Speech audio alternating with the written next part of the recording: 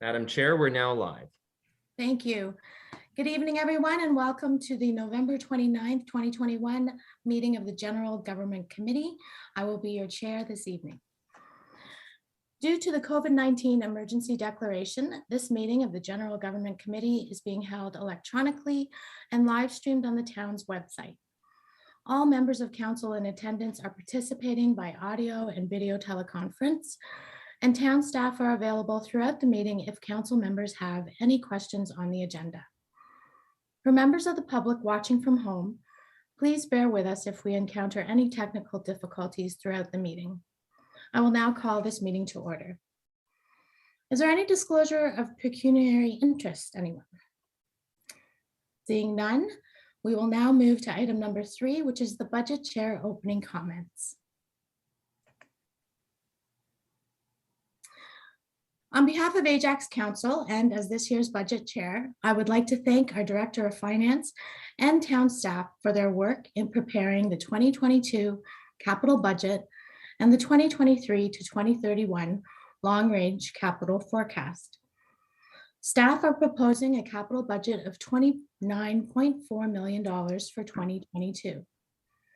Our capital investment program is critical as we need to maintain and upgrade our aging infrastructure and keep up with the pace of growth. The majority of the 2022 capital budget is dedicated to improving our road network and safety. Totaling $12.3 million, these projects include Rosslyn Road widening from Westney to Church construction, Rosslyn Road widening from Westney to Salem detailed design, Rosslyn Road widening from Salem to Lakeridge detailed design, Range Line Road reconstruction, Pickering Beach to Cherry, and the installation of accessible pedestrian signals at 4 major intersections.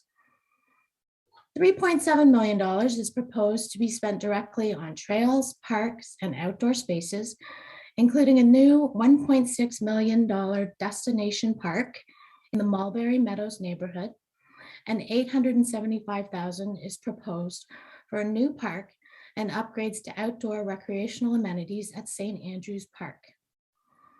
$5.8 million is proposed to be spent directly on town buildings, including Ajax Community Center and McLean Community Center. In addition, $1.2 million is to be spent on critical maintenance and upgrades to municipal parking lots. These are examples of aging infrastructure requiring significant repairs and upgrades. There are also projects included that will leverage grant funding, such as improvements to the cricket pitch and clubhouse located on the Ajax Community Center campus. The town is contributing approximately $800,000 to receive $2.2 million in federal and provincial grants. $912,000 will be spent directly on 12 fundamental and timely strategic plans and initiatives, including the Arts and Culture Master Plan, Sustainable Neighborhoods Action Plan, or SNAP, Customer Service Strategy, Library Master Plan, and Community Placemaking Initiatives. $590,000 is proposed to support our stormwater network, including a funding strategy to support future costs. $1.7 million is proposed to be invested in fire services, which includes several projects to advance the Fire Master Plan. I would like to thank staff once again. Thank you for putting this budget forward and providing recommendations for council's consideration. There will be 2 opportunities tonight for questions and comments from members of the public, once before council asks their questions and makes their comments, and one following. The next phase of the budget process will be the operating budget, the workshop on January 17th, and the presentation of the 2022 operating budget on February 14th. At this time, I will ask the Director of Finance and Treasurer to provide her opening presentation on the 2022 capital budget. Please go ahead, Director Valentin. Thank you, Madam Chair. Good evening, Mr. Mayor, members of council, staff, and members of the public. I am here today to present the 2022 capital budget and 2023 to 2031 long-range forecast. This is the first year that town staff are preparing a 10-year forecast, which will assist in meeting the long-range planning requirements under the Asset Management Regulation, Ontario Reg 58817. I would like to thank and acknowledge the extensive time and effort put into this new forecast by staff, especially my finance staff, IT staff, and project managers and department heads. Significant work is required to review and revise the budget in any given year. However, by moving to a 10-year budget, required staff, this 10-year budget required staff to project and predict infrastructure needs out to a longer planning horizon. Through the changes in our budget software, staff were required to set up significant number of new projects. For example, a project and project number was required for every section of road, vehicle, and equipment, whereas in the past, similar items such as these would have been grouped on a detail sheet. As a note for council and the public, and this is referenced in the budget report, the town has been experiencing unanticipated cost escalations due to COVID. The current capital budget was not built with these unexpected cost escalations. It was built based on previous tender amounts and an average inflationary increase. As a result, if project costs are dramatically different than budget, staff will have to shift, defer, or cancel projects in 2022 to stay within the capital budget. Sorry, those were my opening remarks, and now I'll move to my presentation.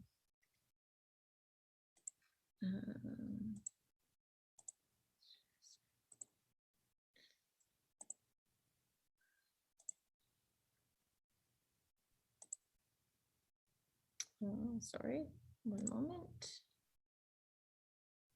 Share. Beginning.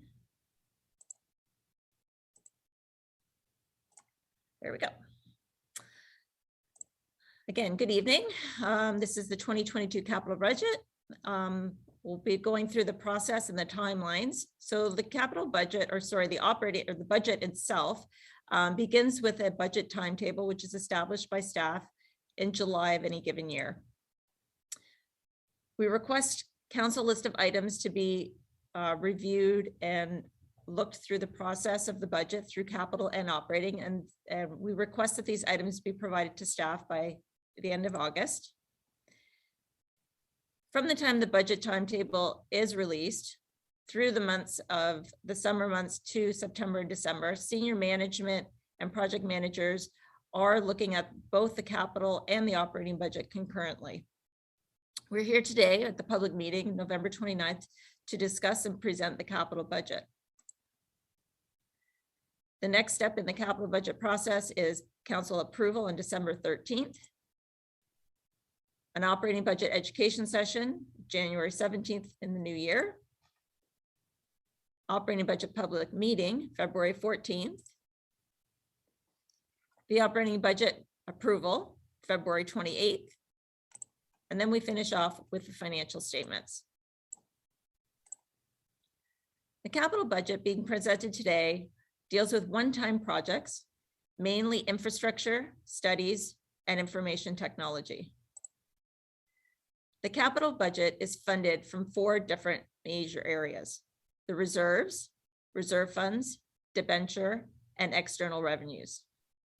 The reserves are made up of general levy allocations, Ajax casino revenues, a lexicon, dividends, and promissory notes, as well as additional income, investment income over the $980,000 budget. Reserves funds are established through legislation, and these include the development charges, Canada Community Building Fund, which is formerly the federal gas tax funding, and parkland. The capital budget is broken down into 9 specific areas listed on the screen. Within these 9 specific categories, there's also they're further broken down into studies, new, rehabilitation, replacement, maintenance, upgrades, and other. New for 2022 in this capital budget, as mentioned earlier, we've gone from a 5-year forecast, which has historically been done, to a new 10-year capital program. And this is to adhere to the Ontario Regulation 58817, the asset management plan requirements. Within this new 10-year forecast, you'll notice that there's detailed listings for the years 2022 to 2024. And then from 25 to 31, there's a consolidated program, that the last column within our project listing sheet. Also new for 2022, what we've done is, because we've gone to a 10-year program, we've now incorporated 3 different types of capital detail sheets. We have the individual detail sheets, which has historically been in our capital budget, which provide full details and business cases on the projects moving forward, including scope, rationale, reference. We've now included 2 new different types of detail sheets: a development charge or DC sheet and a life cycle or LC sheet. And these capital detail sheets are program sheets, and they're more generic in as far as details goes, more of a summary. So they are parent program sheets. So our project listing report, which is part of this capital budget, is very similar to prior years. As I just mentioned, the years across the columns, 22, 23, 24, and then a grouping of 25 to 31. The project numbers on the left-hand side of the project listing report are similar to what the project numbers were in prior years. It's an alphanumeric project number. New are the project detail sheet numbers in the middle of the project listing report. If the project listing, if the capital detail sheet is the same as the project number on the left-hand side, then those will be individual detail sheets, which provide the full scope and business case for that project. If the project detail sheet begins with an LC or a DC, that means that it is a program or a DC program sheet, which provides a summary or a program detail, so generic or high-level information. Also new this year, include a project initiation year. So we are going to continue to make enhancements to the budget for next year. And this will tie in nicely next year with our new project numbering scheme. But for this year, this project initiation year will either be 2021, which will identify that the projects were in last year's budget, or 2022, which will mean that they are new to this year's budget. In the LC and the DC sheet, you will see, as described, a more generic description of the program itself. And then under the expenditures, you will see a list of projects. So that list of projects that are under this program sheet do not have specific details associated with them. They have the detailed project name and the cost, the anticipated cost of that project. You will note in some of the project titles that there are acronyms. As noted at the beginning of our budget document, there is a table there which describes what these abbreviations and acronyms are, just so that we could fit more. We're kind of limited in the number of characters we can have in this report. So we tried to fit as much information as we could in these detail sheets. Also new for 2022, as you may recall, in prior years with all of the detail sheets, there were maps on the backs of most of the project sheets. Now that we've moved to 3 different types of capital detail sheets, it didn't seem appropriate to have maps on all of them, and we just physically couldn't. So we've gone to more consolidated maps and interactive maps. We have a road construction and maintenance maps, facility improvements and parking lot maintenance, stormwater, traffic signals and lighting maintenance, as well as parks, bridges, trails, and active transportation. So the maps are in the budget document, but there is also a URL, which is posted in, I believe it's probably around page 12, which the URL then provides you with the link to go onto the interactive maps. I'll just show you a little video here of how the interactive map works. So once you get into that URL,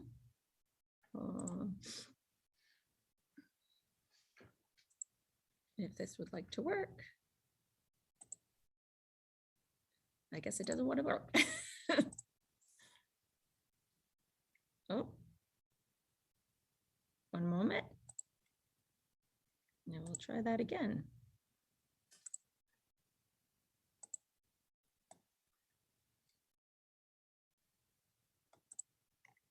I'll just move to the next slide.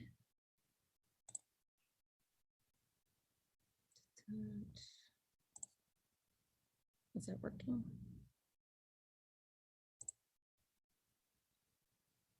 Okay. So considerations in determining the capital budget. We look at several things that are inputs into the capital budget. The strategic plan being one, the asset management plan, council's list of priority items, prioritization of roads projects based on the pavement management system, mitigation of risk. So we look to decrease our liability and increase safety across the municipality, various studies and master plans. We look at receipt of confirmed or potential grant funding, growth-related projects, legislative requirements, synergies with other organizations such as the region or developers. We also have to consider funding constraints and the economic impacts of projects that we bring forward. Capital budget revenue assumptions are built early in the process. And this is something that finance looks to establish in July and August timeframe.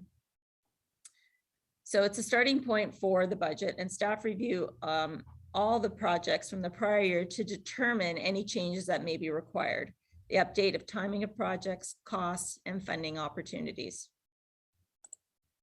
The financial sustainability plan is used, it's the principles of the FSP is used to guide the discussion with project managers and senior management team. And this is used to determine the list of projects and the affordability to take on these projects. There are spending cap guidelines on our discretionary capital reserves, and they are used to provide staff with funding guidelines for the development of the capital budget and forecast. They ensure that there's growth of the reserves year over year by not spending 100% or more of the annual reserve revenue. They protect against revenue uncertainties, or for example, unanticipated impact of the pandemic, current reduction in the Casino Ajax revenues. It allows us to save for larger projects, especially when some of these large projects automatically use up all of our spending cap room. It helps us to be able to fund over budget or changes in project scope. It helps to protect the purchasing power over time in the absence of annual inflationary increases in our contributions. And it's helping us to prepare for the implementation of the asset management plan, which is a long-term plan to address infrastructure maintenance needs. So within this budget and forecast, the spending caps were exceeded, and I think 5 of the 6 reserves, with the exception of the general infrastructure reserve. The forecast of 2023 to 2031 additionally do not at this point meet the spending cap guidelines. We thought it was important that council be provided with the list of projects that are going to be required to come forward. This forecast does not meet the spending cap guidelines for several reasons. There's less revenues going to the reserves. Several large infrastructure repairs are identified in the forecast, and we've got information or input from various master plans. As discussed, this is just a graphical representation of the spending caps and the overages. So you'll note that general infrastructure is the only reserve, capital discretionary reserve that is within the spending cap. The building maintenance reserve is mainly due to the town hall parking lot mill and overlay project. Vehicle and equipment reserve is mainly due to the replacement of 2 fire trucks. And the development reserve is the town's share of development charge projects. And these are related to Roslyn Road widening projects, as well as improvements at the St. Andrews outdoor space, amenities, and park.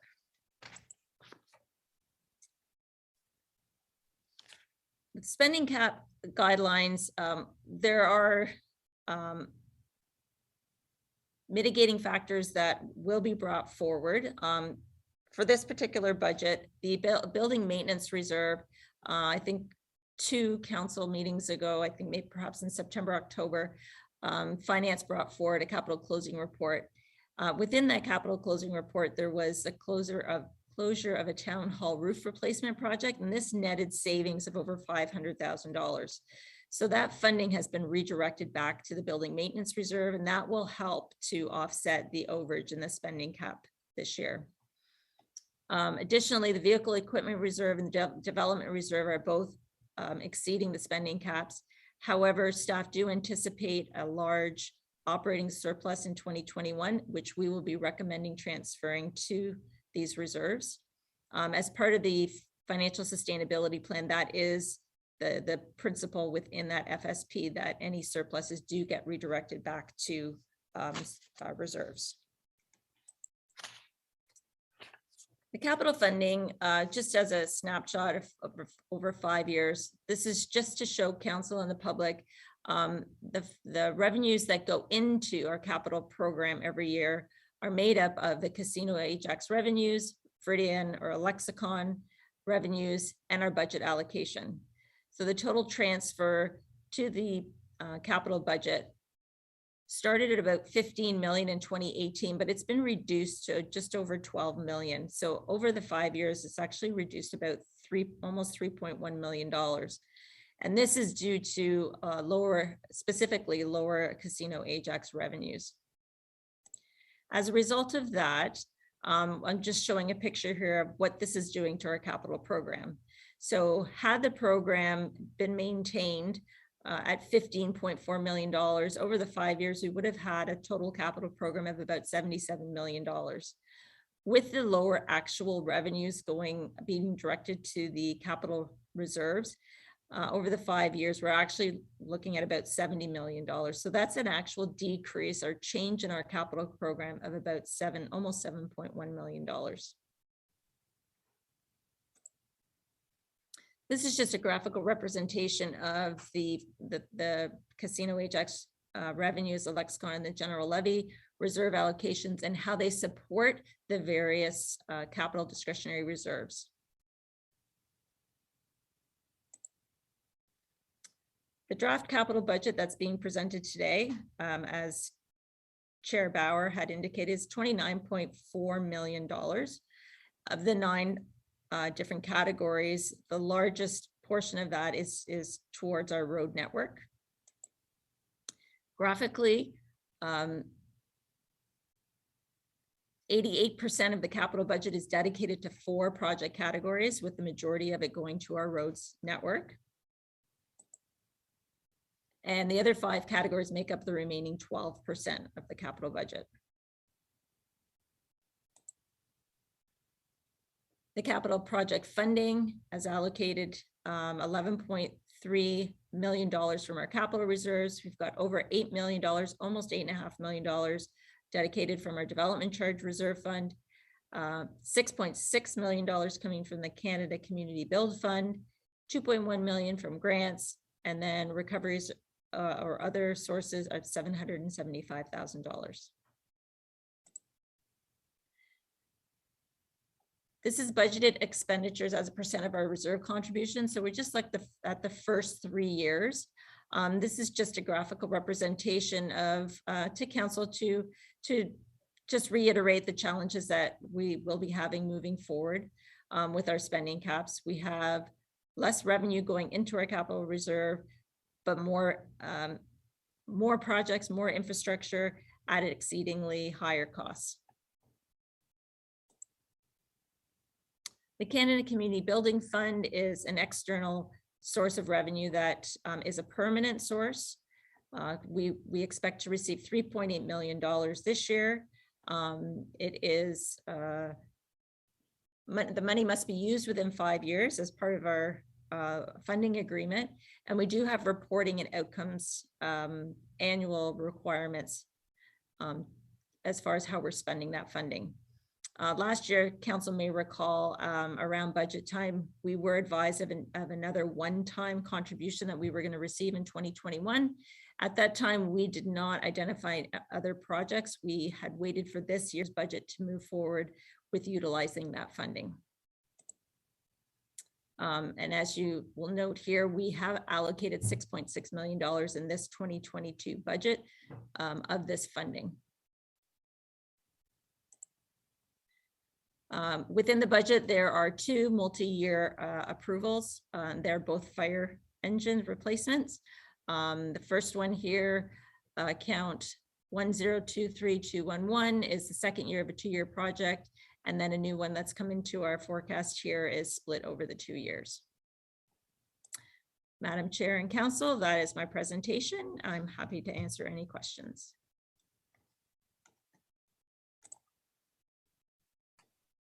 Thank you very much, Director Valentin. So I'll open it up to questions now before we move on to the public comments. So from council, I saw Councillor Tyler Moran had a question followed by the mayor. Please go ahead, Councillor Tyler Moran. Thank you, Madam Chair, and thank you, Diane, for your presentation. Could you just expand? I'm just going to ask you a question, like sort of a 30,000 feet question. Not specifically, but can you expand just a little bit? You said there would be a surplus for the operating budget, which I can see that in reading through. But you're saying that when we do the operating budget, you're saying there's going to be a surplus. That you said that, correct? Well, through the chair, 2022 will not be a surplus. These are the actual expenditures from 2021. Because our facilities were closed for a lot of the year based on COVID, we will be recognizing some surplus this year. Okay, thanks you so much for the clarity. And are you saying that you would take that surplus, whether it's $1 or $1.5 million or whatever it is, and move that into this capital budget? Or would you move that into our 2022 operating budget since it's from operations? Through the chair. Well, under our financial sustainability plan, it does stipulate that the funds should be moved to capital reserves. If council directs otherwise, it just builds a hole that you then have to fill moving forward. So those are one-time funds. So they're not recommended to be moved into the operating. Absolutely, and I agree with that theory. I just thought maybe with the rubber band, like the bouncing back and forth because of the COVID situation, hopefully it was an isolated incident. It might be a way of, mitigating that. But certainly I agree. Thank you so much for the clarity. And that's all I have to say at this point. Thank you, Councillor Moran. Next we have Mayor Collier and then Regional Councillor Crawford. Go ahead, please, Mayor. Thank you, Madam Chair. Through you to Ms. Valentin, and thank you for the presentation. Could you go back to slide 21, please? I didn't quite understand that. Sure. Okay. It's not, Point of order, Madam Chair. How are questions being asked here tonight? Like, are we going right into the budget? Like, what exactly is the process? Sorry. My questions are just going to be on the presentation, Ms. Valentin. Okay. I'm not going to be asking questions on specific budget items till the report comes forward. Chair. Okay. Okay. Then take me off the speakers list if is that how we're working this right now? yes. Okay. So yeah, I didn't. Okay, through the chair to Mayor Collier. So if the revenues were maintained moving forward each year from 2018, 19, 20, 21, and 22, we would have had a capital program of about $77.3 million. But based on the revenues that were declining, the capital program has actually shrunk or changed by $7.1 million. You're just demonstrating what the loss of the slots revenues is going to do to our capital. Correct. Okay, thank you. I saw it so quickly and it's slow today. I want to talk about a couple of things. One, I'm really concerned about the exceeding the spending caps on all but one reserve. The financial sustainability plan, and I know I pushed to exceed spending caps in the past, but that was before COVID and before we had lost half of our, or perhaps more of our funding. But now to be exceeding them, and some of them, you know, the FSP is such that you can spend up to 65% of what goes in, but in this case, in some of them, we're spending actually more than 100%, which means we're going backwards. I just want to ask, because our purchasing policy, if there's something that comes forward, if we approve a budget for 300,000 and it comes in at 500,000, for instance, we have options of not going ahead with it, or, you know, reducing the scope of the project, that type of thing. So when departments give you their budgets and it causes us to exceed the spending cap by so much, what is the process there? Through the chair to Mayor Collier. So it is, the FSP is a guideline. So we do know that in certain years we may exceed. In this instance, in this particular year, we have exceeded the spending caps in multiple reserves. We do build for that. So by keeping a 65% in most years, we've been able to build capacity within our reserves. What I'm proposing, we've gone through, senior management spent 3 days trying to balance the capital budget. These are priority projects that are coming forward. Our development reserve is exceeding its spending cap, mainly because of the large infrastructure projects that are coming online as a result of growth. Our vehicle and equipment reserve, we've exceeded that, but some of the, like the fire vehicles themselves, we have several of them and they require replacement. We'll have, you know, similar issue with snow plows and such. So although it is, we do try and keep within those spending caps, there are years where we will exceed that.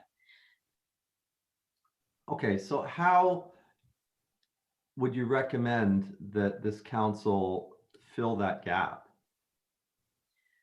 Through the chair to Mayor Collier. So this year, I mean, ideally, we should be replacing revenues from the casino that we're losing. So if we cannot find another external source of revenue, then it should be in the form of a budget allocation increase or capital levy increase. For this year, particularly as we're going through the 2021 operating budget forecast, we are recognizing that there will likely be a large surplus again this year. And my recommendation will be to replenish the overages here in these reserves.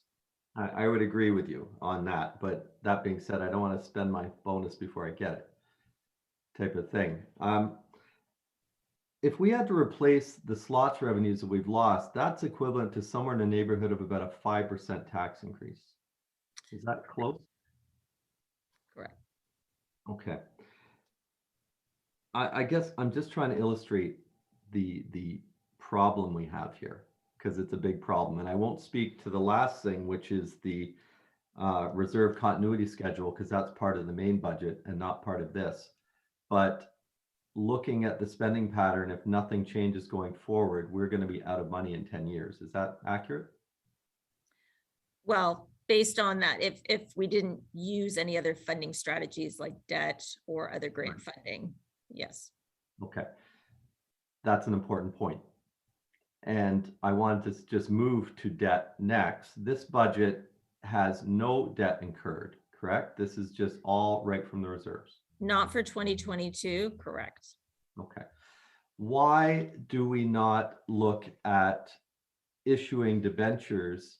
I sit on the finance committee at the region. We review the debentures for all the other municipalities. They all issue debentures for a lot, like some things like grass cutting machines, which I absolutely do not agree with. But very large capital items like a $1.5 million fire truck, for instance, that has a 15-year usable life.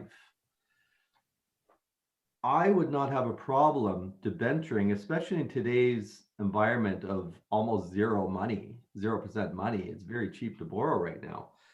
And also the fact that if we buy a fire truck today, for example, cash at $1.5 million, all the taxpayers today have paid for that. But the future taxpayers that move here for the next 15 years that will benefit from that asset will never contribute to it. So, except for through the maintenance, I guess, through operating. So is there a problem if we were to look at potentially debenturing rather than exceeding spending caps and paying cash? I understand about the debt avoidance, and that's worked very well for us with the slots. But now we don't have that. So I think we have to look at a different way of doing things. Can you speak to that, please? Through the chair to Mayor Collier, this is definitely something that we will be reviewing. Through the financial sustainability plan last year, we did make some modifications to some of our policies, and the debt policy was one of them. We didn't feel this year that we needed to go down that path at this point, but it's something that we will be looking towards in the future as to opportunities for debt financing on various projects. Okay, I don't want to, throw the car in reverse while we're moving, to use an analogy, which is what I think it would be if we just sort of arbitrarily decided on the floor tonight that, no, we're not going to buy that fire truck, we're going to debenture it instead. But when would that report, do you think, come forward? And I'm sorry, Chair, I asked for a little latitude on this. I'm a bit off topic, but when do you think that debt report could come forward? Because I think we need that sooner rather than later. Through the chair to Mayor Collier, I was not prepared or proposing to do a debt report this year. I think that we're still in a good position to use our reserves for 2022. It's something that we can look at moving forward. Okay. I'll slightly disagree. I'll agree for this year, but for next year, I definitely want to be looking at some other options if we're especially if we're in a similar situation.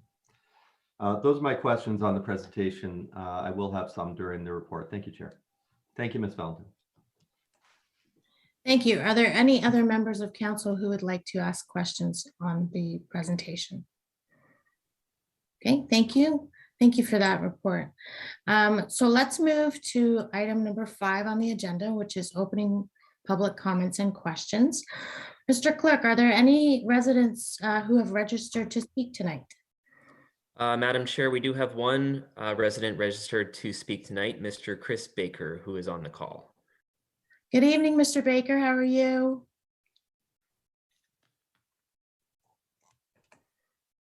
Unmute. Hello. Hi there. How are you? How you doing? Welcome. Not bad. Just Nice a quick question on what we've seen here so far. Sure. On page 4, there's a reference to reserve fund, and the bullet is parkland. I'm just curious as to what that is. I understand in further documents we're going to see tonight that the value of that reserve is about 3.7 million, but there's nothing going into it. So I'm just curious what parkland is, where it came from. Through the chair to Mr. Baker. So that reserve fund is their contributions from development. It's our cash in lieu of parkland. It's a legislative reserve. Typically the town, this has been in place for many, many years at the town here. It has not been typically a funding source of our capital program, which is why you haven't seen it through this forum. Typically, the town has utilized that funding to purchase parkland within the municipality. Okay, thank you very much. That's all I've got. Okay, thank you very much. So moving into item number 6, the review of the budget. So what we will do is we will go through the project listing starting on page 16. And we'll go section by section. And as members of council have comments or questions on any of the items, you'll raise your hand and I will call on you and you can ask your question. So starting on page 16, the studies and other initiatives. I see Regional Councillor Lee has his hand up. Do you have a question on the study? I do. So just an overall observation. It's quite a bit of money we're spending on studies, and not all of them are necessarily legislated studies. So with the, so if we don't have to do them, generally a lot of my questions will be for like, is this a want to have or a need to have? So my first one would be CCD 002, the Ajax Arts and Cultural Plan, $100,000. And the only reason this comes up is this wasn't forecasted on any previous budget. So this was in a sense something that was created this year. And I want to know just what is the rationale behind it? What does staff feel is the urgency of implementing this year? Thank you. Who would like to answer that? I see CAO Baker. Go ahead, please. Through you, Madam Chair. Actually, the cultural plan was one of the plans that I noted in my 2019 report, my 100-day assessment, when I first spoke to council about different plans that were outdated and need to be updated. And then fast forward, just recently, actually, I know that council hasn't seen the Parks and Rec master plan yet, but the consultant has reviewed our cultural plan and will be recommending that it needs a refresh because it's, you know, the data and information that compiled that plan is 15 years old. And also the core services review that just recently was completed in recreation identified as well that we needed to have a stronger focus on culture within the community, and it was a recommendation of that particular study as well. So so thank you for that answer, but through the chair then, so this greater focus on culture, if anything, I think the town is exemplary in our focus of different cultures and, you know, celebrations. And so I was wondering if you could kind of deep dive a bit more of like, what does that mean of just like, you know, creating a more cultural impact? Like what can the town do? Well, through you, Madam Chair, when I talk about culture, I'm talking about the arts. You know, we need to be, as an example, where I was before in Richmond Hill, we started a number of different initiatives to support painters and weavers and all kinds of different arts groups within the municipality, as well as music as well. I know that Robert Gruber is on the line here too, and we recently discussed this cultural plan, and maybe he can talk about some different ideas he has. Sure, through the chair, and thank you, CAO Baker, for that. It's more than, as CAO Baker said, this is more than just ethnocultural groups that we are looking at. We want the arts and cultural plan to be a very fulsome plan. If you remember, ICACP, or the last plan, was very encompassing, and it was a 10-year plan, and it's technically a roadmap for us as staff. And so this plan will really help us to, you know, acknowledge what we're doing in festivals and events, acknowledging what we're doing in arts and culture, and building capacity with our arts groups. If anything has come out of COVID, we realize that, you know, the arts has been really something that's been missed over the past 2 years. It helps with people's mental health and well-being. You know, it helps with economic development. It helps with community vibrancy. And I think council's starting to realize that with this latest placemaking project that we're doing in Pickering Village with the mural. So this arts and cultural plan will really help to spell out where we are at with all of those areas, public art being one of them. You know, like all of that will all be encompassed in this plan. The other bigger thing that we need to also focus on is the capacity building for the arts and cultural groups. COVID has really hit that sector huge. They were the first ones to be shut down and the last ones to be reopening. In fact, some of them are not even reopened yet. We just went through sort of a study about not-for-profits and community groups, and there were, I think, 47% of not-for-profits, of which some of them are arts groups, that actually stated they would not be sustainable in a year. And so these are some of the things that are going to be really trying for our community, because we rely on some of those groups. The town can't deliver all of these services and projects and programs on its own, direct delivered. So we rely on those groups to sort of help provide that community programming. And so if there are ways that we can provide that support to them to help them build and grow in a way to build that capacity, then this is what the plan will help us to do. And I appreciate that. And quite honestly, so like just, you know, above board, you know, graduate of Second City, I'm a big proponent of the arts. And I admit one of the failures for myself as a counselor is, previous capital budget projects, we've had to push out sculptures, we had to push out because, I've accepted that my responsibility as a counselor, I have to look at the need to have versus the want to have. And with the picture that our treasurer just painted for us of just, 100,000, and the 100,000 is just the plan. It's not even the execution. And it's something that I would much rather see us do in-house as opposed to going to, some sort of contractor or consultant to tell us, oh yeah, this is what Ajax needs. And then it's $100,000 that may or may not be, we may or may not see value for in the future. I think, and again, it breaks my heart. Robert, you do a lot of great work, and I'm trying to defend the arts, but at the same time, though, cut it. And I think this might be something that might be better suited for next year. A fresh term, with all the different realities coming forward, like we know our stormwater, the fire master plan, which is my next point. But I think I'm gonna, introduce an amendment to push this out to next year. I don't want to eliminate it. I think this bears discussion. But I just, with the realities we are facing, $100,000 to a consultant, it doesn't seem on the arts and cultural plan. And I think we're doing a pretty good job as is. I'd rather spend this money on direct, pieces of arts or, painting of crosswalks. So that is my amendment. I think we're doing this way, Chair. You can correct me. I can save this at the end if you like.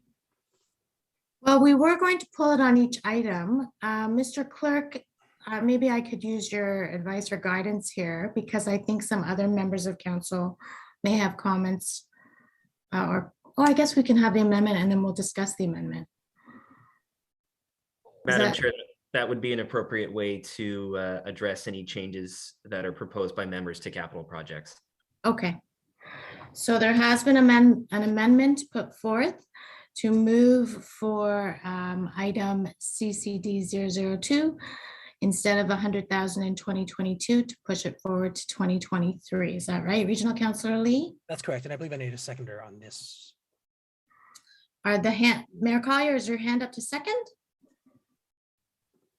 Madam Chair, no seconders are required as this is a GGC meeting. Oh, tonight. great. Yes, you're right. Well, let's try to unmute, but yeah, no, I wish to speak to the amendment, Chair.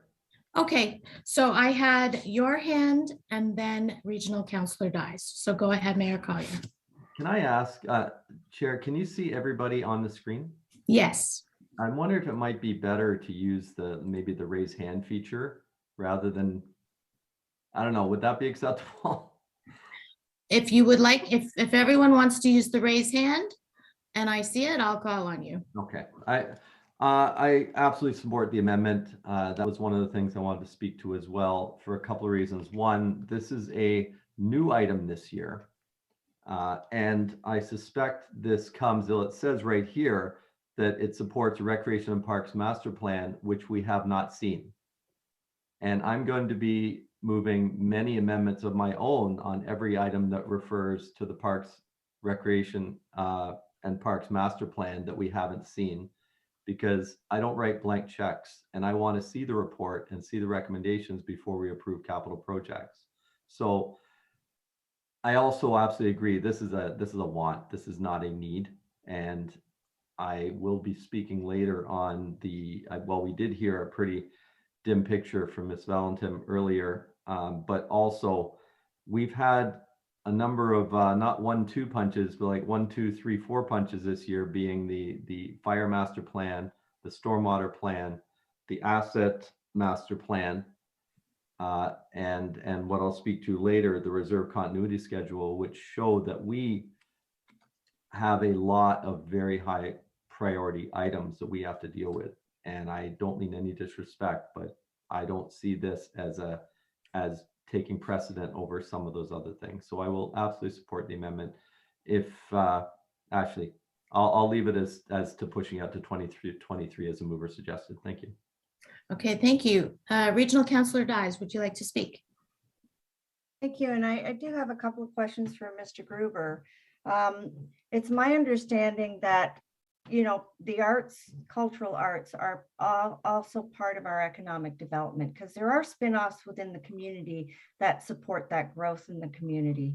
Can you speak to that? Yes, through the chair to Regional Councillor Dyes, and perhaps Mr.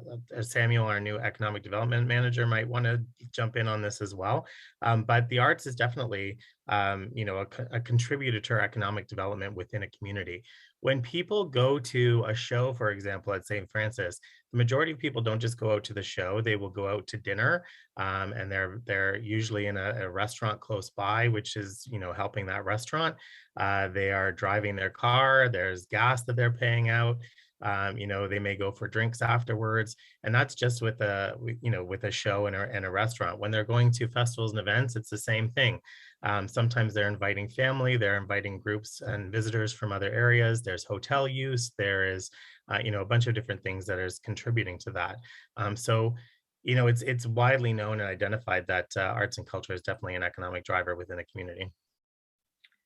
I appreciate that, and thank you, because that's always been my understanding from the studies that I've read in the past. It also is a community builder, and I know that particularly in the village, we have a very strong arts presence. So part of going forward, my understanding is we've had a bit of discussion about the land, the municipally owned land, where the recreation ice pad is and where the old small library is on Church Street.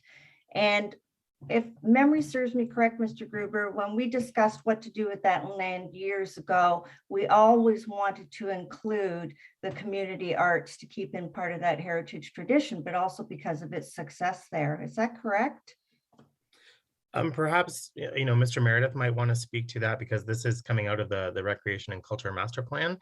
But there are community groups that are currently operating out of the Village Community Center and the Village Seniors area that's there. So those groups do have a home within Pickering Village and in that sort of campus. But I'm not sure if Mr. Meredith wants to speak a little bit more to that. Just at a very high level in terms of the draft of the Rec and Parks Master Plan, which council will see at the GGC meeting in December. There's fairly high level reference made to arts and culture and performing arts and visual arts sort of within the village complex itself as part of a redevelopment opportunity, but it's not at any granular level. It is at a very high level in terms of its reference within that draft document. Well, I know that we discussed, obviously, we didn't have a theater at the time, and it needs to be reviewed, of course, now that we do have a theater, but we also talked about some sort of teaching space or businesses for the arts in that area. And I know we'll be looking at into the future, but we still have a strong arts presence in that village area. We still have one actually in Ajax, a very strong arts presence. It is not a frill. It does support our economic development. I know when I go to one of the TIFF movies, with friends, we always go out for dinner, as Mr. Gruber was saying. And whenever I go to an art show, the Ajax Creative Art Show, I often buy a work of art. I can get an original work of art for less money than I can at Home Depot or anywhere like that.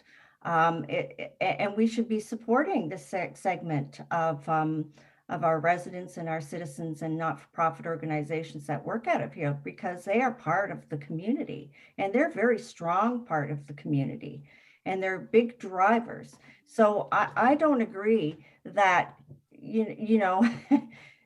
they're not worth investing in, because I'll tell you, every time it's the arts that loses in the investment. So they never get to be where other organizations are, and they are very innovative as well. You want an innovative center in your village? Well, you've got creative people right here that can do it for you, and you need to utilize that. So it is well worth the investment, and it's long overdue, and we do need to, to do it in tandem with that Rec Master Plan as well.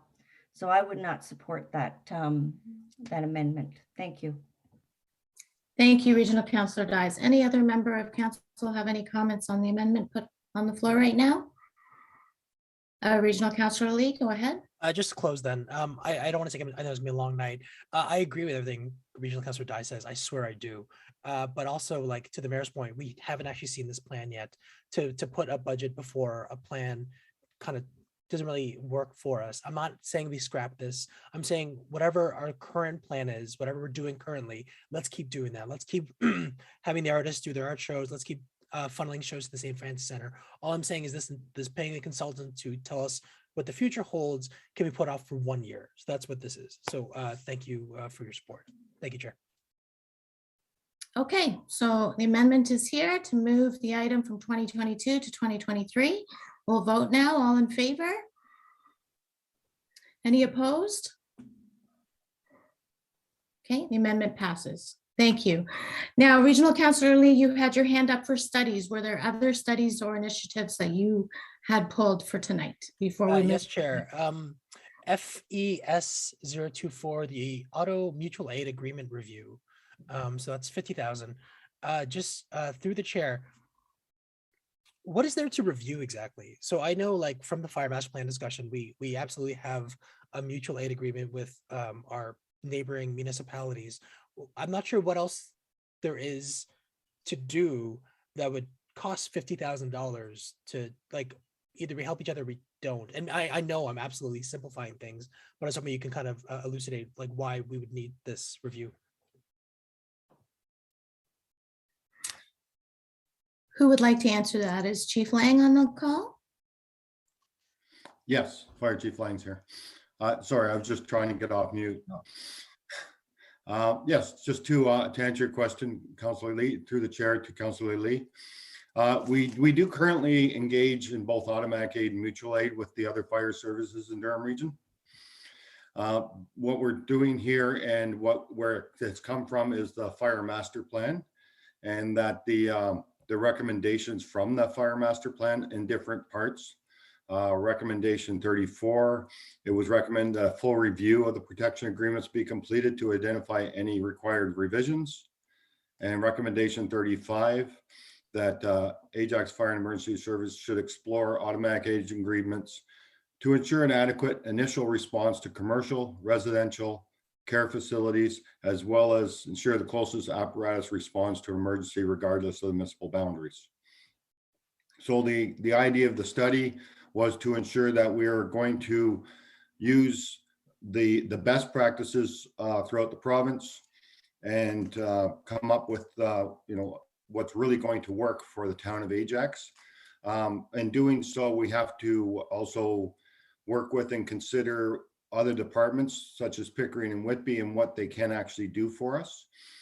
And a lot of the recommendation from the master fire plan covered its areas of exposure in the town, as you saw in the northwest and the southeast are very exposed.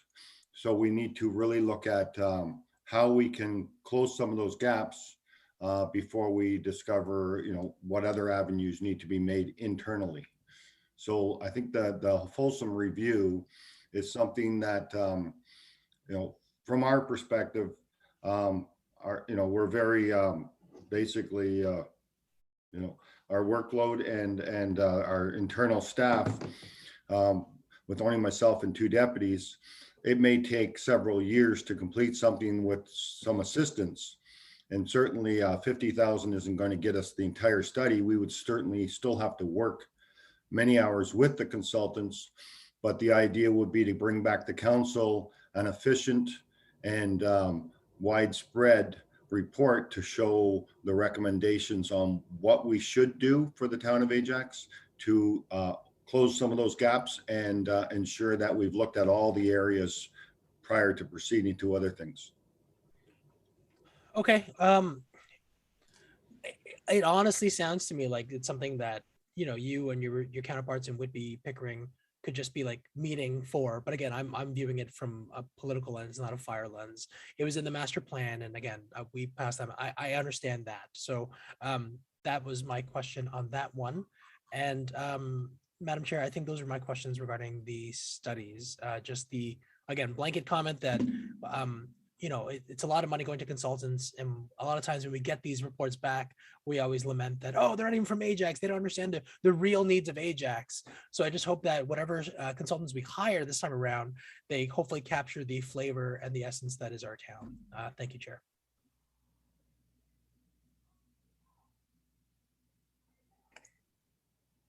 Thank you, Regional Councillor Lee. Now, before I move to the next speaker, which was Mayor Collier, Regional Councillor Crawford, did you have a specific question to Chief Lang? I did. Okay, go ahead, please. My question was, has Pickering and Whitby done this review also?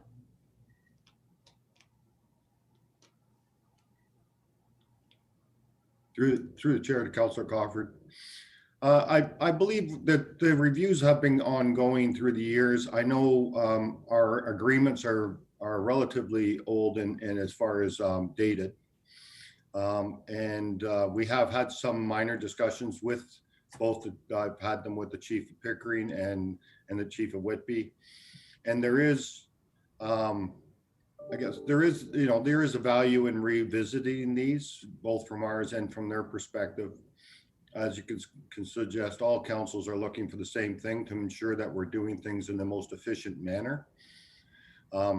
They're undergoing the same concerns, but I think through our discussions is everybody's being very cautious as to what they may or may not agree to for the future, because we're all in the same boat where we're getting busier, more responses, and have less staff to offer up to other departments. As you can imagine, example would be during a big snowstorm or an ice storm. If we're busy, they're busy. And when we're looking for them to assist, their trucks are at calls and they're looking for our assistance. So quite often when we're asking for assistance from other departments, they're in the same boat we are, and they're running all these calls, and they really don't have the available staff to send over to Ajax, much like when they ask us and we're at calls and we don't have available staff to send their way. Just basically, what it comes down to is it causes extreme delays during the big problems, like I said, ice storms, snowstorms, windstorms, things that utilize all of the resources of all the departments. So I think it's worth the discussion. I think having the outside view of a consultant will assist us in getting to where we all need to be, and we can make this work. I guess I'm trying to understand that whole scenario you just talked about. How does this auto mutual aid agreement benefit you? If everyone's busy, they're busy. Through the chair, Councillor Crawford, I think from experience over the years, 20 years ago, even maybe 10 years ago, it was working quite well. I think what's happening is it's working less now than it did in the past, only because of those constraints on everyone and everyone lacking staff. So it's becoming harder, to be quite honest. It's becoming harder every year. And I think that's why we are suggesting that we get some outside assistance to actually get us to a point where we come up with something that's going to work, not just for us, but also for our counterparts in the other municipalities. Okay, thank you. Thank you, Regional Councillor Crawford. So I think. Sorry, Chair, I had one more. It was on the other page. I'm so sorry. I may just have one more. You have one more on Yeah, study it was initiative? yes, CAO 003, the Resident Engagement and Satisfaction Survey. So I understand this is done every 4 years, and I get that, but I also understand that it's going to be realistically the last 2 of this term is going to be under COVID, the auspices of COVID, and it really won't. I mean, residents can be like, yeah, COVID sucked, but I guess the town, reduced services and did the best they could. I'm not sure the quality of information we hope to glean from 2 of the past 4 years being under the shadow of COVID, and it could be even further than that. So realistically, we're measuring it on the first 18 months, 19 months, and it's. I'm not saying resident feedback isn't important. We are politicians. We know that it is the most important, but at $65,000, couldn't this? I just want to hear the kind of justification for why we really think this is really important. I get in the retail world where it affects like sales, but generally I think we've been pretty consistent in our CSAT scores over the past few surveys. So if I could just kind of get justification for that. Thank you. And who would like to answer this? I think CAO Baker. Through the chair, it's Oh. Krista McClarty. Through the chair, I'll answer that this evening. Thank you for your question, Councillor Lee. I think you do make a very valid point, and one that we have strategically thought about how we approach that. And like everything we have done to date through COVID, we do typically pivot. And I think at this point in time, with so many changes in the way people are feeling and what they're doing and the changes they felt, that's exactly why we need to do the survey. We would pivot to ask those questions in, at the start of the next term about what their expectations are for the term, what services they would still like to see, what they would like to participate in. We have a notion of what that might be, but that is why we always want to go out and basically gauge the temperature of what everybody's feeling, and especially over the last 2 years. And we could be in the same situation over the next year. It's going to be paramount for the next term of council to understand where things are at, and potentially measure that to identify where they would like to go. And that helps with the priorities and identification of priorities through the strategic plan process. It's a valuable document post-election time that we do use as a tool. And so this is budgeted for the fall of 2022, I believe. And then what, just walk me through this. It's done through the internet, I'm assuming, like a link is sent out? Through the chair, this is actually a phone-based survey. It's one that we targeted specific areas, and if people would like to participate, I believe they can register their cell numbers as well. And we trying to utilize cell phones because obviously people aren't using their landlines as much as they once did. And we try and target it a certain amount per ward to ensure that we get proper representation from each ward. And then we have that data vetted through the consultants, who then have the backup and the supports to be able to measure that properly for us, and to provide information back that council does then utilize in their decision-making over the next term. So I get it, and I truly do. I just think it's 2021 and we're still doing phone banking for this kind of information. And I would rather, for example, spend $65,000 every 4 years towards creating some secure web-based survey that once we create it once, just plug in new questions, and we don't have to necessarily hire a consultant to vet our data, so to speak, going forward. I'm not going to push this, but I just think for next term, again, I'd rather spend the money to start creating long-lasting, futuristic solutions instead of phone banking. There has to be a way we can ensure that we're getting Ajax residents 18 plus through the web. And so, anyways, that's not this discussion. I appreciate the answer. And now, Chair, I have all my questions answered. Thank you for this section. You're welcome. Mayor Collier, you've been waiting patiently. It's your turn. Thank you, Chair. And it appears my colleagues are thinking along the same, most of my colleagues are thinking along the same lines, because all the items I want to discuss have already been brought up, but I want to go a little further on some of them, please. So just to what Regional Councillor Lee was just speaking with, we have a customer service strategy, CAO 004. And then we have a resident engagement and satisfaction survey, CAO 003. One for 60,000, one for 65,000. And my question is, why can we not just combine the two and just ask those extra questions you want to ask through the regular customer service survey that we do every 4 years?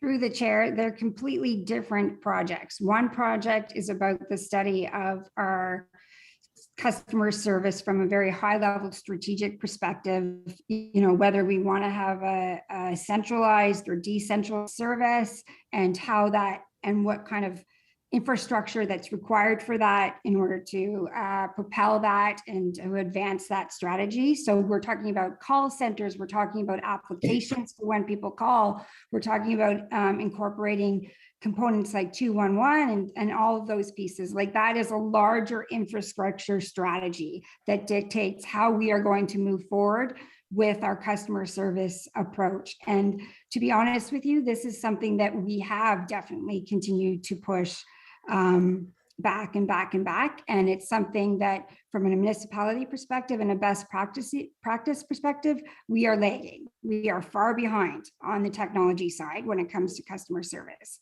The other piece is the study of our programs and services and our initiatives and our offerings and how we deliver that. They're different. Well, just to follow up, and my question was, can they be combined? So you're saying no, but no. We referred or deferred one of these projects from last year to this year. The customer service strategy, I believe it was. Okay. So how is this different from the normal one? Because in this spec sheet, which is one that actually had a spec sheet that I could read, this talks about, okay, that we do a customer service strategy every, or maybe that's the other one. Hold on.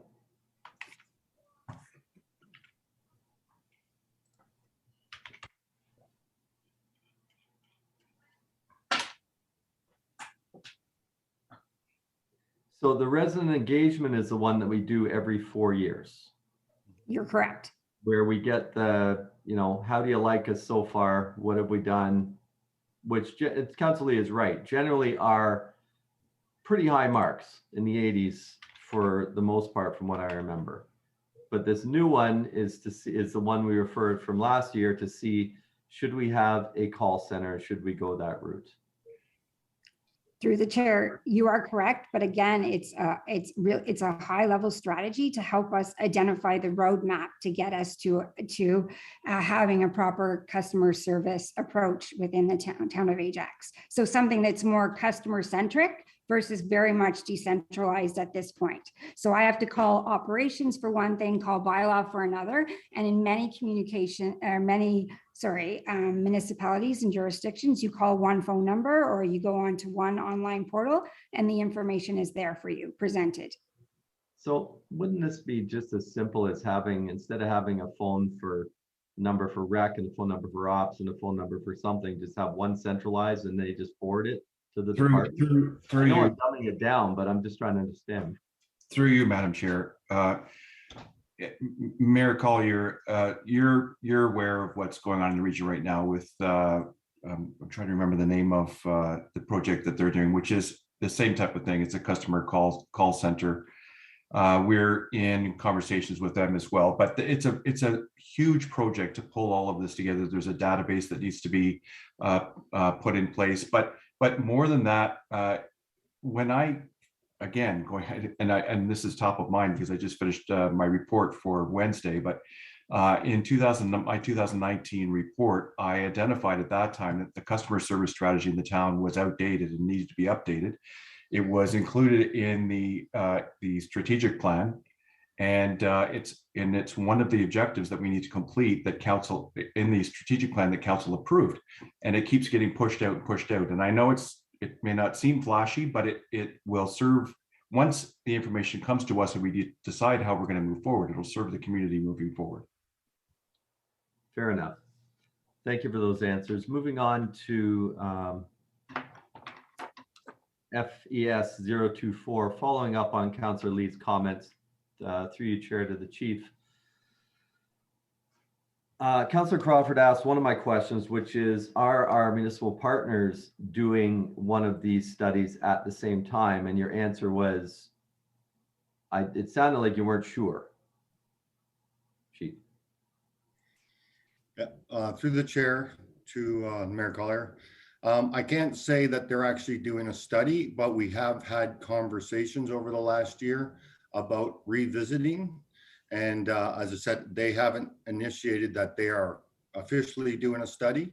So what we're saying, or what we're requesting and suggesting to council, is that we get the study going so that we can ensure that we're doing the most efficient thing we can for the public. Have there been any instances where we have not been able to get mutual aid? Yes, there have. I don't have the specific numbers in front of me, but there have been some instances. They do much like we do. They'll do whatever they can to make it happen. Example would be from our perspective, when we have all our crews at say a fire or a bunch of calls that we can't keep up on, we initiate callback crews of our full-time firefighters. Once they assemble and we have 4 firefighters or 3 firefighters and a captain on a truck, then we can then respond. The Pickering and Whitby do the same. So again, it can happen and we can get the assistance, but sometimes it can be delayed 10, 15, 20 minutes. So as I said, all of the regional fire services work in that similar manner where we'll get the help. It's just sometimes it's delayed, and that's the key here is the delay. Can you, would you be able to get me that information on those instances by the next council meeting when we ratify this? Absolutely. Just to be clear, so you're looking for our stats or did you want theirs? I'm looking for stats on how many times have we not been able to arrange for mutual aid when Ajax Fire is on calls? I will do that. My next question is, would it not make more sense for this to be a combined study done between Ajax, Pickering, and Whitby together, looking at the mutual aid program on a broad basis rather than us do a one-off and them not be necessarily included? Through the chair to Mayor Collier, we would include them, and that was the idea of using a consultant because we want to make sure that we do get their interest in their facts. I have not discussed a joint venture. We've talked about other joint ventures, and of course, they're under the same mandates as we are. Their council would have to decide that. So I can certainly put that forward, and it could end up being a shared consultation report.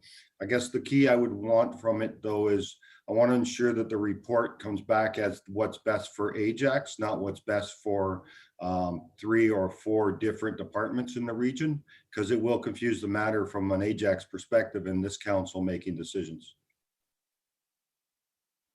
Fair enough.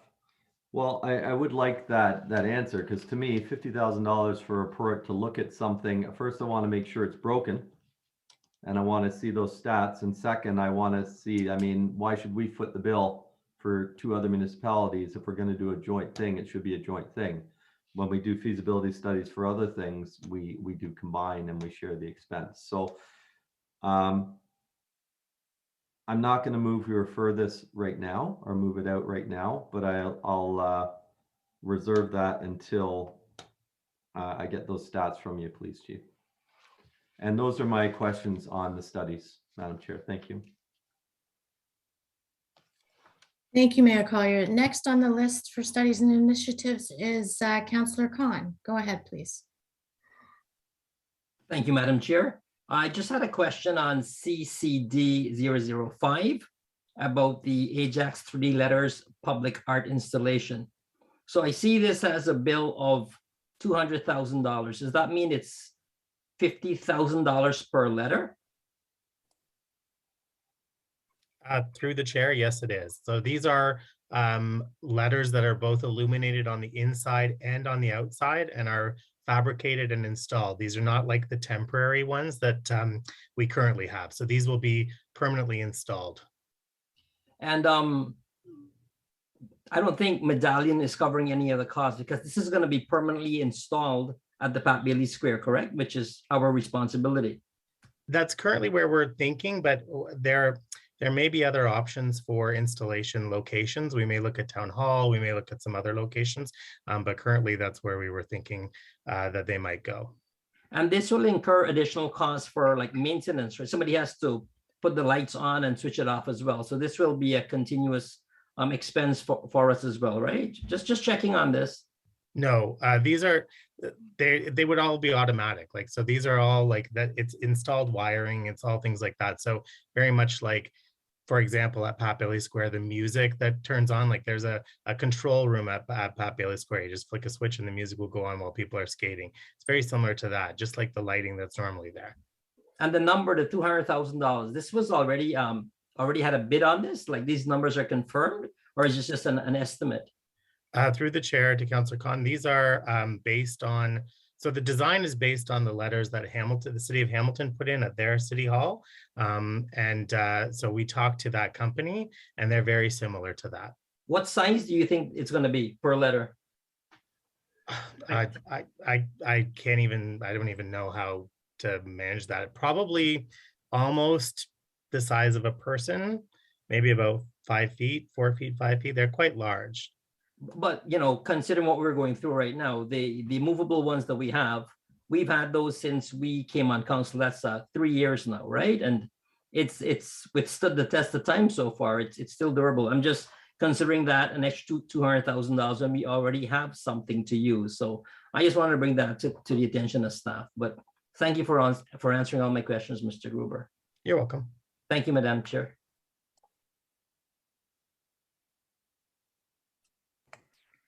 Thank you. Are there any other questions about studies and initiatives before we move to the next section from any other member? I just had a couple. They are future years, but I've got some questions. So one of them is FES 021 and FES 023. The two studies, they're not budgeted until 2024. But again, similar questioning to the mayor and regional councillor Lee, are these something that could be combined? So would the results or the input needed for a community risk assessment, could that be helpful or useful in determining fire station locations? So you could combine that report. Yes, through the chair to Councillor Bauer. They are two different studies. I'll just briefly touch on each one. The fire station location study is it would be largely to do with utilizing regional staff and town staff in the transportation and in the planning and development side, and looking at where the town is going in the future so that we can ensure the fire stations that are now there and any ones in the future are located in the appropriate places for coverage. As you can imagine, 45 years ago when the fire station on Monarch was built, and 30 years ago when the fire station on Westney Road was built, the northwest end and southeast end of town weren't built up at that time. And so we want to ensure that with a station location study that they are in fact built for the future ready.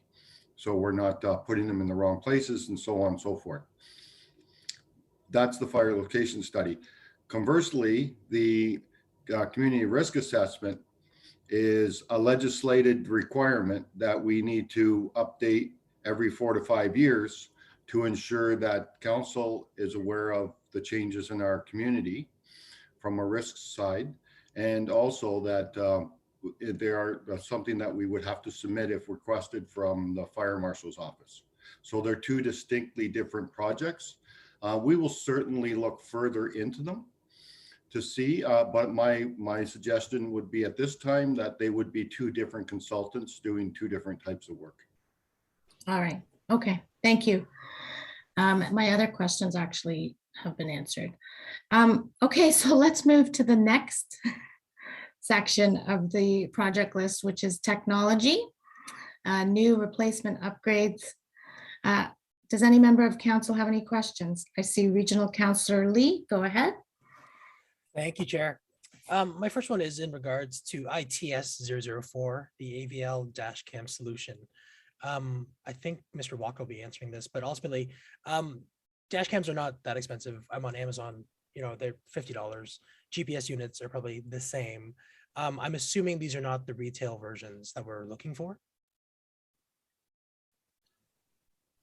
Yeah, Chris here. So through the chair to Councillor Lee, that's right. So these units are, you know, industrial type models which connect directly to the vehicle computers. So they're not off the shelf GPS units. So they're very highly technical, and they give direct connections to vehicles, tractors, snowplows, what have you.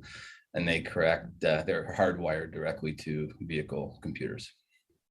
Ultimately, though, it being 2021, isn't there a mobile solution where we can utilize somehow the existing technology we arm all our staff with and kind of combine that in an all-in-one solution as opposed to buying these separately piecemeal? Yep, through the chair to Councillor Lee. Most likely the solution that comes out of this will make use of staff phones. Ultimately, we don't necessarily know what the final kind of technology outcome will be, but whether it be an app that's integrated with these built-in computers or GPS units into the dash that then can be activated on your phone, something like that, that could happen. But we're not totally sure yet. It depends on the type of companies we get bidding on this.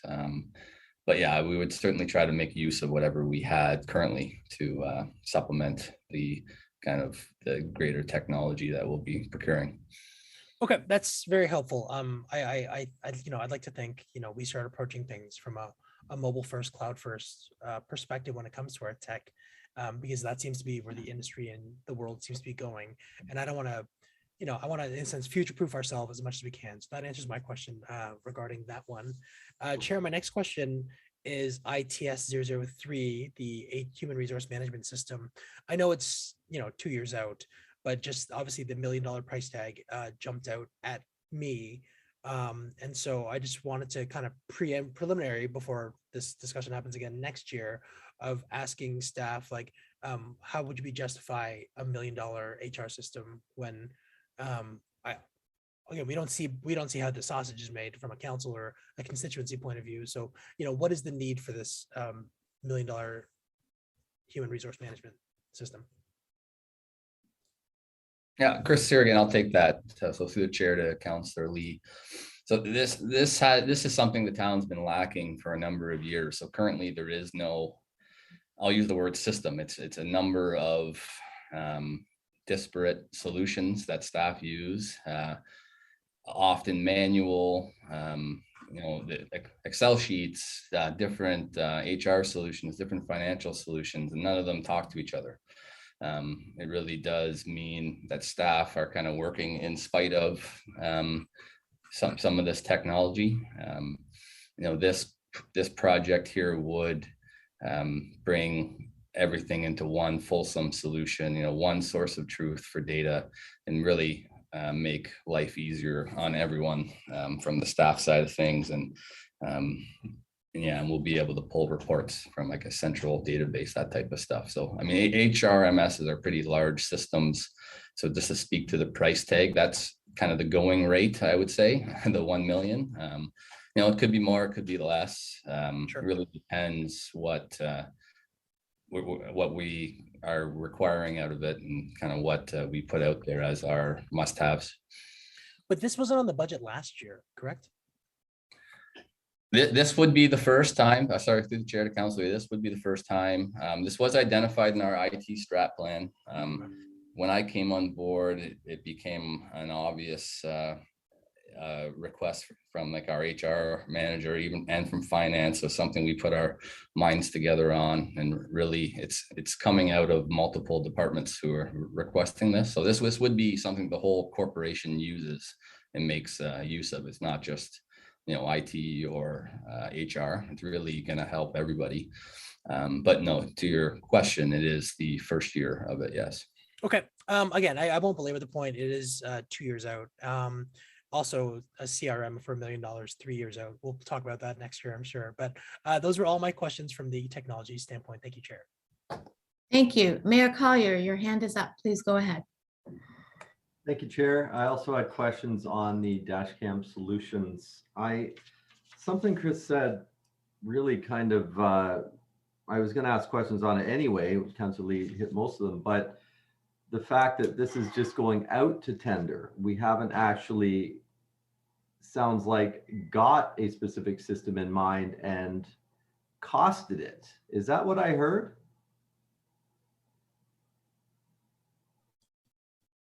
Through the chair to Mayor Collier. So we do have some pretty good quotes on this. So this was one that our IT projects team has done a lot of work with the operations department. We did a lot of legwork last year, and there are companies who are kind of leading the industry who are able to provide us, certain numbers. So we're fairly confident with this budget number. That's why it's actually a little bit more pinpoint than some other ones that you've seen in the past. Okay. So, but we would be, sorry to answer your question, we would be putting this out, yes, for competitive bid. Right. Okay. And we've got a lot of vehicles for replacement in this budget, more than I've ever seen. I have a pretty big concern in hardwiring something to a vehicle that we are probably going to have to replace every 4 years. Because if it's hardwired into the vehicle's computer, I got to assume it's specific to that brand or type vehicle, and we may not replace that vehicle with the same brand. I don't want to really get into something that we have to be constantly upgrading every 3 or 4 or 5 years versus, I just Googled fleet management GPS and I got about 8 pages of different companies where, just unless these things can limit the speed on our vehicles and notify you when, or notify you when somebody exceeds the speed so we can take action. I think I'd prefer something that you can mount in the vehicle and have a central controlling type thing, software, so we don't have to replace the entire thing each time. We just move it from vehicle to vehicle. Through the chair to Mayor Collier, I'll correct the terminology of hardwired. It is my understanding that most of these systems, they'll plug in and plug out, and they are kind of, you're able to move them from vehicle to vehicle. So when I said hardwired, I guess what I really meant is you plug them into the computer and they should be fairly easily to take out and move to others.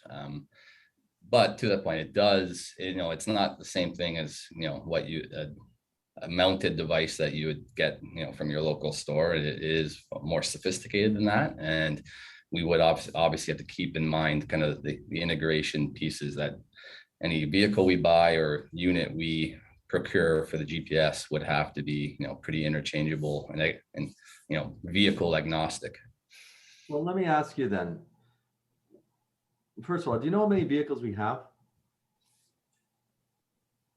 Through the chair to Mayor Collier, I do not. I may need Dana Smith or Dave Meredith to help me out on that one. And they may be able to help me out in some of these answers too, actually, if they're here. If anybody, how many vehicles do we have in fleet right now across the town? My guess would be, we're probably in the 300 range, give or take. I don't have the definitive number. Dana, I don't know. I believe Dana's on the call. I don't know if he has a definitive number, but we're in that 250 to 300. Ballpark is good. That's about $1,000 a vehicle. Okay. So I'm just having trouble understanding why we need to spend $1,000 a vehicle for, it sounds like a dash cam. That as Regional Council Lee has already pointed out, we can buy for $50 to $100 on Amazon. I'm trying to understand why we need to spend 10 times that per vehicle for the same thing. I don't mind chiming in and providing a bit of a response. Chris, if you don't mind. Yep, go ahead. So Chris has talked a little bit on the technology side of things, but from a business standpoint, what we're talking about is sophisticated information and technology. And we're looking at it from a number of perspectives. We're looking at it from a risk management perspective in terms of the information that will be provided as it relates to claims that we face and that we need to defend and support with respect to the implementation of minimum maintenance standards. For example, for vehicle accidents, for winter control conditions, all of the information that we require that could require the storage of data for up to 7 years for claims that take place sort of in subsequent time. So there's a liability piece and a risk management piece. There is a business planning from a work plan perspective as it relates to how we optimize our routes, information that it provides us on speeds of vehicles, when the plow is up, when it's not up, the salt rates that get applied during a winter event. These aren't off-the-shelf type of solutions. It is something that, we will use sort of on a day-to-day basis as it relates to our business planning and decision making. So, it will roll out into fire and emergency services, into bylaw services. It's not just an operations tool, it's a corporate tool that will assist departments in managing risk, making business decisions, dealing with worker safety and training as it relates to the speed of vehicles. If there's coaching and training that's required, there's multiple components to this.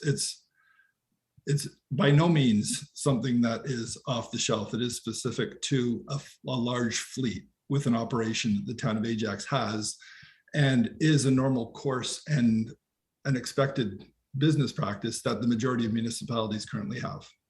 Okay, and I absolutely, I mean, we already have GPS on our plows, on our plow trucks, right? Yep. So how is this different from that?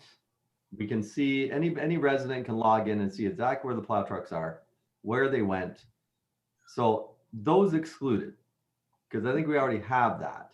We're talking about, like, if you're the building inspector and you get in your car and you're driving to inspect 39 Sheldon Drive, and you need a dash cam.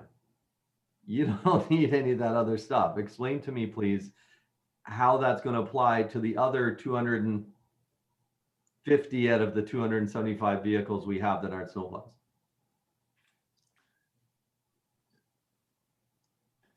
That's not, because to me, if it's a matter of GPS, we've had this discussion a little bit with the automatic speed enforcement in what if a town vehicle gets dinged with a ticket, who pays? And I'm hoping we're developing a policy with our staff right now to say, if you're driving a town vehicle and you get a ticket, you're responsible for it. That's another matter. But if you tell me that this solution that's coming forward is going to be able to monitor the speeds, and if we see that somebody has been speeding, there's going to be action taken based on this policy that I just referred to that I hope is in the works. Or, this is going to be used to track, or this is going to help our productivity to make sure people are where they're supposed to be, or those types of things, that I can buy into. So can you expand on that, please? So that again is part of it. The fact is, the existing GPS that we have is outdated, and it is something that is not reliable.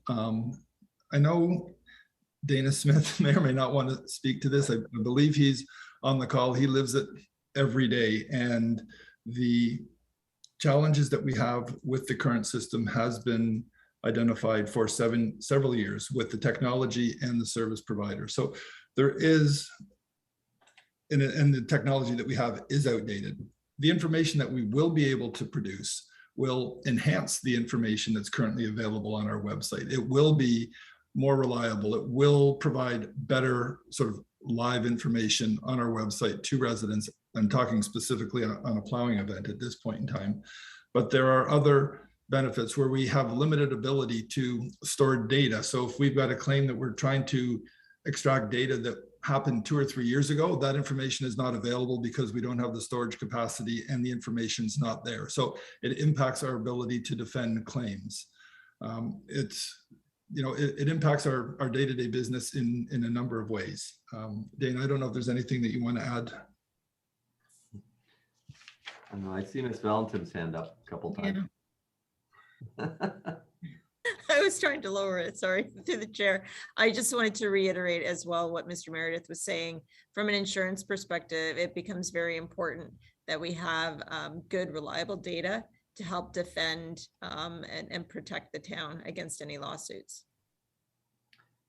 Okay, couple of things. One, I know our snowmobile tracker only went online, was it 2 years ago? So I'm hoping the GPS system that's now obsolete was in place long before that, and we're not replacing a 2-year-old system.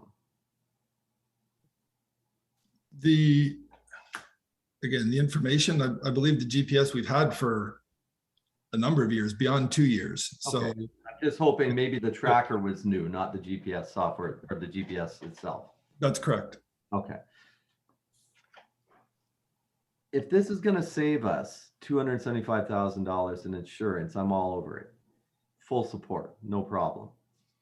I'm having some trouble justifying what if we need data 7 years back. I mean, if I have a dash cam and I have an accident, first thing I'm doing is pulling the card and copying it on my computer, which I've done. And then I have it. But if I don't, it gets written over. So I'm having difficulty with this because it is a big price tag and it's sounding more like a want than a need. Diane? Thank you, Mr. Mayor. Through the chair, this project is being funded from our insurance reserve. So we felt that it was directly linked to, sorry, I keep having problems with the hand. It is directly linked to supporting the town against insurance claims. And this is the dividend that we get from the Durham Municipal Insurance Pool. So that funding is being used to support this capital program. Why didn't you say that in the first place? Sorry. I'm joking. It's okay. Anyway, thank you very much. I don't want to give you such a hard time, but I need to be able to justify these things in my head. Thank you. Thank you, Chair. Okay, are there any other questions under the technology section? Okay, seeing none, we will move to town buildings, studies, other initiatives, new rehabilitation, maintenance. And I believe Councillor Tyler Moran has a question. Thank you very much, Madam Chair.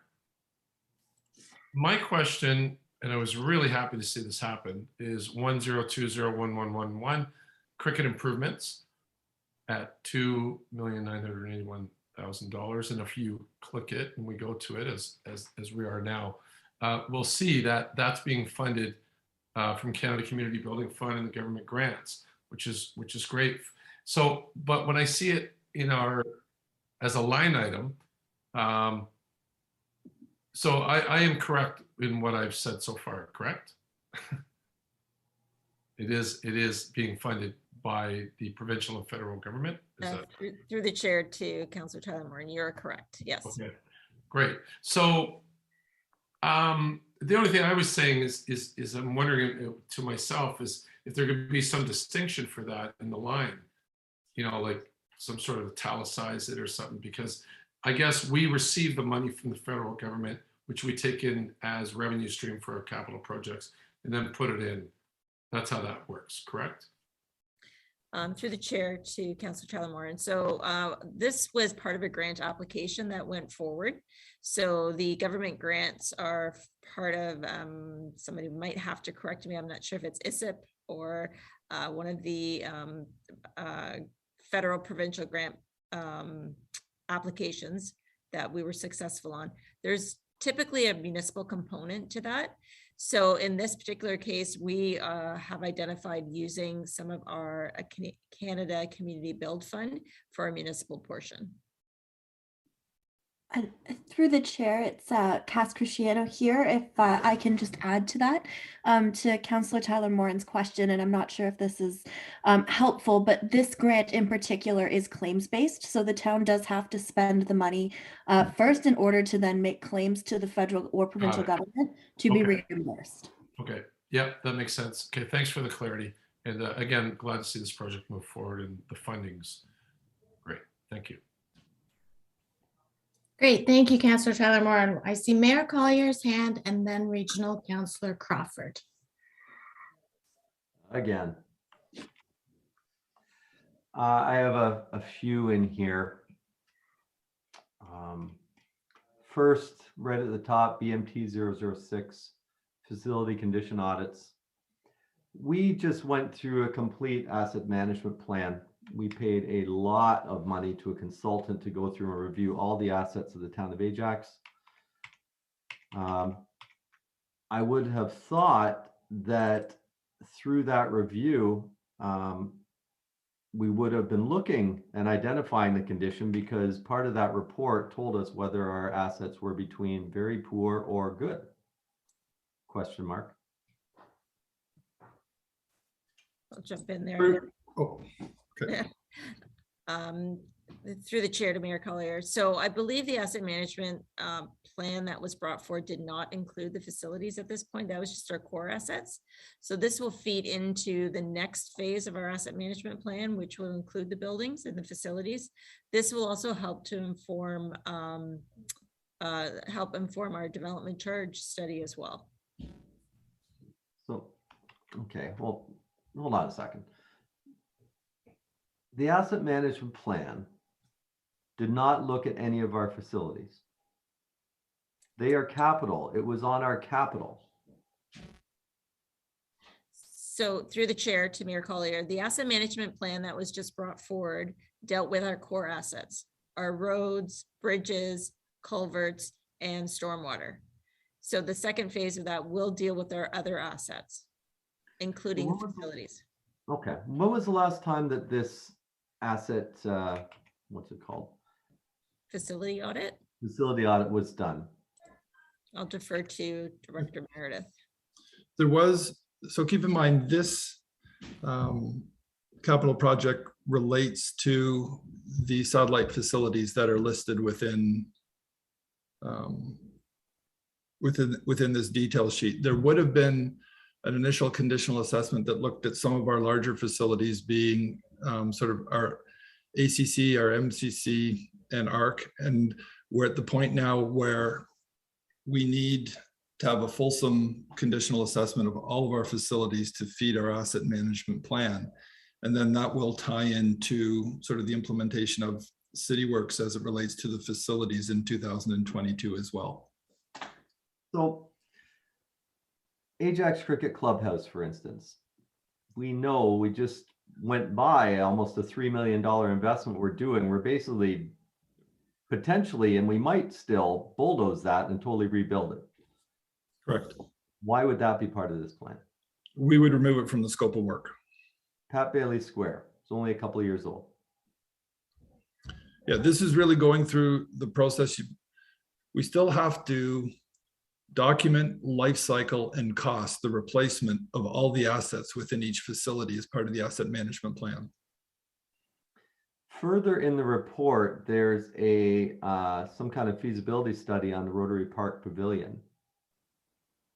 If we don't know what the future of that building holds, why would we do a condition audit on it?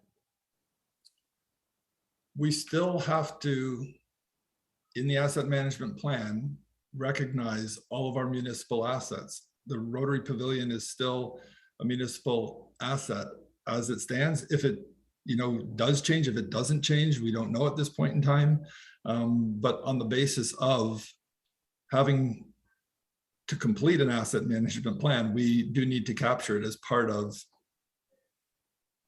the scope of work that we've detailed here. Okay, at what part of the asset management plan will our non-core assets be included? Is that what's going to come in June? No, it will be over the next 3 years. It'll probably take till 2024. Our deadline is 2025 to have a funded asset management plan. So it'll evolve sort of in stages over the next 3 years. So if we're going to, I would assume that we're going to be doing this anyway for that asset management plan, is where I'm going. I mean, why would we spend $100,000 now for buildings that we're going to be looking at through another plan over the next 3 years? So our asset management plan is actually done in-house. Mr. Chalmers, who presented it, sort of prepared the asset management plan. We rely on the conditional assessments and audits to provide us with the information to inform and develop the asset management plan itself. So as we develop the plan, we need the data and information to populate the plan, which is what this will do.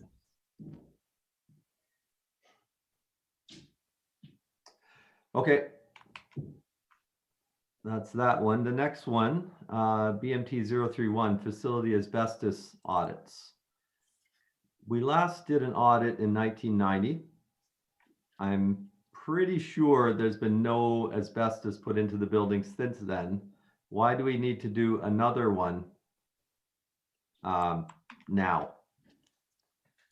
Through the chair to Mayor Collier. So we have an asset retirement obligation accounting standard that we're currently working on that we have to be compliant with, I believe, by April 2023. Okay, So but this why will feed can't we into use that. the data from the 1990 study we've already done. It hasn't changed. It might have. We have to look at our roads. We have to look at our facilities. There's various things that we have to look at. And this needs to be updated to inform that. I don't get it on this one. It's asbestos hasn't been used since what, the 50s? So there's been no way there's been any asbestos installed in roads or anything since 1990. If we did the assessment in 1990, that's the study. Nothing's going to change. Do we have the 1990 audit? Through the chair, I don't know if we have that, but I believe that as a requirement under these asset retirement obligations, we have to look at all of our facilities, and they may not have all been identified back then. So we have to look at what the cost to rehabilitate these buildings are, or if we were to dispose of them, what the cost of that would be. And that needs to be then be put into our financials. I would think the only one could be the house on Greenwood that we don't even own, that might not have been captured. Is there anybody that can speak to this from operations into what was captured in 1990 and what wasn't? I mean, I would prefer to have that as a takeaway and report back prior to the next council meeting, Mayor Collier, if that was okay. I would like to be certain of what information we have available from 1990. Okay, that's perfect. Thank you. Next one, BMT 069 Fire Station 2 Design Fire Master Plan. Through you, Chair, to Chief Lang. I guess, when do we expect this to be completed?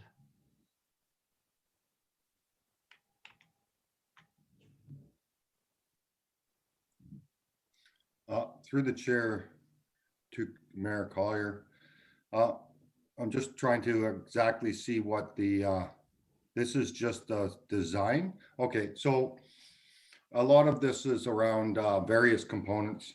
One would be the secondary crew that we hope to get, or in the near future have, at Fire Station 2, and the accommodations that need to be made for that. But there are other extenuating circumstances, such as some other areas of the fire station that will need to be brought up to speed. We don't want to put forth, example would be, we wouldn't want to put forth 2 or 3 different projects over the next 2 or 3 years and keep asking for money. We'd prefer to do it as one project. That's why the first part was just going to be to design, so that we know exactly what we need to do and what kind of money we're talking, so we bring it forth to council for an informed decision. Okay, I'm not sure. So this is just for Fire Station 2, which is existing. That's the one, isn't that the one on Monarch? Correct. Okay. And this is to design it to accommodate a new crew that we haven't hired yet, potentially. Yes, I believe Director Valentine has a comment. Through the chair to Mayor Collier. So this is linked to a potential new crew. If council, as you may note on the screen there, it is funded 95% from development charges, because it is related to growth and to a new fire crew. If that fire crew does not come to fruition or does not get approved by council, then this project would not move forward. Okay, I'm kind of wondering, I mean, it's been decided, I guess, that if a new crew is hired, it will go into Station 2. But given the Envision Durham exercise and given growth, I think I saw somewhere else a plan for, you know, the potential relocation or building of another fire hall later on. I'm not sure, but I mean, I'm thinking that some of those should wait till after the Envision Durham process, the municipal comprehensive review is complete and our official plan is updated, because those growth targets in certain areas may change quite a bit. And that need may change. Can you speak to that, Chief? I can't speak to the specifics because I haven't been given all that information, but I can speak to the fact that, as we said earlier, the idea of getting the design was to ensure that council has all the information, and certainly those things would have to be looked at before we come back to council with what changes do need to be made. The other thing I would also add in here with the fire station too, being an older station, there are quite a few other elements. There are safety considerations, things that need to change in the station. So what we tried to do is work with ops and work with the planners to say we need to make sure when we fix it, it's fixed complete, and we're not coming back every few years to council and asking to redo air conditioning or redo heating and so on, that we look at all the different things within the station. So it's something that's done and then it's not thought of for many years. So that was the plan on the thought process of why we need to at least look into the study and get that design done, and then we can go from there. Okay. Well, I appreciate that. As long as Ms. Valentin or Chief Lang, you can confirm and guarantee that this won't start till after council makes a decision on the operating budget in February, on whether that crew is going to go ahead or not. Through the chair to Mayor Cavalier, since it is funded through development charges, it has to be related to growth to have that funding source. Okay, so it can't go ahead until we make that decision. Not with this funding source, and if it went through with a different funding source, we would have to come back to council for approval. Fair enough. Fair enough. Thank you. To my next, and I guess you answered these questions earlier with regards to rehabilitation 9111, 9911, and 0011, ending the ACC replacement of the rooftop units, the main branch boiler, and the lighting retrofit. And my questions were again related to the asset management plan, but those will form part of the next. I guess a lot of my questions will refer to those types of things and what the conditions are of these, because we're making some, in this case, 4, 5, 6, 7, 8, 9, 9.3 or $930,000 on 3 different things, but we haven't yet done the facility condition audits. So I guess my question is to building maintenance. I mean, the 5 rooftop units, the main branch boiler replacement, are these imminent of failure, or are these things that can be done after we do the facility condition audits and see what shape they are in? Just a couple of things.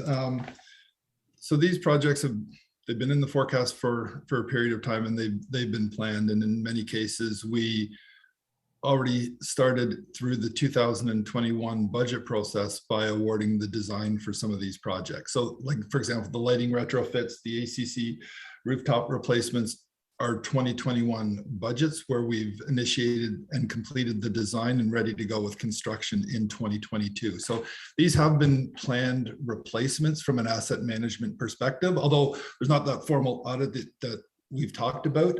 They have been looked at, and because the asset management plan hasn't been formulated beyond the core assets, we still are doing conditional assessments on all of the other assets, just like we have for the last X number of years, so that when we are making decisions, they are still condition based on the assets, and they still are prioritized for replacement. So the projects that you've identified, again, they have been planned, they are based on condition. The design work has been complete and are planned to be completed in 2022.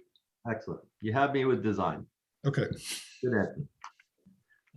Moving on to the next one, BMT 001, roof replacement, Rotary Park, Hartrick, and Quaker.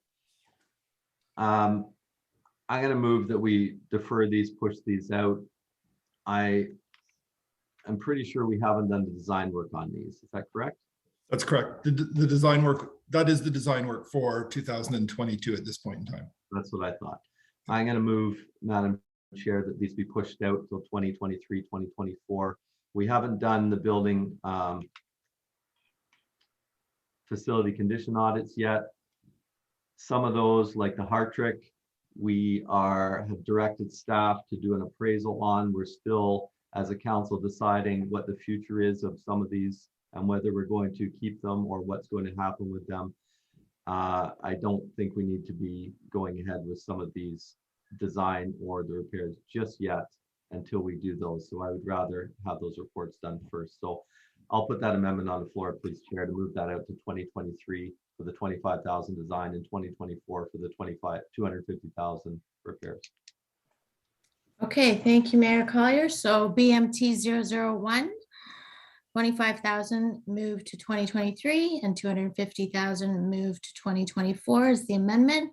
Would anyone like to speak or ask questions about the amendment? Okay, yes, Regional Councillor Dies.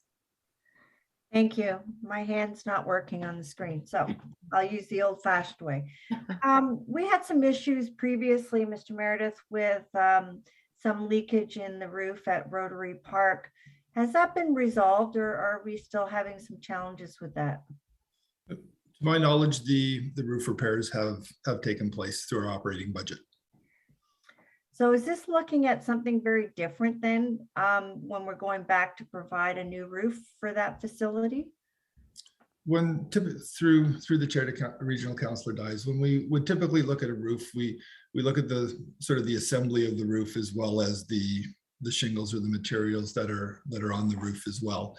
The 3 satellite facilities that are identified within this project, their existing roofs range between 20 and 30 years of age. So when we look at sort of the Masonic Lodge or Quaker Meeting House, the roof was never replaced when we inherited that building or purchased that building and completed the work. So similar to sort of the Hartrick House and Rotary, those are facilities that are between 25 and 30 years old, based on our last estimation. So to the mayor's point and some other members of council's points today, is it an absolute need at this point in time?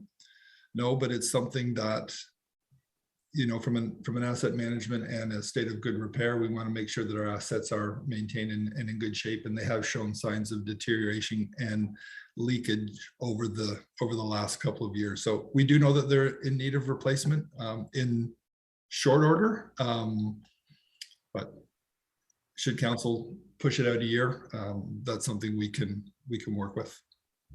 So just to clarify what you said there, so are we seeing leakage in the Quaker Meeting House? Signs of leakage?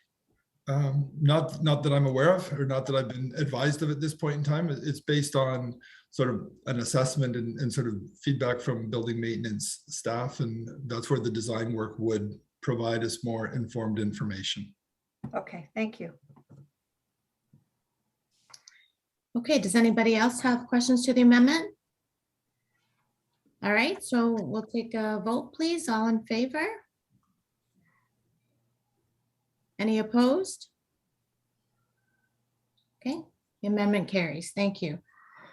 Do you have any other items under this heading, Mayor Collier? Yes, I have 3 more, Madam Chair. BMT 050, St. Francis projector screen replacement. And I have read the project description. I just would like, I guess, I'm not sure who would be best for this, Mr. Gruber perhaps, or I'm not sure, but let me, find my question since I just switched to another screen by accident.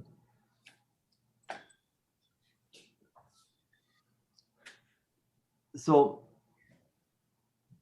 we are not quite out of COVID yet. Pre-COVID, we had 2 TIF showings a month and a few others in the spec sheet. I guess through you to staff, Madam Chair, how many would we expect, like how many times would we be using this a year, non-COVID?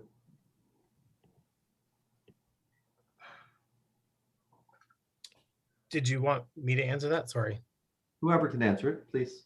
Yes, typically we were using for the TIFF movies alone was at least about a 24 per year that we would be doing. And then there were also additional movies through special weeks like National Accessibility Week. We had Indigenous Persons Day, any of those types of things. We had various cultural groups that were in using the facility as well for, we had a South Asian Heritage Month movies as well. So it's hard to say, like I'd have to go back and track, but you're probably looking at least 30 to 35 movies.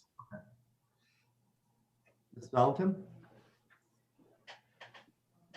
Thank you, Mayor Collier. Through the chair to Mayor Collier. So the funding source for this particular project, it says building maintenance reserve, but this is actually money we've received through the St. Francis Giving campaign.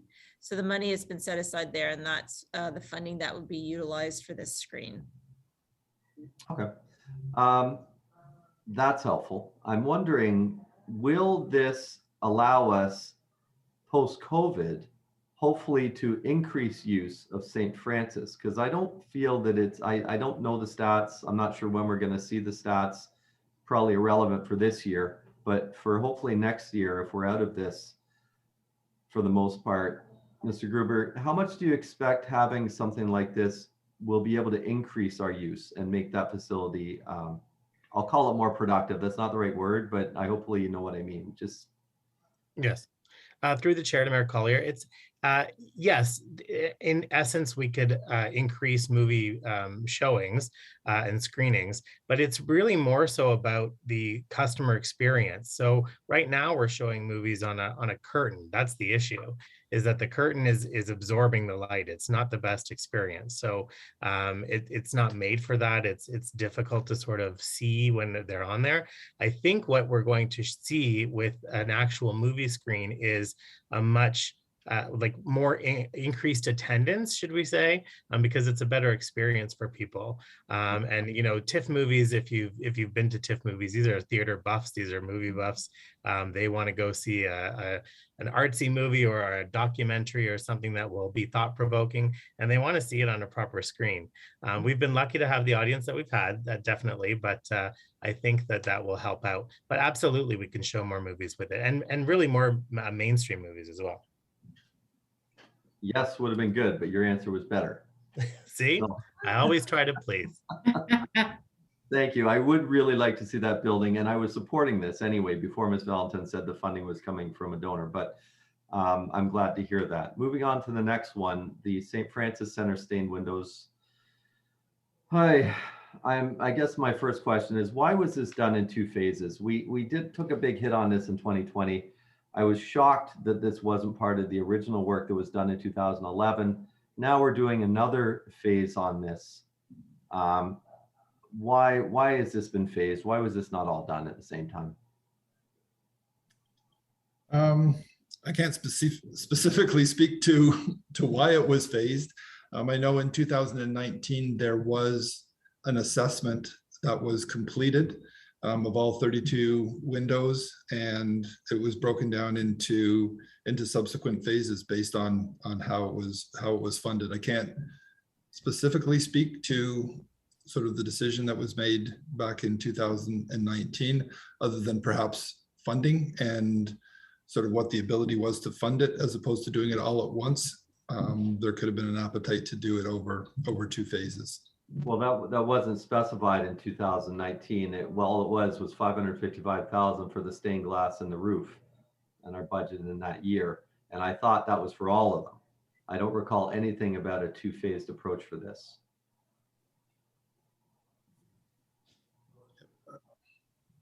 From what the information that I have based on the assessment, clearly these stained glass windows that are within this report have not been restored and are in need. But again, can't speak. Are they broken? Are they leaking? How many windows are we talking about with this new was it 80,000? I can get you the number, but there's a number of things with respect to the windows themselves. Some of them, they do have vapor and water on the inside. Some of it is structural. Some of them are cracked. They are itemized window by window in terms of what the deficiencies are. So it is a very detailed document that lays that out. I'm just trying to see. Sorry, I'm just. Well, looking at that spreadsheet I have, it looks like there's 10 that are part of phase 3, 50,000 subtotal, 15 for scaffolding, 13 for contingency, 78 total. 10, there's 10, that's correct. Okay. So when this is done, that's the end of it, right? We're not going to see, I'll be able to live without seeing St. Francis window replacement or restoration for, unless somebody vandalizes the building for a long time, hopefully. The asset management plan should be able to life cycle the replacements. Oh boy. Well, they were built in 1871, so that's a good life cycle. Okay, I originally was going to push this out, but if you're saying they are in need and there is allowing damage to the building, apparently, then it needs to be done. Moving on to almost done. Last one is under maintenance, the arc pool regrout and lateral filter replacement. I guess this will be through to Mr. Vita. This building is only, I think, 8 years old. This is a pretty big ticket item for repair on an 8-year-old pool. Can you speak to that, please? Yeah, through the chair to the mayor. In terms of the grout condition, the facility has seen some significant issues with the grout work that was completed on site. There's been some major failure. There's an assessment done this past year to indicate that it had failed and is recommending its replacement. It seems to be the type of grout that was initially used in that application was not sufficient for the water and chemical usage that's being put into that pool. In terms of the filtration replacement, this is more of a life cycle thing. This is replacing the lateral equipment that is a part of the pool filtration system. These are made of plastic PVC materials that do deteriorate over time. So by replacing those at this point in time, this will provide greater longevity for that pool structure. Okay, what would have been the life cycle for the filter? Like, how much is the filter and how much is the pool? Is it a 50-50? 130 grand? Or if the grout is a very small piece of it, then I'm not worried about it. The grout is, I believe, if I understand correctly, the more significant piece of the job. The filter replacement is a smaller component of this particular project. That's what I was thinking, and I'm wondering, surely when we built this pool, we spec'd what was supposed to be used, and I'm wondering, is there any kind of warranty or recourse on this? It's not old, I'm sure. Well, do you know what the life cycle should be on the proper grout? Like, when this work is done, what would the life cycle be on that? Yeah, I believe the life cycle for this particular type of grout should be approximately 8 to 10 years.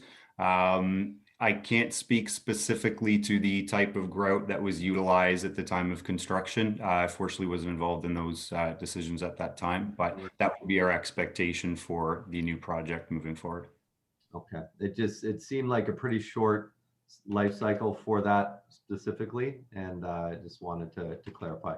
Thank you very much, Mr. Vita. Thank you, Chair and Council, for your patience. Those are my questions.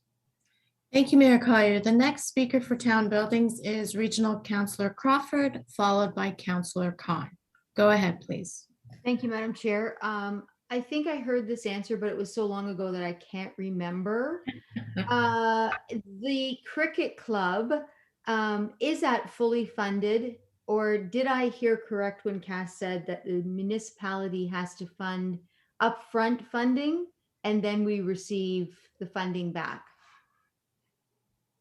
I'll answer that through the chair to Regional Councillor Crawford. So it is a claims-based grant. So we do have to incur the expenditures before we can claim that back. Right now, it's there's a portion of provincial federal grant, and our municipal portion, we will be using federal gas tax for that.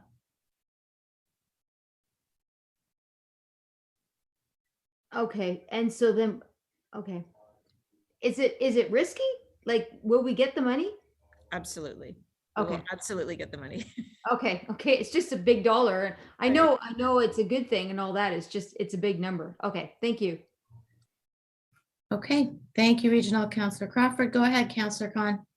Thank you, Madam Chair. This question might go to Ms. Cristiano. Cass, on same thing what Regional Councillor Crawford was talking about, page 43 on cricket improvements.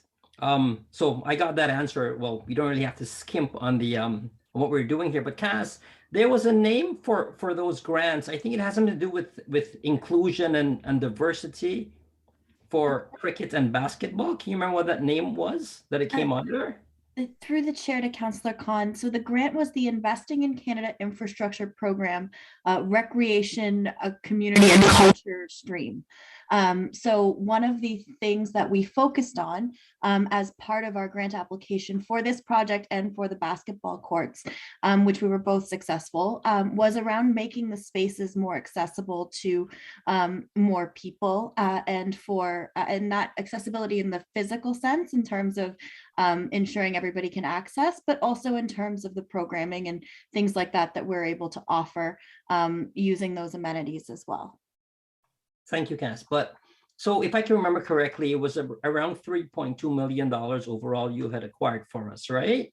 Through the chair to Councillor Khan, to clarify, the project total is $3.2 million. The $2.9 million, or sorry, it's $3.7 million is the estimated project total. So $2.9 million. I'm really, really sorry. I'm just looking at the dollar figure here. So the town is expected to put in 26% of the total project cost, which is, as we have here, about $800,000.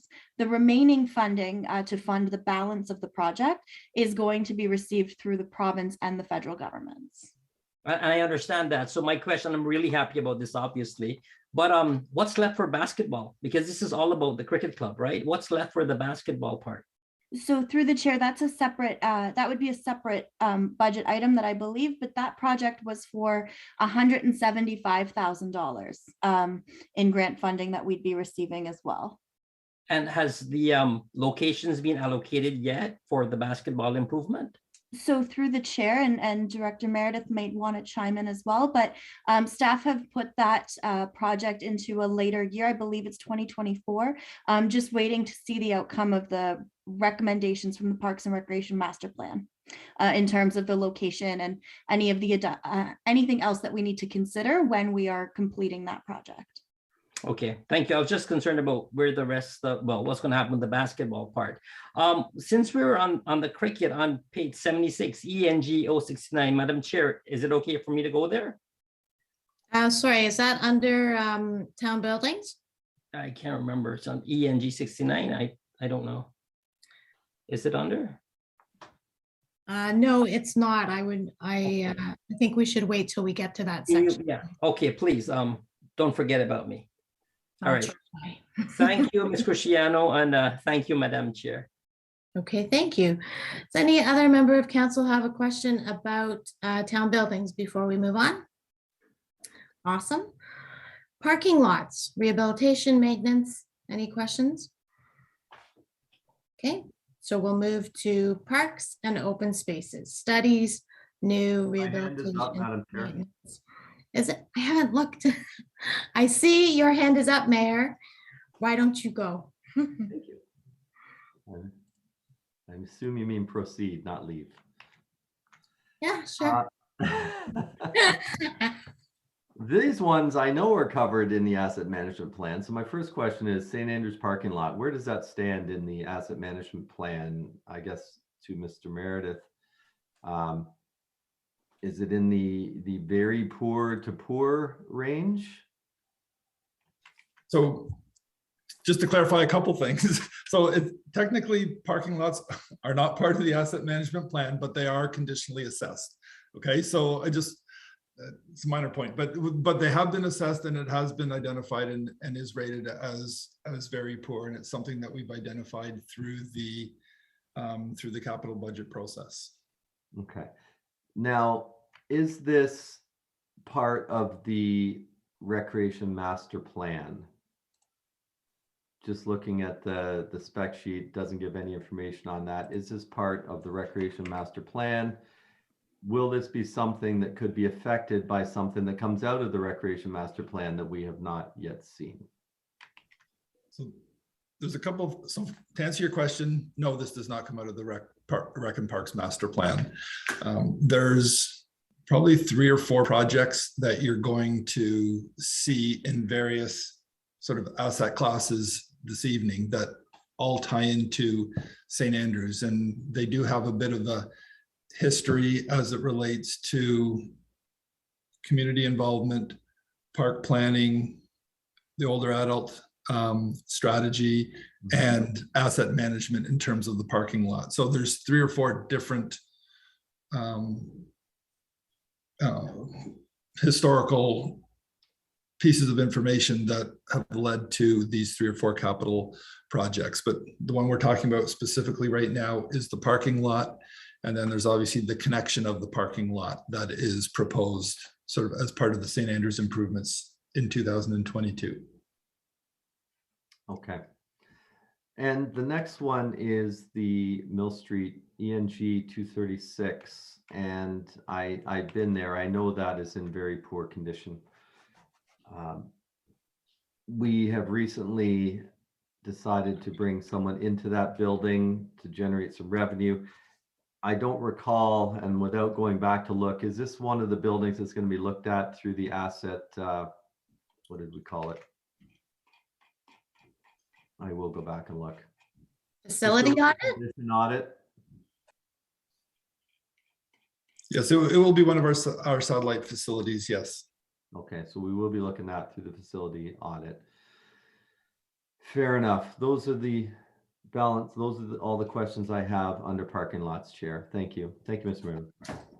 Thank you. Regional Councillor Crawford, did you have a question about parking lots? I do, thank you. Let me unraise my hand. There we go. The MCC parking lot. I know we just did this. Was it this term? Maybe not all of this part of it, but we did a big portion of this. Did we not this term?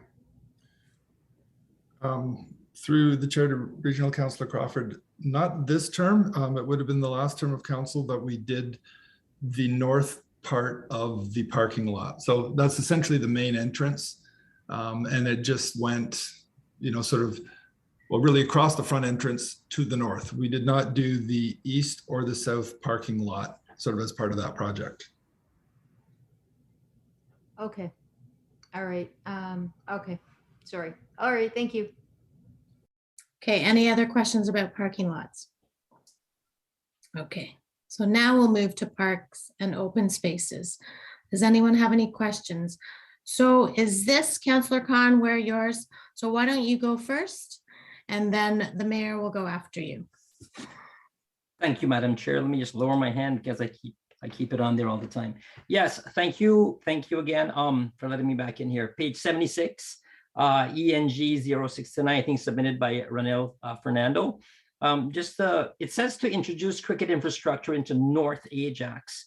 What are we looking at here? Are we looking at one location? We look at multiple locations, because what I had brought forward to Director Meredith was about if we could pivot some of the spaces, the existing spaces we have that for soccer fields, if we can add a cricket pitch somewhere along there, just cut back on costs.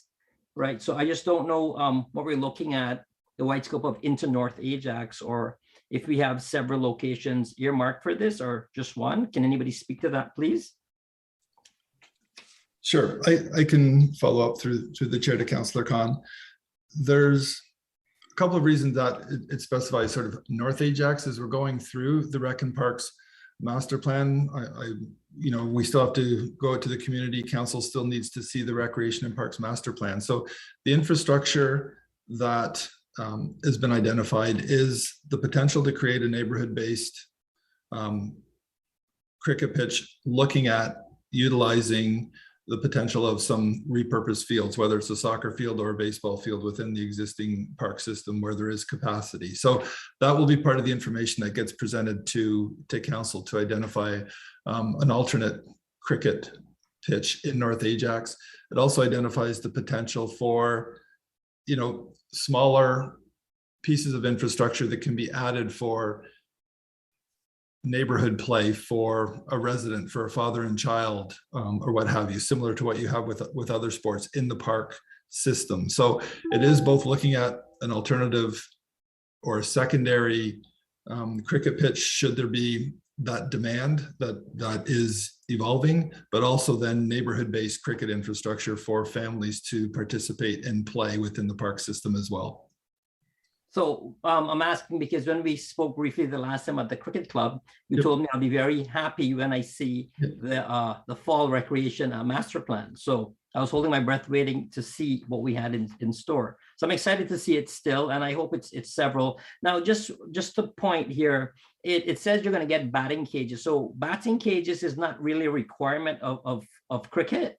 It's just for practicing. We just need the pitch. So and in the terms of keeping costs down, the batting cages it's over and above what is actually needed for cricket. Just wanted to bring that. It doesn't need to be there. It's just a nice to have. It's not a need to have. So anyways, well, thank you for answering that. And thank you, Mr. Meredith, and thank you, Madam Chair. Okay, thank you, Councillor Khan. Next, we have Mayor Collier, then Regional Councillor Lee, and then Regional Councillor Crawford. Go ahead, Sean. Thank you, Chair. Looking back at previous budgets, this was originally let me just find it.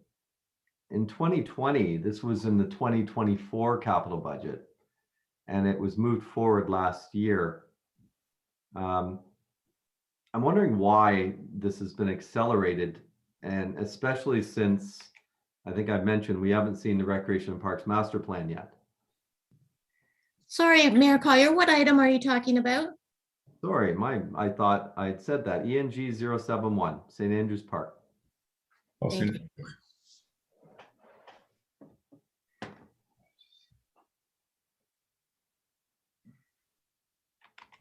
So I'm just like, it's been accelerated, and so I'm just looking at last year's forecast. I know we had the St. Andrews improvements identified in 2022. So I believe it's been carried forward consistent with what was presented last year in the forecast.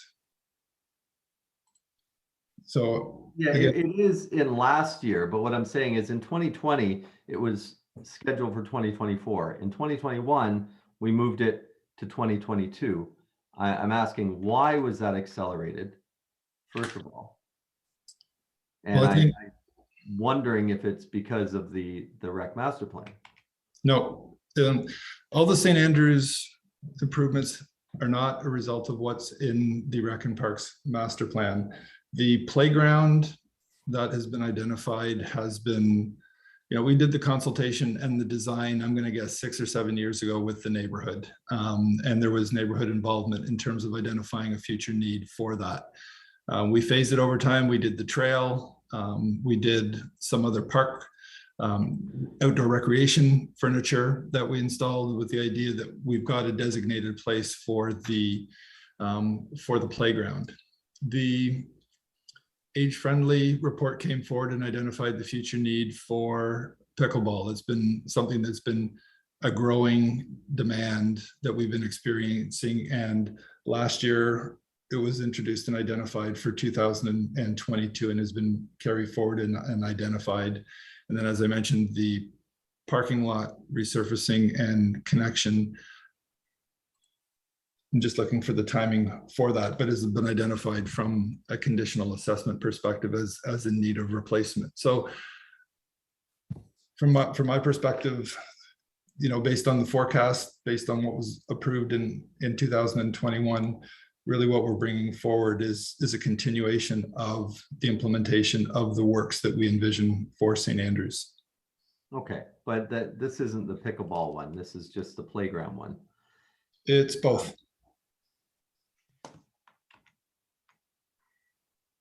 well, I've got ENG 71. Let me go back and look. Maybe I'm mistaken. Mayor Collier, there's a couple of different sheets that reference St. Andrews. One references the playground. Another one recognizes the park improvements, which is the pickleball. Right. So the St. Andrews Playground and Amenities is the one I'm speaking about, ENG 71. That's the playground, yes. Right. And ENG 275 is the pickleball. Correct. Right. That's what I was saying. So I'm not on 275 yet. Okay. I guess what I'm asking is, and again, we have these parks are big ticket items.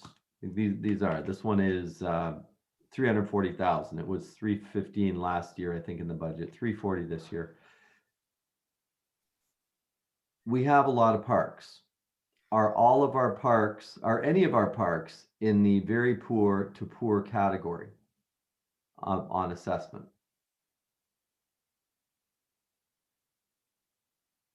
So, there's a couple of things here. So part of it is going to get into funding sources. So this is funded through development reserve because it's a new playground. The replacement of existing playgrounds are funded through general infrastructure. So they're in some ways apples and oranges in terms of the funding that it's competing for lack of a better term. So what we've identified, and again,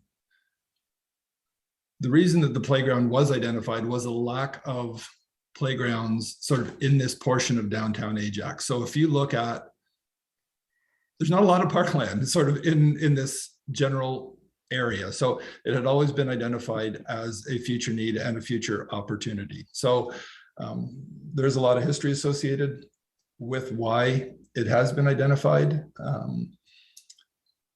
And it's being brought forward and staff are recommending it for 2022. Mr. Meredith. Yes. I will challenge you to find an area in Ajax looking at a map that has more parkland than this in the general vicinity. And I said that when we as a council bought this piece of land for, I think, $940,000 several years ago. I said the exact same thing. Why are we buying this piece of land when we already have parkland all around it? If you look at a map of Ajax, what I'm asking is, we're using DCs for funding this, which I'm aware of. However, there's been no development in that area except for those houses that were built just to the east, which is I think about 20 odd, and the Holy Trinity site, where we've had huge development in other areas. So to put 340,000 in, where did I see five something? Oh, that's the other one. To put 340,000 in to an area for a playground, I'm suggesting that those DCs came from some other areas. And what I'm asking is, are they sufficiently serviced with playgrounds in those new neighborhoods where those DCs probably came from? And are all our playgrounds up to the standard they should be at before we install new ones, which have operating costs as well? So all future or new or growth related parks that are identified through the DC background study are all timed in accordance with the growth they're experiencing within those neighborhoods. So they've been identified within the 10-year forecast. Sorry, Dave, can I interject? Yep. Sorry. Go ahead. Through the chair to Mayor Collier, this is development reserve, not development charges. So Okay. it's not related to growth. Okay. This is new infrastructure to the town. Right. Okay.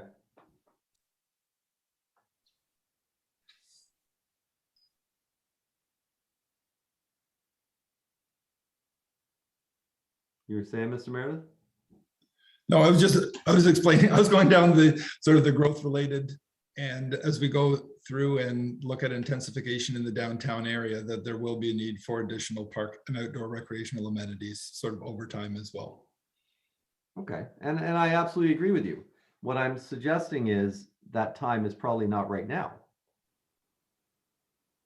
And that's kind of what I'm asking. We're spending $340,000 on a park that I don't know that, and I could be wrong, but I don't know that we need right now in that location.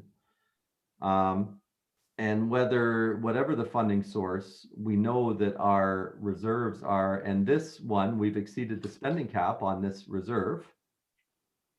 Do we need to be exceeding the spending cap on this reserve by $340,000 for future downtown growth that might not occur for a decade?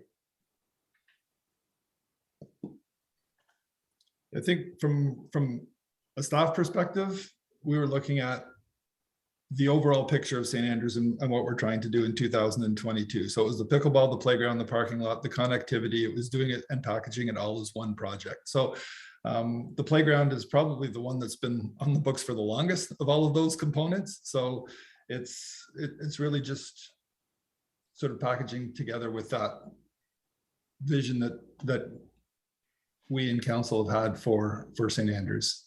Okay.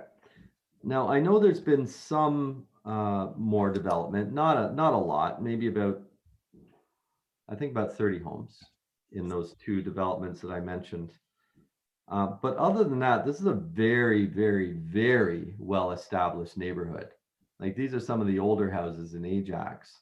Have we looked demographically at the number of children in this neighborhood to justify the expense of a new playground? What we have done is we've consulted the neighborhood. We've had public open houses. We've developed a park, and we had good public turnout for the creation of that neighborhood park concept. And it was clear, based on the community feedback that we received, that a playground was desired, was warranted, and was something that, a lot of children in that area didn't have readily access or available to them. If you look at, there's some smaller parks in Woodhouse and Forest Park, but there's not a lot of amenities that are offered that you would typically find in a lot of newer parks. So from our standpoint, it is a demonstrated need. It is something that we've engaged and consulted with the neighborhood on. And, like I say, there's a fairly long history as it relates to this playground, and it's not something new that we've identified. So it's been sort of on the books, bantied around in different years, sort of over the last 5 years or so. Okay.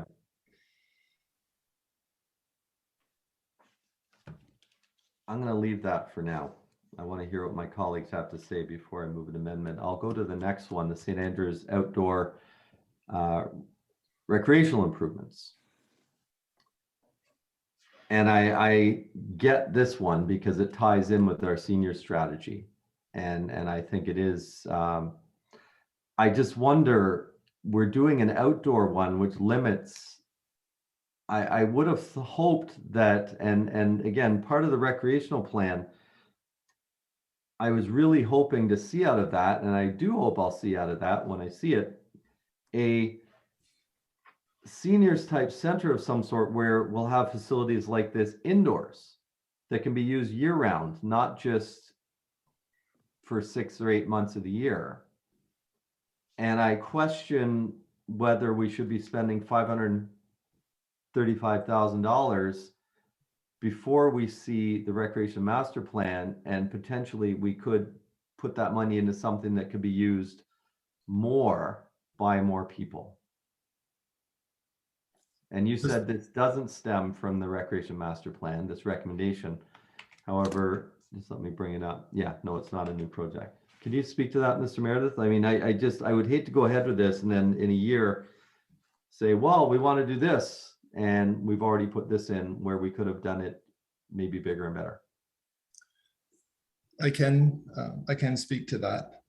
And as you mentioned, sort of St. Andrews was the one site that was previously identified. And I do agree with your comment about the idea of additional indoor space through the creation of new gymnasiums, whether that's at the Ajax Community Center, the village redevelopment. There's an existing gym as part of St. Andrews where there are opportunities where seniors centers exist, and in my mind will probably be captured and identified. When you see a draft of the Rec and Parks master plan, there is also an identified need for courts, whether they be pickleball and or tennis courts or combined courts. So there are some deficiencies in certain parts of town as well as it relates to outdoor courts. So to answer your question, I believe there's a need for both. And I do agree that the gymnasium space is a prime location where pickleball will be able to be played indoors year round. Okay, I won't belabor that point. ENG 284, the Forest Ridge Trail. It's a new trail. It's a new add-on item for this year. Why is this new project on the capital budget for this year? What's the justification, please, of this $100,000 trail? This was identified and it's been in partnership and in discussion with the school board as it relates to constructing this section of trail. There is, and I don't think we would proceed unless there is a 50% contribution from the Durham School Board as it relates to this connection. So it's been put in there through discussions that we've had, and I believe Councillor Tyler Moran, I'm not sure Regional Councillor Crawford, if you've been involved with this, but it has been something that's been identified, but it's always been identified as a partnership, as a cost sharing arrangement. This was something that was in the works when I was a Ward 1 councillor. This has been around a long time. I'm not opposing it. I'm glad to see the cost sharing. I guess the point I want to make is, and I'll go back to the asset management plan again, we have some other sections that are in need of repair. And I want to make sure this one is 50-50. I will always leverage tax dollars 2 to 1, no problem. But for other trail sections, which I think there's a couple I have questions, maybe there is, maybe there isn't, hold on. But regardless, I want to make sure that we're not putting in new infrastructure when we have outstanding issues on some of the old infrastructure until that is brought up, until at least the fair, preferably to the, what's between fair and good? Nothing. Hold on. Anyway, you know what I mean. I do. No, fair, good, and very good. Sorry, you're right. Nothing but fair, good, and very good. I want to make sure our others are in good and very good before we stop laughing. Before we're looking at new, at putting new trails in to build and maintain. I think those are my questions in that section, Madam Chair, and I will not be moving any amendments. Thank you.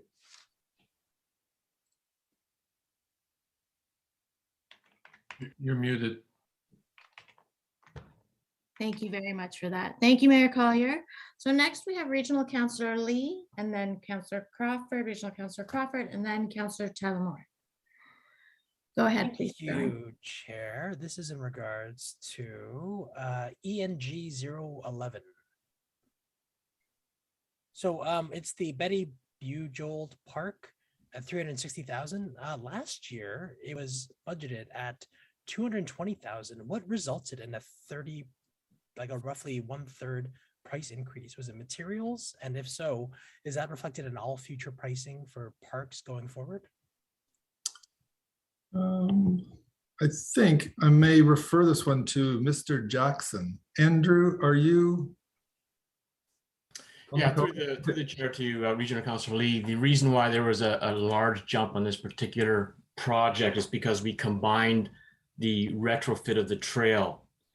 They were originally 2 separate projects. There was a trail link through Betty Bujold that we've now added in because it made sense to do it all as one project. Okay, that answers my question then. Okay. I just had noticed comparing the 2 budgets that it was a pretty significant jump, but that does explain it. Thank you, Chair. That's my question. Thank you, Regional Councillor Crawford. Go ahead, please. Thank you, Madam Chair. My comment was around the Forest Ridge Park there that Dave had been talking about. Now, I have not had any conversations with trustees or anything like that about that, so I have no idea about the cost sharing, but we do get plenty of residential feedback on this trail system, largely because it, at least when I was a Ward 1 councillor, it was drainage. It seems to ice up quite a bit, and I don't know if that's something that you're planning to do with the repair on this one. I'm thrilled if this is a cost sharing initiative. I think it should be.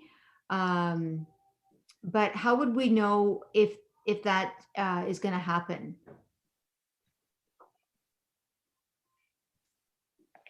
It's really through, sorry, go ahead.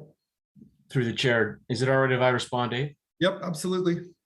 So through the chair to Regional Councillor Crawford, I've had some discussions in combination with other staff, with the school board. They are looking at trying to find some funding. So as Dave previously mentioned, this project won't go forward unless we have pretty close to 50-50. So right now, the school board is examining any possibilities for funding because I don't believe that they're in a position to fund it 50-50. Okay, fair enough. And if the project does go forward, are we the ones that look after the maintenance of that trail? As in plowing and salting and that kind of thing? Through the chair to Regional Councillor Crawford, we generally look at this project per project, location to location.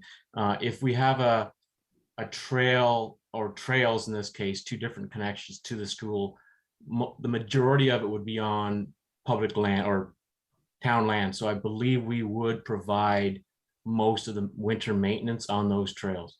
Okay, all right, Because thank you very much. they are linkages to a school from a Right. park. Okay, thanks very much. That's it, Madam Chair. Thank you. Councillor Tyler Moore, go ahead. Thank you, Madam Chair. And I think we both realize that this is a needle in the haystack here, so we can move along quickly. But the ask for this path behind the school, the portion that's actually Forest Ridge Park is municipal property. It's our property. And parents were explaining to us that there's two entrances to that path from surrounding streets. They're able to drop their kids off and they can run through the backfield into the school. What that does is alleviates traffic from the front of the school. It really, really cuts down on the traffic on Delaney, which is very dangerous at that time of the day for pickup and drop off. So that's really what the center of this ask was all about, because they're saying when it rains, when it's muddy, when it's snow, many, many days of the year, they won't drop their kids off there because they end up being all full of mud and dirt. So that's what the ask was about. It wasn't just about getting a path because it looked better or felt better. It was about alleviating traffic on Delaney. Thank you for letting me in, Madam Chair. Thank you, Councillor Tyler Moore. Okay, Mayor Collier would like to come back. He has a few more on parks and open spaces. So we'll do that. And then I would like to suggest that we take a short bio break after we're finished the parks and open spaces section. So go ahead, Mayor Collier. I see Councillor Lee's hand. No, okay. I apologize, crew. I missed the second page. I thought that was the end of the thing. So I just had a couple more. And I took the time in between to pull up the 2020 budget to refresh my memory. So for the batting cages, which is number ENG 338, Cedar Park batting cage replacement, $65,000. So back in 2020 capital budget, you may remember we reduced the allocation of the capital project for the goalposts till from 60,000 to 30,000. And we used that, directed that to be used for batting cage at Cedar Park. So I'm a bit surprised to see this come on this year for batting cages at Cedar Park replacement. So I wonder if staff could speak to that, please. I can start, and then if Andrew has anything to chime in, then he can as well. So in the information that I was provided, you're correct. Originally, there were soccer goalpost replacements that did not proceed, and that batting cages at that time were to be introduced actually at the Audley Recreation Center. That was the initial discussion and feedback that we had through dialogue with Spartans. And when we went back and had the conversations with them in the fall of 2020 and into the spring of this year, The real desire was to replace the batting cages that had deteriorated in their current condition at Cedar Park and find a new home for them, because it's really to be oriented towards the MITE program, the younger program, in terms of repositioning and relocating those batting cages. So just on a preliminary standpoint, taking a look at how we'd want to facilitate that allowed us to come up with this sort of budget estimate working with the Spartans themselves. I don't think there was ever that I could see a detail sheet relating to the batting cages that were envisioned for the Audley Recreation Center. There was, some discussion and dialogue as it relates to it, but there wasn't an actual capital project or detail sheet created for that. So, Andrew, was there anything else that you wanted to add at this point in time to it? Yes, through the chair to Mayor Collier, the existing batting cages at Cedar Park need to be replaced. However, they also need to be relocated. The replacement, actually the tear down, has to be factored into the cost. And I'm assuming that the question here is regarding the cost of this project. There are costs involved in tearing down and removing the existing infrastructure. Then there's also the cost of relocating it. It has to come away from the edge of the highway and be relocated central to the park where we have land available. So there are costs involved in that brand new infrastructure, which would be a 10 by 12 by 70 foot fencing enclosure, plus interior netting, plus a base. Plus we'll also need to have an electrical design for a light. There's also probably going to need,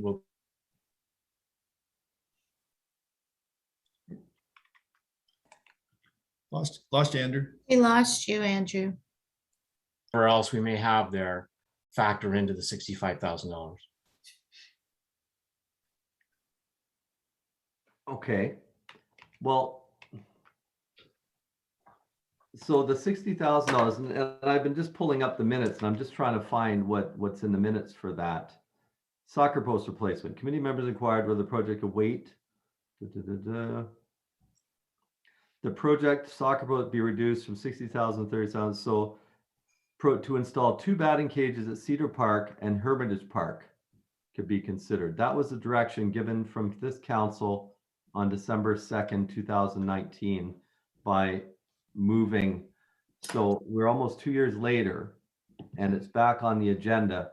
So are you saying the funds that, just so I understand, that were reallocated were used for the removal of the old ones? Is that, did I understand that right?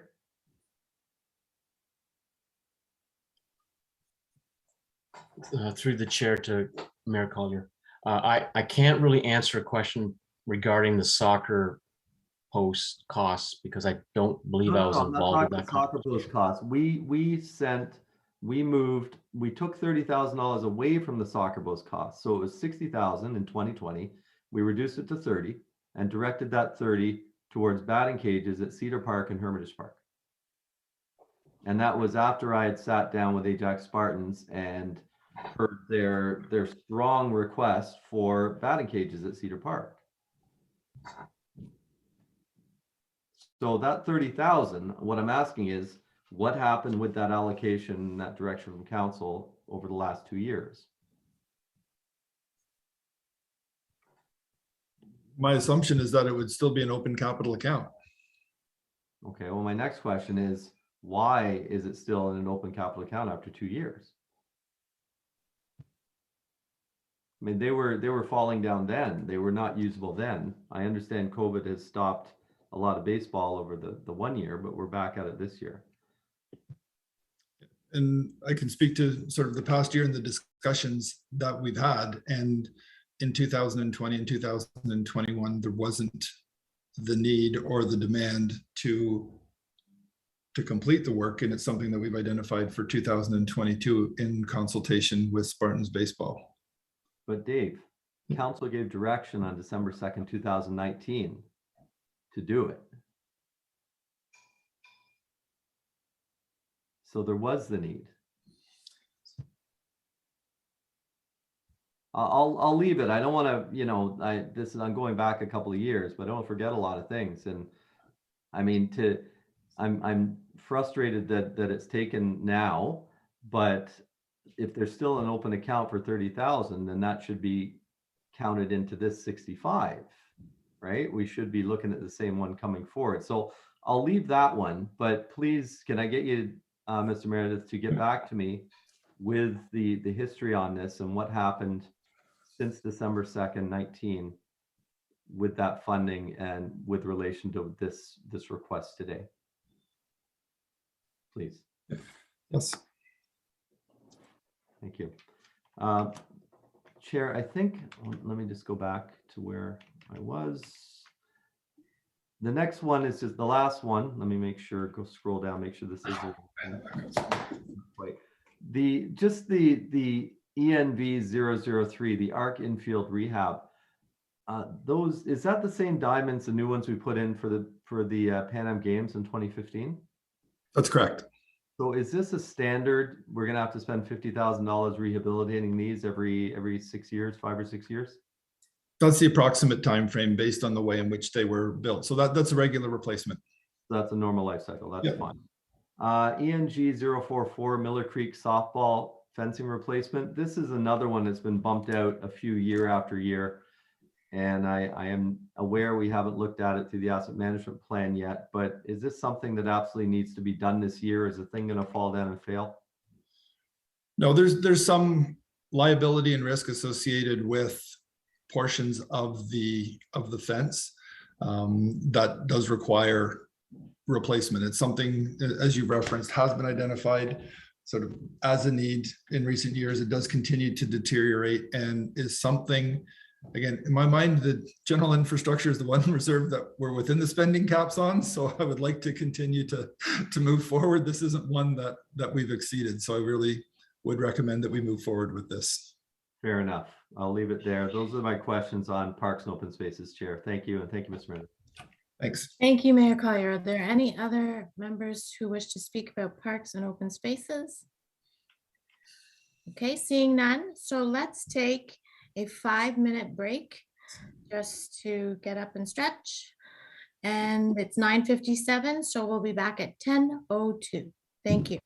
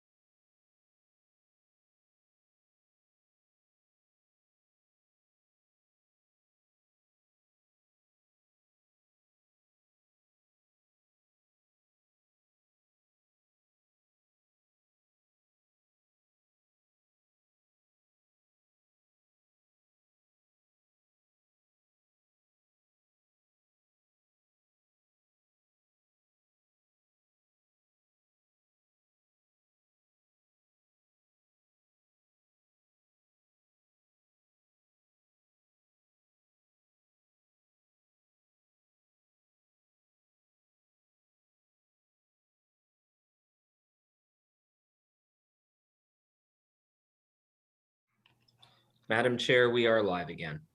Thank you, Mr. Clerk. Welcome back, everyone. Okay, parks and open spaces, we're finished there. We're moving on to vehicles and equipment. And the first hand I see is Mayor Collier. Go ahead, please. Thank you, Chair. Just first to, and Mr. Meredith, who's going to be answering the questions on fleet?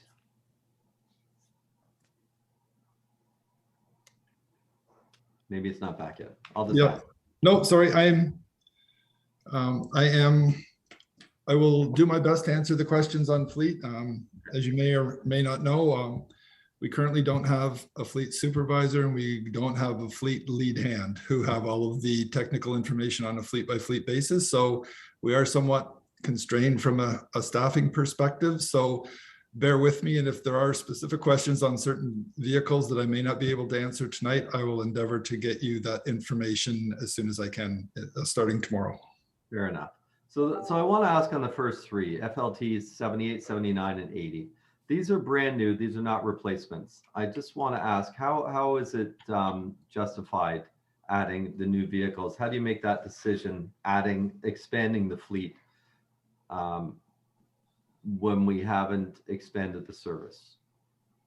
So there's a few things, and it's not always a one-to-one relationship with respect to adding staff and adding equipment. So if you'll recall, council provided support about 2 years ago to hire 4 additional operators, right? Which we now have in operations. And as part of that, we're building our program, we're responding to growth and enhancing our service delivery. So these pieces of equipment are then identified through the DC background study, assuming a certain rate of growth within the municipality. So when we look at our street sweeping and we look at, and as you will see over the course of this term of council, the number of subdivisions that we are assuming, then that relates to the number of streets that we are sweeping. So there's all, it's not scientific in terms of, once you've, assumed X number of subdivisions, it's one of those things where we know what we need in terms of meeting established service levels. So when you see these pieces of equipment or new pieces of equipment, it really is intended to maintain existing service levels in response to growth. And then in this particular case, we have the staffing and resources and the investments that have been made sort of in recent years to support the operations of these pieces of equipment. Okay. I was hoping the answer would be, we're going to see an increased level of service. We're trying to maintain. Fair enough. Most of my questions are with regards to the replacements anyway. Okay. To do with the FLT 197 and FLT 196, and these may be to Mr. Hannon or Ms. Cooper if they're on, I'm not sure. Who uses these? Like, what are the officers using now that are doing our parking enforcement? Because when we approved our increased levels of service, I think we were told, don't quote me on this, but I believe that we had the vehicles for them already. It did not require vehicles. Oh, bylaw. Yes, thank you, Mr. Mayor, for the question. To the question you just asked about what was presented or what was discussed at the time the proactive enforcement program was presented, I was on a leave at that time, so I wasn't there for the discussion, but I did speak to Mr. Hannon this morning on this point, and he helped me understand it a little bit better.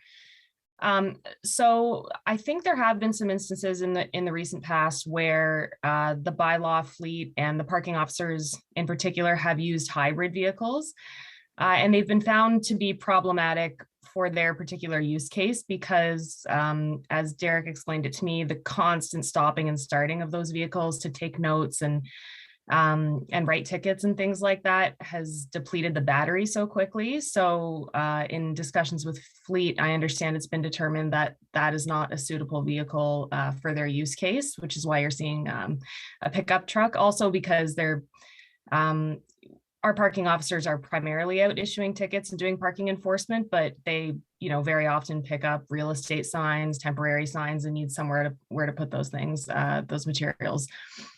To your question about the need based on the increased staffing levels, I understand from Derek that at the time the proactive parking enforcement program was proposed, discussions took place with operations and fleet, and it was definitely the intent that the existing fleet in bylaw could service this program, perhaps being supplemented by some surplus vehicles or vehicles in other areas that weren't used 100% of the time that bylaw could use. But in practice, they've found that they just don't have reliable access to those other vehicles.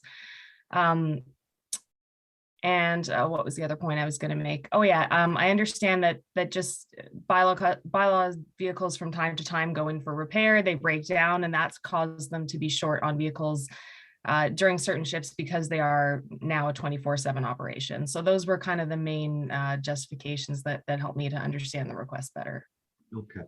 And thank you. That was very thorough and helps a lot. I just wonder, we're doing a full comprehensive review on our waterfront parking, and that's coming, I believe, in January. So I probably would have seen that in that report, but this is coming before that report. I'm wondering, because I don't know what the revenue produced is and if there's any offset to this purchase. It's possible you could draw that connection. There definitely is some new revenue coming in as a result of waterfront management. I wouldn't draw a straight line between the waterfront management program and the need for these vehicles. I think the vehicles are needed to service this section more broadly and likely would relate more to our proactive enforcement program, which is town-wide, as opposed to the waterfront program. Right, okay. Okay, moving down, thank you, Ms. Cooper. Moving down to replacement. And the current truck, the fire truck that's being replaced, P49, is a 2005. It's got a pretty high mileage, pretty high maintenance. I get that. And same with P45, the pumper rescue is a 2006, higher mileage, pretty high maintenance. I understand the need to replace these. I guess my question, Chair, through you to either Ms. Valentim or Chief Lang, is back to the whole, why are we buying these well over $1 million vehicles outright and not debenturing them? Through the chair to Mayor Collier. So through our previous debt policy, it was not identified to debenture vehicles. That's not something that, for $1 million, we would be looking at something greater value, but we can readdress this and look to identify things moving forward. Okay, and I know in the past when we had a reliable funding source for our capital, for sure, but unfortunately we've lost more than half of that reliable funding source. And I think we really need to be looking at some other alternatives, because we are exceeding, this is one that exceeds the cap, right? Vehicle, yeah. We are exceeding the cap by quite a bit on this. And it does have a 15+ year, well, we're capped at 15 years due to legislation, I understand, lifespan.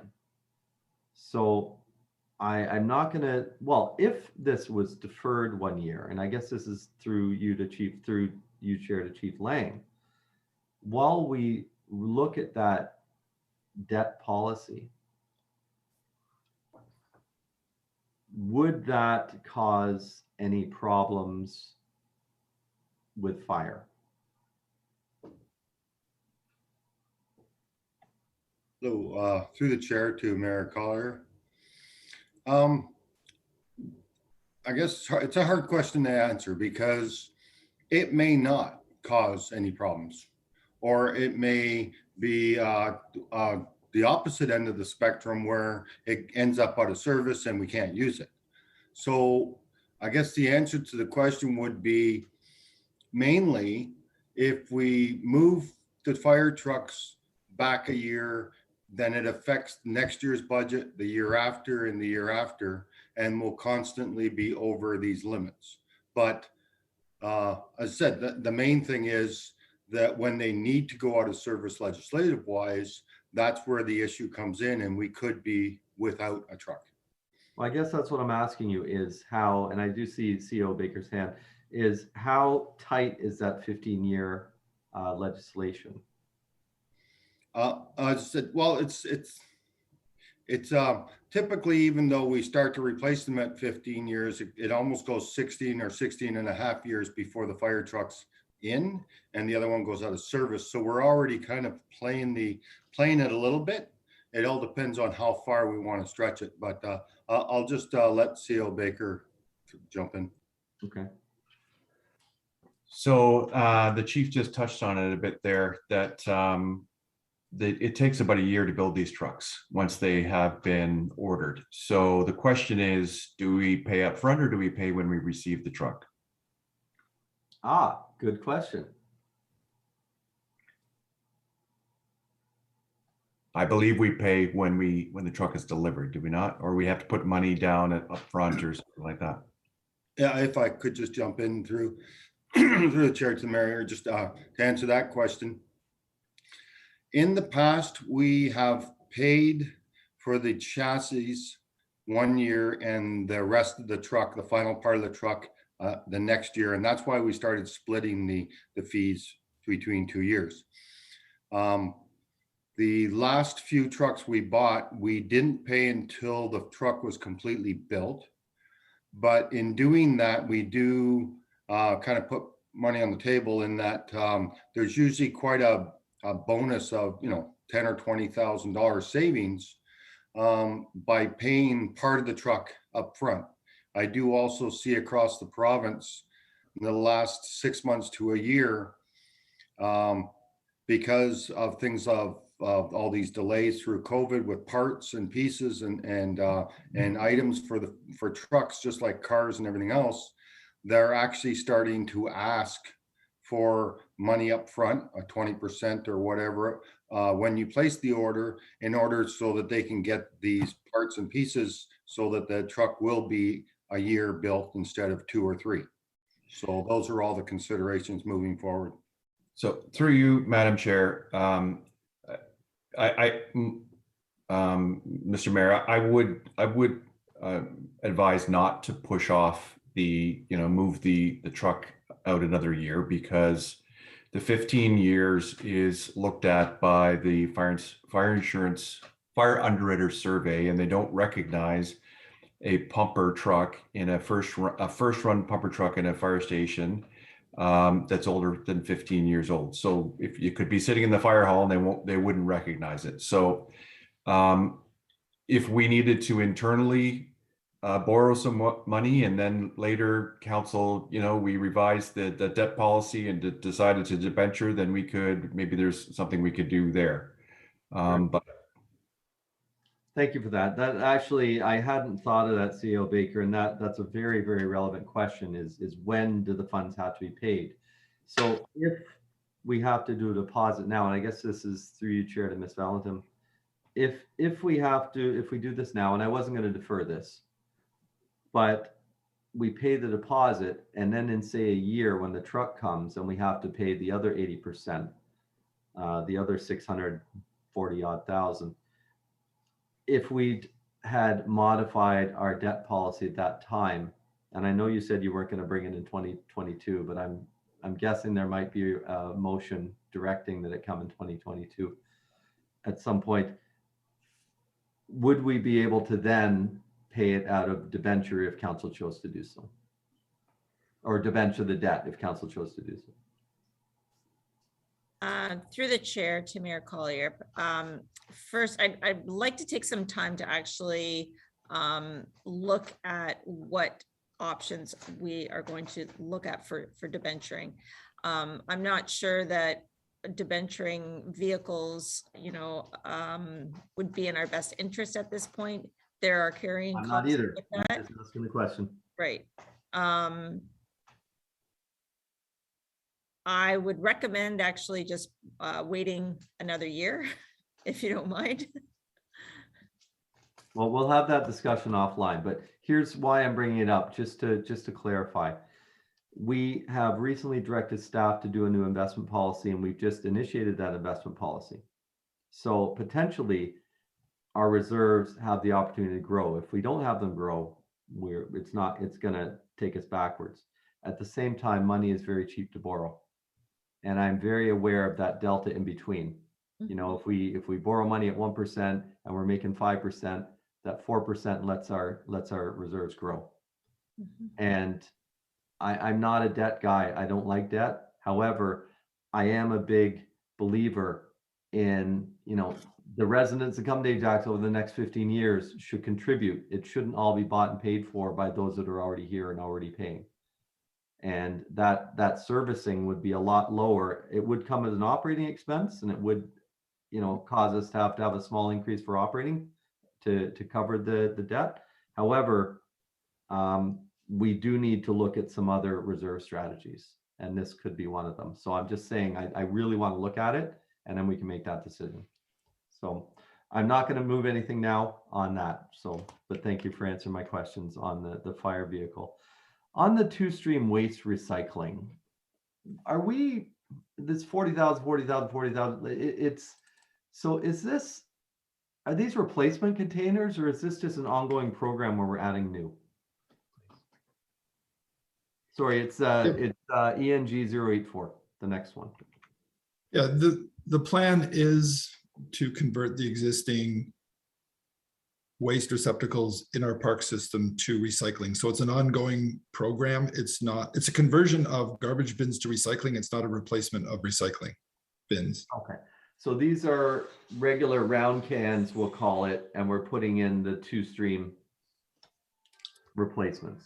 Correct. And we're working with the region of Durham right now. They've started to put their minds over the next 3 to 4 years, 2024, 2025, to introducing recycling and supporting municipal waste collection in the park system. So including two-stream recycling. So we're trying to position the infrastructure so that we can have the region sort of take on that responsibility. And those discussions are ongoing right now.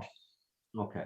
And I know we have purchased last year, I believe it was, new vehicles which are capable of keeping those collected waste separated. Yep, that's correct.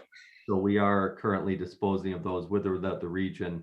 Yep. Properly through, I guess, black bag and recycling networks. We are. Perfect. Thank you.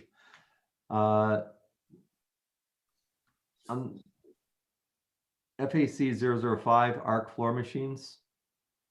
I mean, ARC has been open phase 2 for 2 years now. Did we not have these? Have they broken? Through the chair to Mayor Collier, the floor machines were original to the ARC building back in 2013.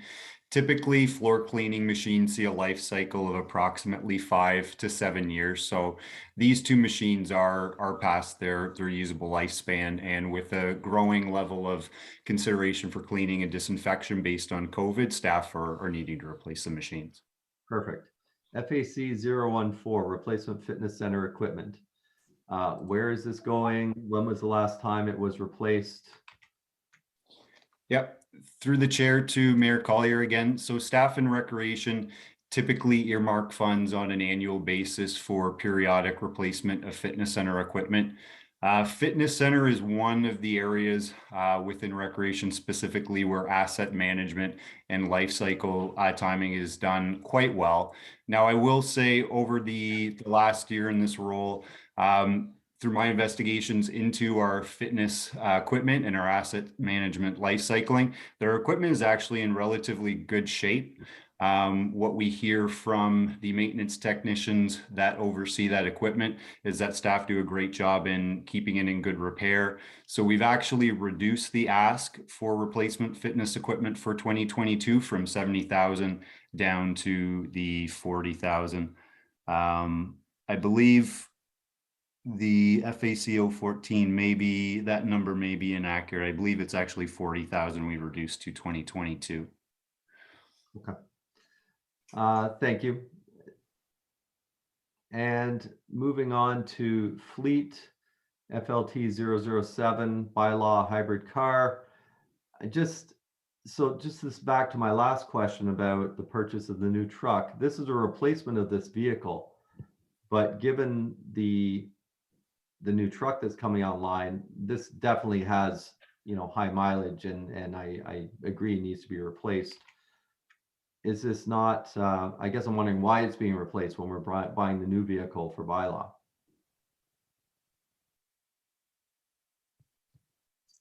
the replacement would be to replace its current function. The new would be a net new to support the expanded service. Expanded service that I believe Director Cooper had referenced. Got it. Okay. Moving on to FLT 013. Are these single axle snow plows used for anything other than snow, Dave? Like these are not pickup trucks, these are snow plows. Yeah, we do remove the plows in the spring and summer to utilize them as part of our operations. Okay. The reason why I ask is this particular vehicle only has 63,000 kilometers on it. And even though it's a 2008, 63K is pretty low. However, it does have maintenance costs of 58,700. So 2 questions. Why is the maintenance so high on this vehicle for such low mileage? And if it was used just for snow, I would be wondering, but if it's used for other stuff, I wonder what else it's used for and why is the maintenance so high? Because the other vehicles that are similar to that aren't anywhere near as high on maintenance. Yeah, I'd have to run a detailed report on the repairs with respect to that particular. I agree with replacing this one simply based on the maintenance costs. However, I question the maintenance costs. How are the drivers using this vehicle? Because those are exceptionally high. And I wonder if it was a major accident or. Again, that's information that I can obtain on any one of the vehicles. We can drill down and get the individual sort of maintenance or maintenance costs or contracted service that was required to support the utilization. So we can get that information on any vehicle. That's fine. Okay, moving down, and I'll do these both together. FLT 17 and 18, both pickup trucks, both 2013s.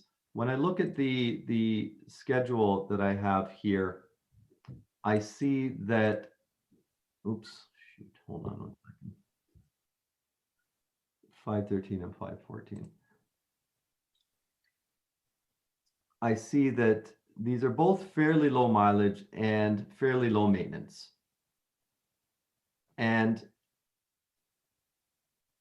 I'm asking, I guess, why we're replacing pickup trucks with only 75 and 78,000 kilometers on them. And I guess when we look at sort of the replacement vehicles, we rely sort of on our fleet staff, and they look at, when they do their evaluations, they will look at the year, they will look at the total kilometers, the type of service that's delivered, and the reliability of the vehicle, the maintenance cost, the condition. So there's probably overall 6 or 7 ratings, and then they'll identify whether it's poor, very poor, or fair condition. So when sort of, and I rely on the expertise of our fleet staff to provide those assessments. So it's not always directly attributable to sort of the kilometers that you would see. There's other observations and comments that our fleet staff would provide that lead to the recommendation. So there is, sort of a combined formula that staff look at when they're identifying replacement vehicles. And when I look at the vehicles that you've mentioned, it's got an overall condition rating of poor, and it's something that we've identified for replacement. Okay, well that's not on my chart here. All I have on my chart that I got was Theo Baker, did you want to chime in here? I just wanted to thank you, Madam Chair. One of the things, and I haven't had an opportunity to talk to Director Meredith about this, but I'm assuming that when we declare these vehicles surplus and they're replaced, that they go to auction. Oh, that was going to be my next point. You're bang on 100%. So yeah, one of the other things that staff review when they're looking at vehicles is when is it the most optimum time to send them to auction so that we get the most money for them. That's one of the other things that they assess as well. So that's what you were going to say. It was. Thank you. Okay, thank you. Well, and you probably feel I'm nitpicking on this. Maybe I am a little bit, but I look at these things as if it was my vehicle and it had 75 or 78,000 kilometers on it, would I replace it? And the answer is no. My last truck, a 2016, had 160 something. I did replace it, and I wish I didn't. But I'm just saying, I look at these things, so I'm not trying to be difficult. I'm trying to understand. I don't want to be replacing a truck every, in this case, 8 years, just because it's 8 years. I want to understand why, and that's why I'm asking these questions. So, yeah, Mr. Meredith, if you can get that, that would be great. My other questions are going to be very similar. The next stake truck, FLT 019. FLT 019 is a vehicle. Sorry, shoot, I've got to go back and get the other number. It'd be helpful if they were both the same number, 13006. 13006 is a 2012 with 44,800 kilometers on it, with a maintenance record cumulative since new of $11,817. To me, looking at that, I would think that that has quite a few years left in it, Mr. Meredith. When 44,000 K. When, and again, I'm just trying to pull up all of the the maintenance records. Here's what I'll do to save us all some time. I'm just going to give you the ones I'm questioning. Okay. And then if you can get that together for council, like before the next council meeting, before we ratify this. Okay. And I won't waste a lot of time dwelling on these, but I'll just go through them quickly. So there's that one, 44K, which I don't really agree with. Another stake truck, 13007, which has 74,000, but even lower maintenance, only 8,700 in maintenance. Also a 2012. Moving down to the building hybrid cars for our building department, we have 301, 302, and 10013. 01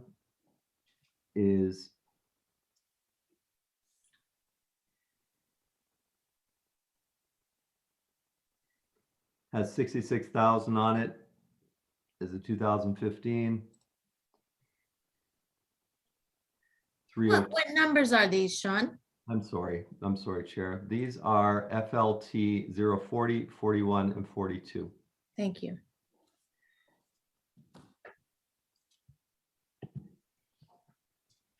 Just, 301 has 66.9. 302 only has 25,800 kilometers. And 10013 has 41,000. To me, they have lots of life left in them. So those are the ones that I'll ask you, Mr. Meredith. FLT 0404142, FLT 13, FLT 17, FLT 18, FLT 19, and FLT 22. And I believe that ends my questions on fleet, Madam Chair. Thank you. I saw Councillor Tyler Moran put his hand up. Thank you, Madam Chair. It's one of those questions where, I've been debating whether or not I should say anything. So I know I have to pose this as a question. So I'm just posing as a question to my friend, Director Dave Meredith, to consider, just the line that's drawn. And I appreciate what CAO Baker said about when a vehicle is worth a certain amount, when it goes to auction, taking all that in consideration. But for myself, who is a small business owner, and I own pickup trucks since I was a teenager, and cargo vans and that kind of thing. I realize it's apples and oranges, but like in our business world, any resident that would be watching this, our van has 265,000 kilometers on it. Now I know that's not exactly, like I said, we it's a little different here, but all the vehicles that the mayor cited, I'm sure you can appreciate, Mr. Meredith, what we're trying to say. If there's ways of extending each vehicle by a little bit, there could be considerable cost savings here. But I know you're doing your job, making sure we have a very impressive fleet, taxpayer money, et cetera. So I just want to make that comment and ask that you great idea. I know you would anyway, but please consider, extending these vehicles. They should all go to 100,000. I would think a vehicle is usually pretty good up to 100,000. Anyways, that's my ask, and I'll leave it there. So just quickly in response, and I understand the comment, Councillor Tyler Morin, that you've just made. I guess we've also, and we do have, it's 275. So it's a pretty good guess in terms of fleet vehicles that we have on the road. So I was able to confirm that. So just with respect to sort of the replacement, we've sort of look at it over that 10-year time horizon as well. And, you eventually continue to push out vehicles. You eventually get a backlog such that you create a longer term financial problem. So we always got to be mindful of, push 4 or 5 vehicles out, then you look at the next year and then what the accumulation is. And then it sort of spins if you do it for too many consecutive years. So we're trying to avoid sort of that long-term backlog to put us in a financial predicament down the road as well. But so that's just something that we're looking at. We sort of look at it over that longer term horizon as well. So there's a number of things that it's not a perfect science, and it's a balancing act that we try and strike when we identify the fleet vehicles for replacements. Is that everything, Councillor Tyler Morin? Thank you. Are there any other questions regarding vehicles and equipment? Okay, seeing none. Chair, can I just get some clarification Sure. from Director Vita on FAC 014? So in our budget right now, we have 69,000. So if there's a change to 40,000, we just need some direction. Yes, that's correct. I believe there may be some miscommunication with the information that staff provided back to finance, but that should be reduced, yes. Okay. Good. Okay, so what's after vehicles and equipment? Okay, next is road network. And I see Regional Councillor Crawford. Take it away, please. Thank you, Madam Chair. My first question is to the chief on FES 035, the traffic management improvement. So I know that this was identified in the master plan. Can you explain to me exactly what you're trying to do with this? Excuse me. Yes. I'm actually, Deputy Chief Aaron Burge has been working on this. I'm going to ask him if he could answer it, just so that you get the full scope of it. Perfect. Thank you. Through the chair to Regional Council Crawford. So I've been working with our partners at the Region of Durham on this project. We are looking at a couple different options. One is line painting and marking in front of the station to block off traffic. But the recommendations were to look at alternative measures before we head down that road, and look at signaling devices, much like an Opticom on a truck, have a signaling device that will basically reach out to the region's receiving device, which will then impact the traffic signaling devices south and north of the hall and create a gap and space of traffic in front of the hall. So we've been working through with that, and we've recently been involving operations staff in those discussions. So we are moving forward with just our plans with the region and getting this all set up prior to hopefully budget approval. So the signal then would be something that would be triggered inside the building?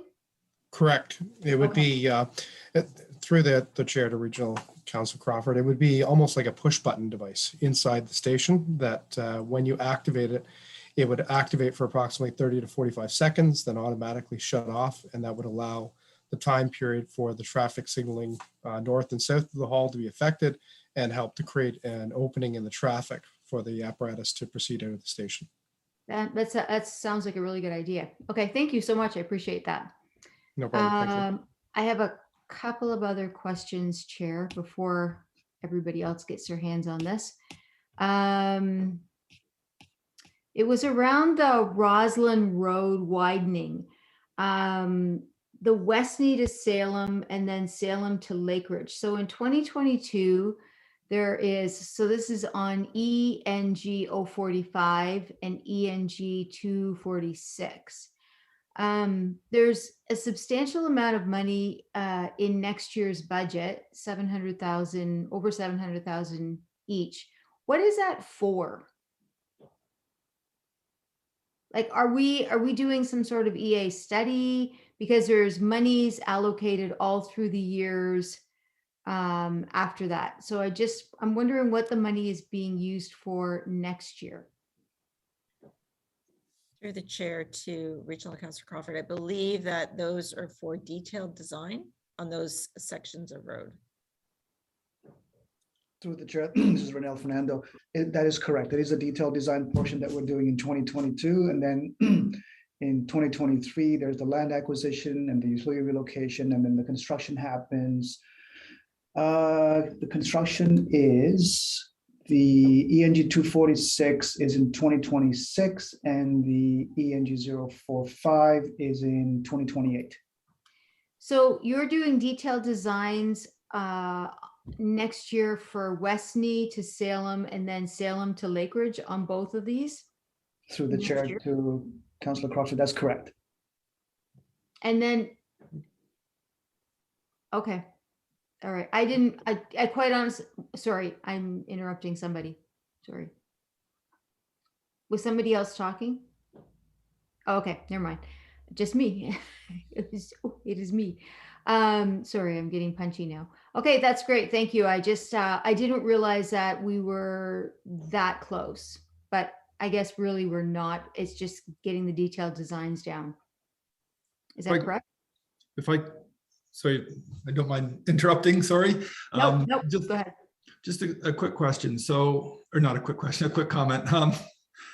With respect to Roslyn Road, east of Westney, as members of council are aware, that's part of, those lands are part of a discussion that we're having with the region in terms of potentially transferring the responsibility to the region.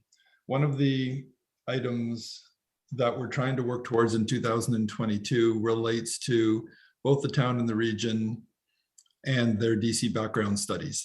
So with both parties working on their DC background studies, we're trying to get reports to our respective councils in 2022 with a framework for a land transfer, not a land transfer, a road transfer or jurisdictional review as it relates to Westney and Roslyn. And our hope is, right now, as you can see, we've got the construction identified in the 2025 to 2031 timeframe. My hope is that in next year's capital budget, you don't see that, right? That $10 million it's part of a regional. You'll probably see a new project for Westney Road, right? So there will probably be a switch based on the responsibilities and change in jurisdiction. But there is a tie-in and link to both the town and the region setting up their next DC background study to appropriately, especially at a regional level where Roslyn's a growth related, whereas Westney is not as much growth related, so may require a bit of a different funding strategy. So there's a few things that we need to work through, but just so that regional councillor, you're aware that we need to do some work in 2022 to advance that, and we'll be working with the region on it. Yeah, we talk about road rationalization a lot at the region. I guess my only concern is, and I realize that this is a boatload of money to do all these widenings, is that if it goes to the region, does it go to the bottom of the list? Because we do know that we've got development happening all along Roslyn Road. And I would hate to think that it would drop down further than 2026 to actually see the widening and the work get done. It's just a comment. I know that you can't answer those questions, but it gets kind of put into a much bigger pot by doing it at the regional level.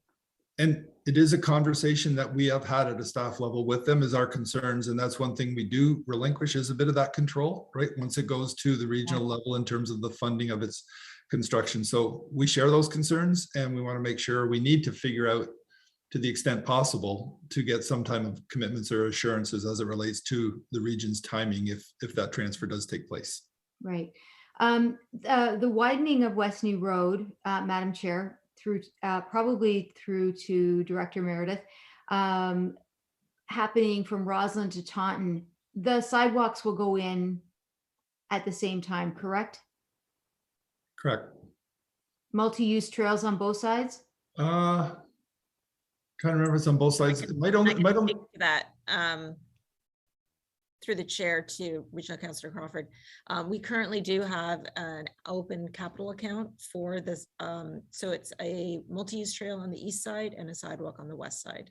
Okay, and then all the intersections get upgraded from that point over, right? Because they're all abysmal, like from Williamson right over, they're awful. So I imagine that will all come with upgrades. I know you can't probably answer those questions because it's regional. I had one more question. Nuts. If I give it away, I'll never get it back. I can't remember my last question. It was right on the tip. Oh, streetlights, Dave, Director Meredith, we were talking about the responsibilities. You were trying to get the shifting of responsibility from local to regional on street lighting. Is that correct? We just had that conversation in an email today. Yes, so there's a larger conversation, and there'll be a report that council will be receiving at the next GGC meeting. And essentially myself and CAO Baker have been involved with the other lower tier municipalities, their director of operations and the respective CAOs. And there's sort of a collective effort at the lower tiers to try and upload the street lighting responsibility along regional roads to the region. So it's historically been paid for, just like multi-use trails, by the lower tier as it relates to regional roads.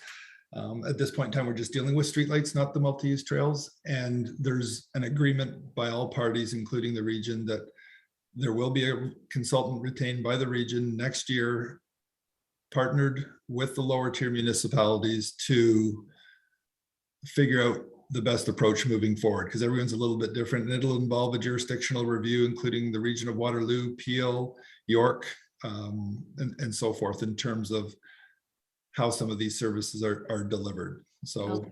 it is something that there has been active discussions at a regional level with the lower tiers. Okay, great. Thank you very much for your answers, and thank you, Madam Chair. You're welcome. Next is Mayor Collier. Go ahead, please. I did not put my hand up right away this time, so to give everybody a chance. I'll just continue where Councillor Crawford left off, because that was one of mine. And I was wondering why we were doing a detailed design on a piece of road that hopefully we're uploading to the region. And you've answered my question on that through Marilyn's question. But Mr. Meredith, I'm asking, on the Westney portion that we will probably adopt, is the EA or the detailed design they're doing of similar cost as to what we're spending for this section of road? And given that they're doing detail, you can confirm they're doing the detailed design. Once the design is done, isn't there a shelf life? Or does that mean, like, do they have to get the shovels in the ground within a certain time? I would like to hopefully have that assurance as part of our swap. Once there is an EA and a preferred option that's been approved, there is a time frame associated with that. Mr. Fernando might be able to define it. My thought was in that 7 to 8 year time frame, but Reneel, can you quantify that or clarify? Yeah, that's correct. Through the chair to the mayor, it is 10 years. 10 years, okay. 10 years. Is there a way, and this is slightly off topic of the budget, my apologies, that through this land swap, Mr. Meredith, or this road swap, if we do this through the road rationalization, that can be a stipulation that they need to do these, because this widening of Roslyn is very important to our Salem Business Park and to the traffic and everything that's happening up there, especially with our request to the region for an interchange at 412, to the province for an interchange at 412, and the feasibility study that we're starting in combination with the region and Whitby on that interchange. So that will definitely be part of the conversation, but I'm sure similar to the town, they'll approve their capital budget for the following year, right? Not necessarily 6 or 7 years out where a future council may be making that decision. Typically, and you're familiar with the regional planning process, they sort of have a 4-stage funding process where they will do EA, they will do followed by detailed design, followed by utility relocations, followed by land acquisition, followed by construction. So it's they sort of follow in sequence over 5 successive years. So it's really getting that commitment from the region on a time frame. I don't know what the repercussions are down the road if they don't adhere to those timelines. I don't know sort of legally what position we're in, but we will have that information when we do bring a report to council early in the new year. Okay, I'll have those discussions with staff of the region as well. Thank you. Moving on to my next was ETP 050. So I guess to Mr. Romanowski with regards to the EA addendum, there's no details in the detail sheet. So I just wonder, this is a new addition item this year. Can you just speak to what that is, please, Jeff? Yes, through the chair to Mayor Collier. This is in relation to the work that we were doing on the Hunt Street Extension feasibility study. And we had to go back into the EA and make some amendments to it. So through that further assessment, this is highlighting that work that needs to be taken care of. Got it. Thank you. You're welcome. Moving down to new, and this will probably be back to Mr. Meredith again, ENG 057, the multi-use trail, Ravenscroft to Beaverton and Paulin Park. So this is a new trail or this is a replacement trail? It's a new trail. It's not marked as a new, oh, it is new project, sorry.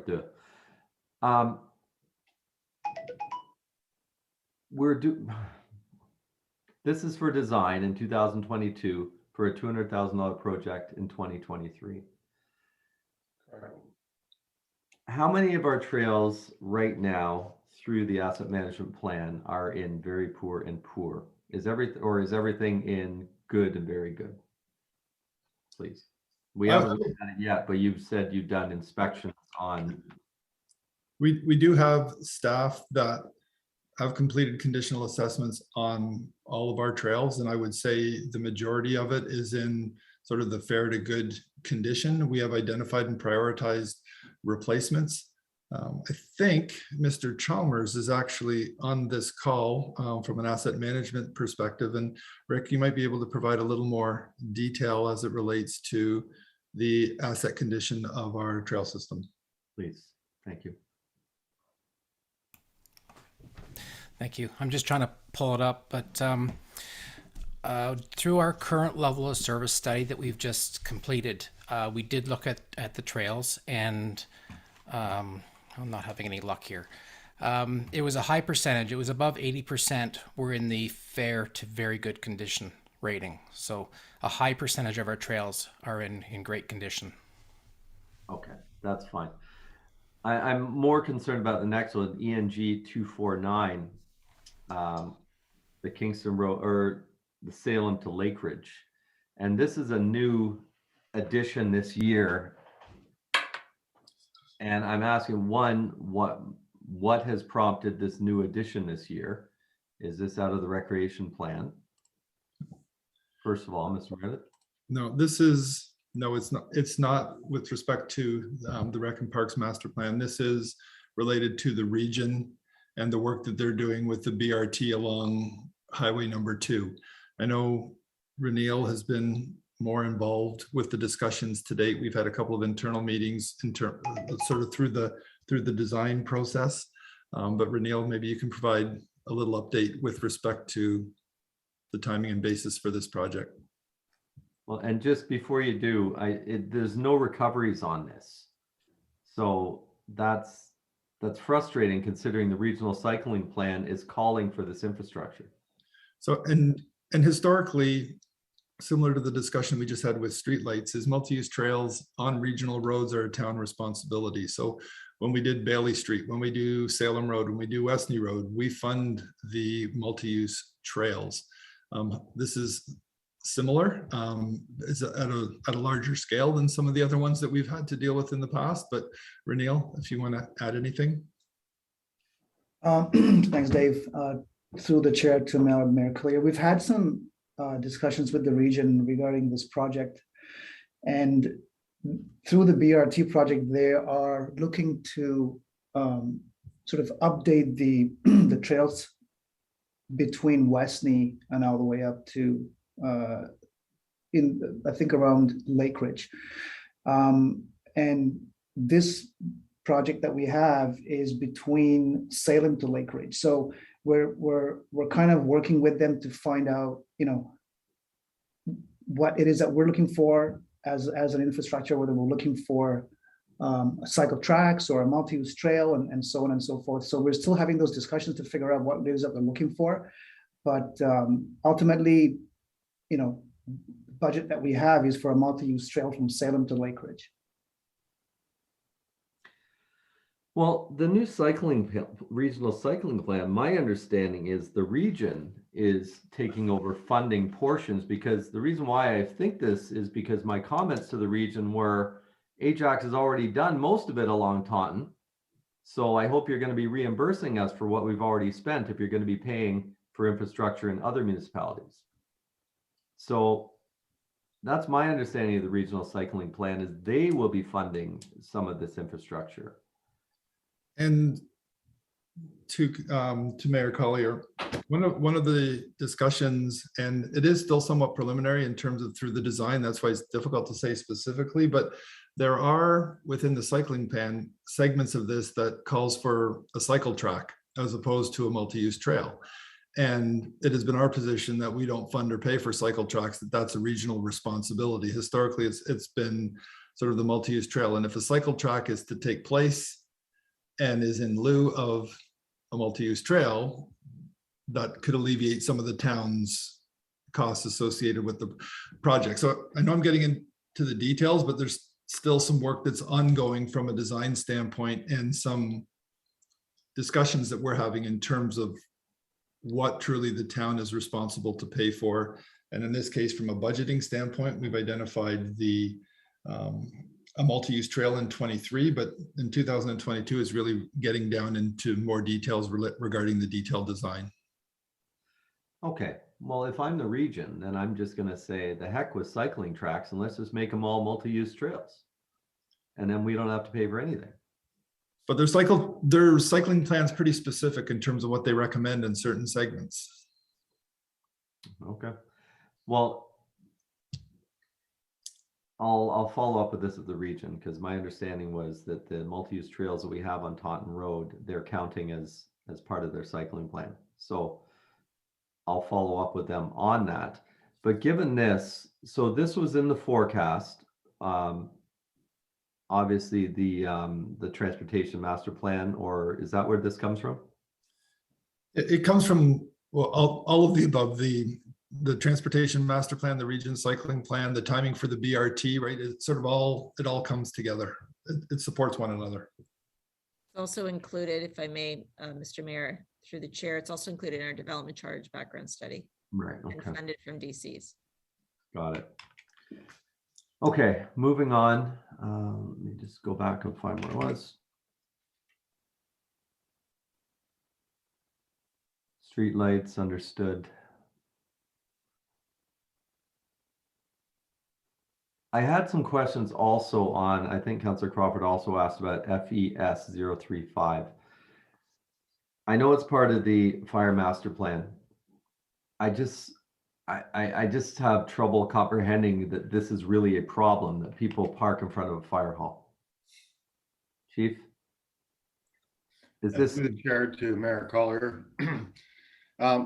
Yes, we've had quite a few delays, not because people are parked, because they're stopped waiting for the red lights, either at Westy and Highway 2 or further up, and the long backlog of traffic there. Once they're stopped and the trucks have to respond, they have nowhere to go. They can't move, they can't get out of the way. So the idea of this system is to make it so that when they do stop there and we get a response, the lights change, they're able to move so that the other people can stop and then we can get through.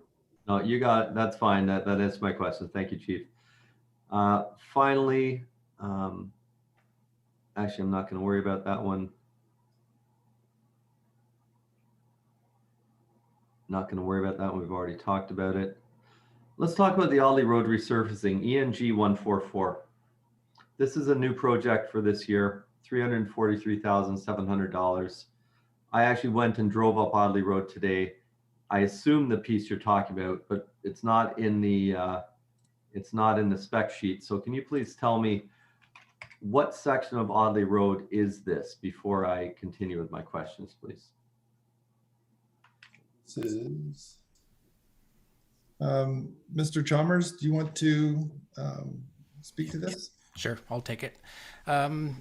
Yes, this section is from Deer Creek to the Deckshire Drive, which is our north town limit.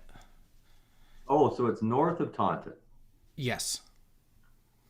Fair enough. That explains a lot, because I did go drive it from all the way from Highway 2 right up to Taunton, and that's a pretty nice road. Yeah, it's nice all the way up to Deer Creek.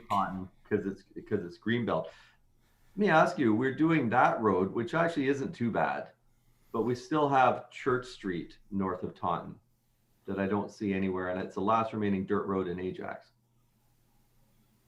Are we going to be seeing that at some point? Is that going to be stopped up and closed? Again, a little bit off topic, but Dave, maybe I'll answer that. I can speak to that, because that's been part of the even more recent discussions that we're trying to have with TRCA. There has been, I guess, discussions that have finally started again with respect to the Brock South master plan that was presented to council about 7 or 8 years ago. There seems to be some renewed interest from TRCA in terms of advancing that vision. And as council, at least members that were on the previous council will recall, is the plans to discontinue Church Street. The plan was, well, essentially Church Street would become an entrance into the new Greenwood Park, and there would be a trailhead with parking lot and associated amenities that would create that new entrance. So that's still the plan. It's still the vision that we have for Church Street. So we do have that in mind as we sort of consider our road resurfacing projects. So from our perspective, long term, there's no need for a significant investment to be made, but we do need to make sure that it is safe, and we deal with that primarily through our operating budget or limited capital dollars that we require. okay. Sorry, I went off track a little bit there, but just made me wonder if we're doing roads north of Taunton, that's one that I think we got to do or make a decision on. ENG 283, Church Cold in Place Hydro Core to Taunton. New project. Why and what is it, please? 415,000. So I can take this, Rick, or do you want to go ahead? Go ahead, Renil. Okay, so through the chair to the mayor, the portion that's between Roslyn Road and the hydro corridor was just recently built, and that's in 2 years we have to do the top asphalt. So that's one part of it. The segment between the hydro corridor and Taunton is not ready, sort of not ready for repair until much later on. So for reconstruction, I mean, sorry. So until that time, this road is in really bad condition, and we have to do something with it in terms of resurfacing. So what we're trying to do is we're trying to do cold in place, which is a cheaper option than resurfacing. The road is in really bad condition through all the construction that happened between that segment, and we're just trying to upgrade the road until it gets reconstructed through development in the future. Okay, I'm just looking here, expenditures 415. This is road maintenance reserve and Canada. I'm not sure. I thought this would have been DC. to be honest, because it is as a result of construction. No, it's not growth related in terms of it's an existing road that is in need of repair. So it does become part of our resurfacing program. Okay. Find my place again.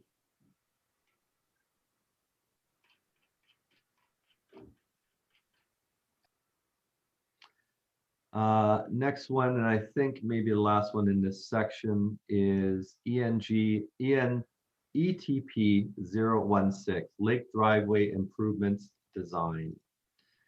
And reading the sheet, it talks about continuous collector road, provides local access, uninterrupted public access to the waterfront, Fine.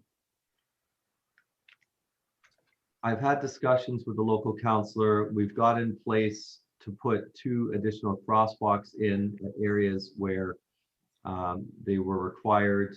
Maybe Lisa, you can speak to that. But we have invested a lot of money down in this area. We have a new development that was just the zoning was approved up at the top of Lake Driveway by Giant Tiger there. We've got our waterfront parking management strategy going on down there. We've got a lot of different things happening right now, as well as, of course, COVID happening. So it's not standard street movement. I am going to move that this be moved out because I do not believe it is appropriate to be looking at this right now with everything else going on in that area. I would like to move this out to 2024.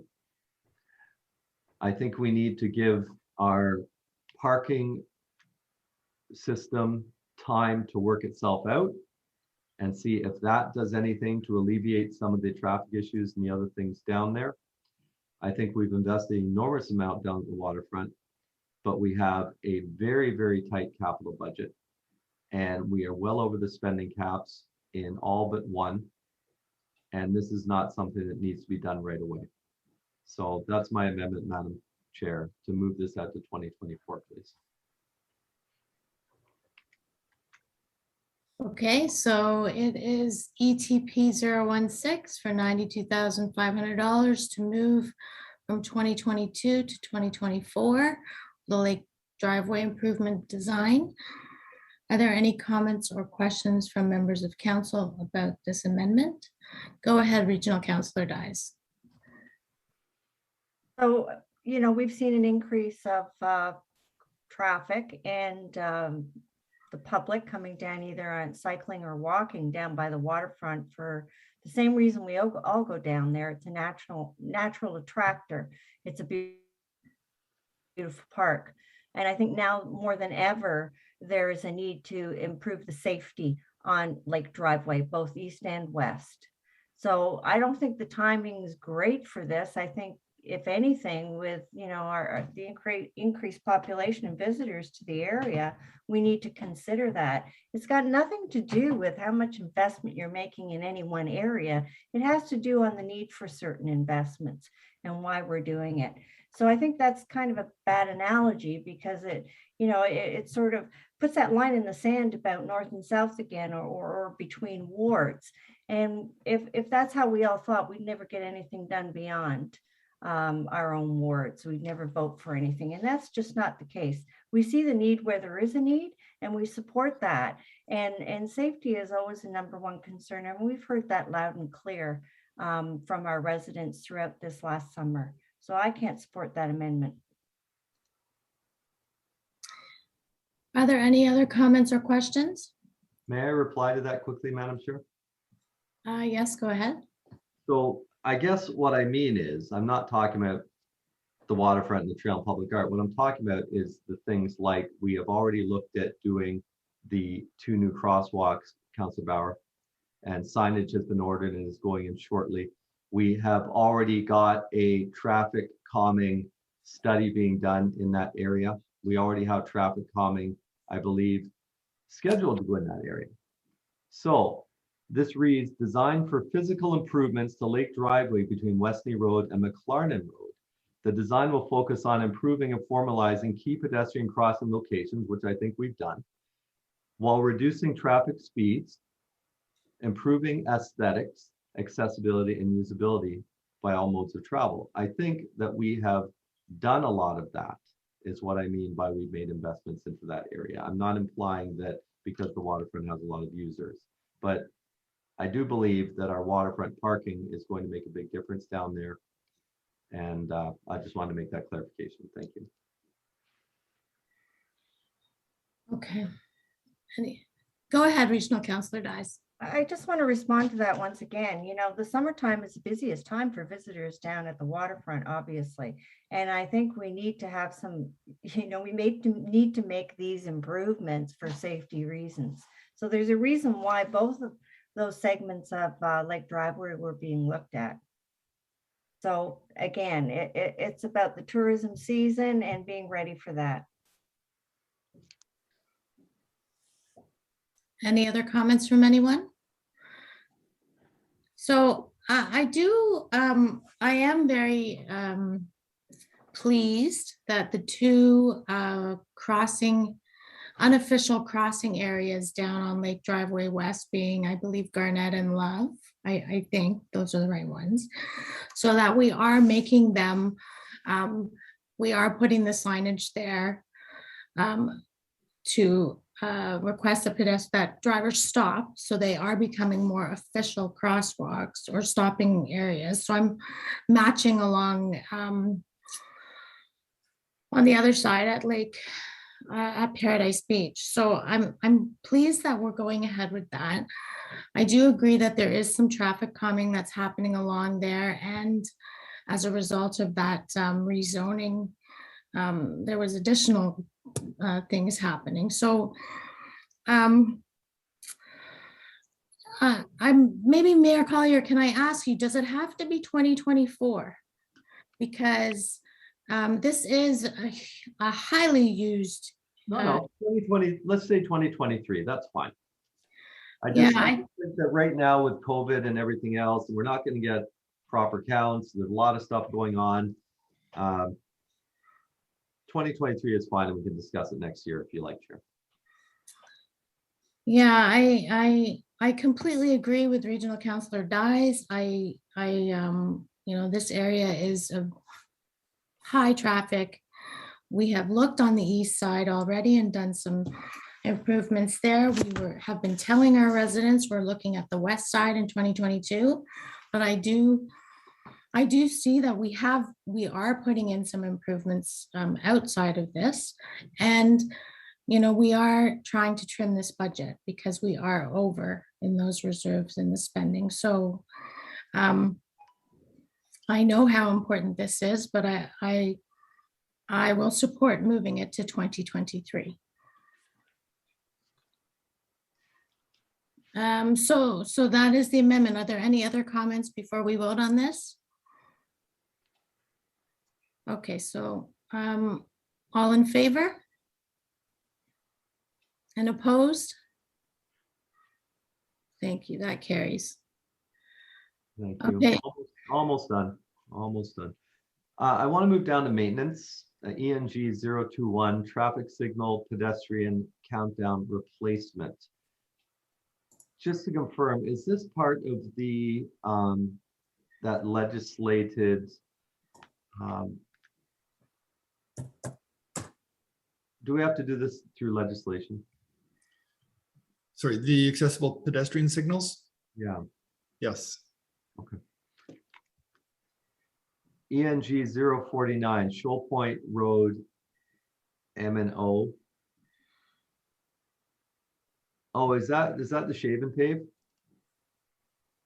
Through the chair to Mayor Collier, that's correct. That's the mill and overlay.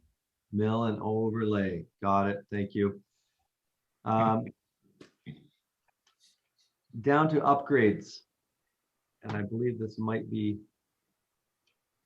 the end. ENG 007, 130, 146, 181. They're all accessible pedestrian signal things. Two of them are new to this year. All are $100,000. And then if you look, there's two more for $100,000 next year, three more the next year. One more the year after that. 1, 2, 3, 4, 5, 6, 7, 8, 9, 10. $1 million over 4 years. UPS installations.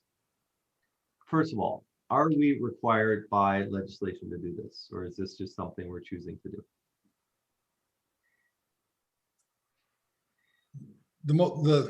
I guess the legislative piece is the APS. There's 4 components that we deal with. See, it's a bit awkward in terms of the relationship with the region and lower tiers on this, because traffic signals on local roads are the responsibility of the municipality from a cost standpoint. It's not my understanding that the UPS backup is a legislated requirement. It's more from an emergency management perspective that you've got the ability in a power failure to override the traffic signals, right? So it reduces the reliance on DRPS that may need to come and be involved at certain locations. So it is more of an emergency measure as it relates to its implementation. Similarly with the backup power. So. Okay, I just want to look at the funding because I don't remember. Road maintenance reserve. Correct. So we have 38 of these lights. We're only showing 10 in the forecast here and only 100 in the 10-year but are we going to eventually have to spend $3.8 million on uninterrupted power supplies in our traffic lights? So our hope is no, through conversations that we're having that are ongoing with the region. So those discussions happen on an annual basis, and we talk about sort of the annual program and whether we continue to go down that path longer term as far as the UPS side of things. Like I say, it's not a legislated requirement. So, I mean, and there's 2 of these were added on this year. Why? We had 2 already in the forecast, I guess, and 2 more addition this year. Why would you choose to bring on ENG 146 and 181 this year and add, since we're already over our caps? Sorry, ENG 146. The second 2, not the first 2, the third and the fourth. ENG 146 and 181. I mean, we've got 38. You're saying hopefully we don't have to pay for the other 28. We're going to be able to make arrangements to the region. I guess what I'm asking you is, why are we going to pay for the first 10 until we've had that discussion? Depends on the locations. I think if we were looking at the ones that were on a Harwood Avenue spine, for an example, which might be a higher priority or a higher order road of signals on a local road that the region's responsible for, there could be, certain routes that we want to have that emergency backup, but we don't necessarily need them for all signals. Are other municipalities doing this? My understanding is all lower tiers are dealing with this through their conversations with the region to varying degrees. So are Pickering installing uninterrupted power supplies and are Whitby installing uninterrupted power supplies in 2022? I'll have to get you that information. I don't have it offhand. Okay, please get me that. Can you have that for the council? Yep. Thank you.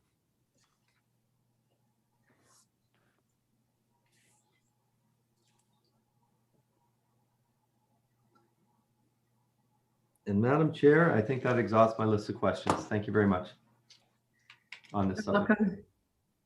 Okay, Regional Councillor Crawford, go ahead, please. Thank you. I want to circle back on the Kingston Road BRT thing.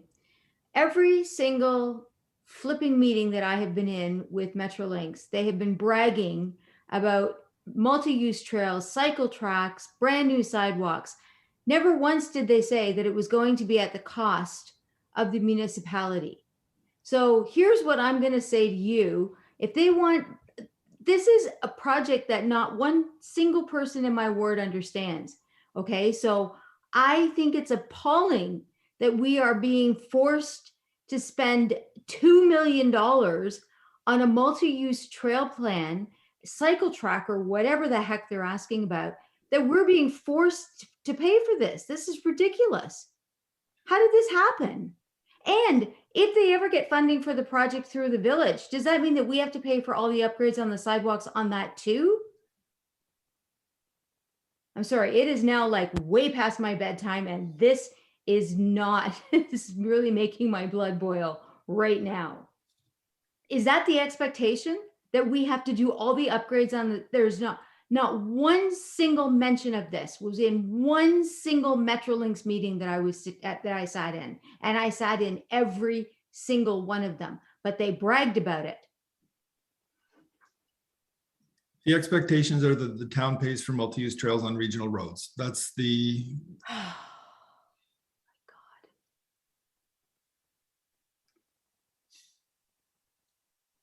Ah, this is. And sidewalks and streetlights. It's $2 million, Mayor Collier, on a Oh. project that not a single resident understands. Why aren't we pushing that out? You can make the amendment, Marilyn Crawford. Yeah, but how does that work? If I make the amendment to push that out, that project is still going to go through. How does that work? We are being hand-tied by Metrolinx and BRT on this. Explain it to me. How does it work? I'm happy to make an amendment. It doesn't mean it's going to work. I don't know if you're asking me. I would ask Mr. Meredith, what if we push this out? Anyone who can answer a question, I'm asking now. No, there's nothing to say we can't push back at the region in terms of our ability to fund or finance this, but it's not the framework that lower tiers have in place with the region of Durham for the funding of multi-use trails in the region of Durham. So, you know, and I can speak to CAO Baker about this and We whether are literally handcuffed by this project for $2 million in the next year, in the next 2 years. CEO Baker, you have your hand up?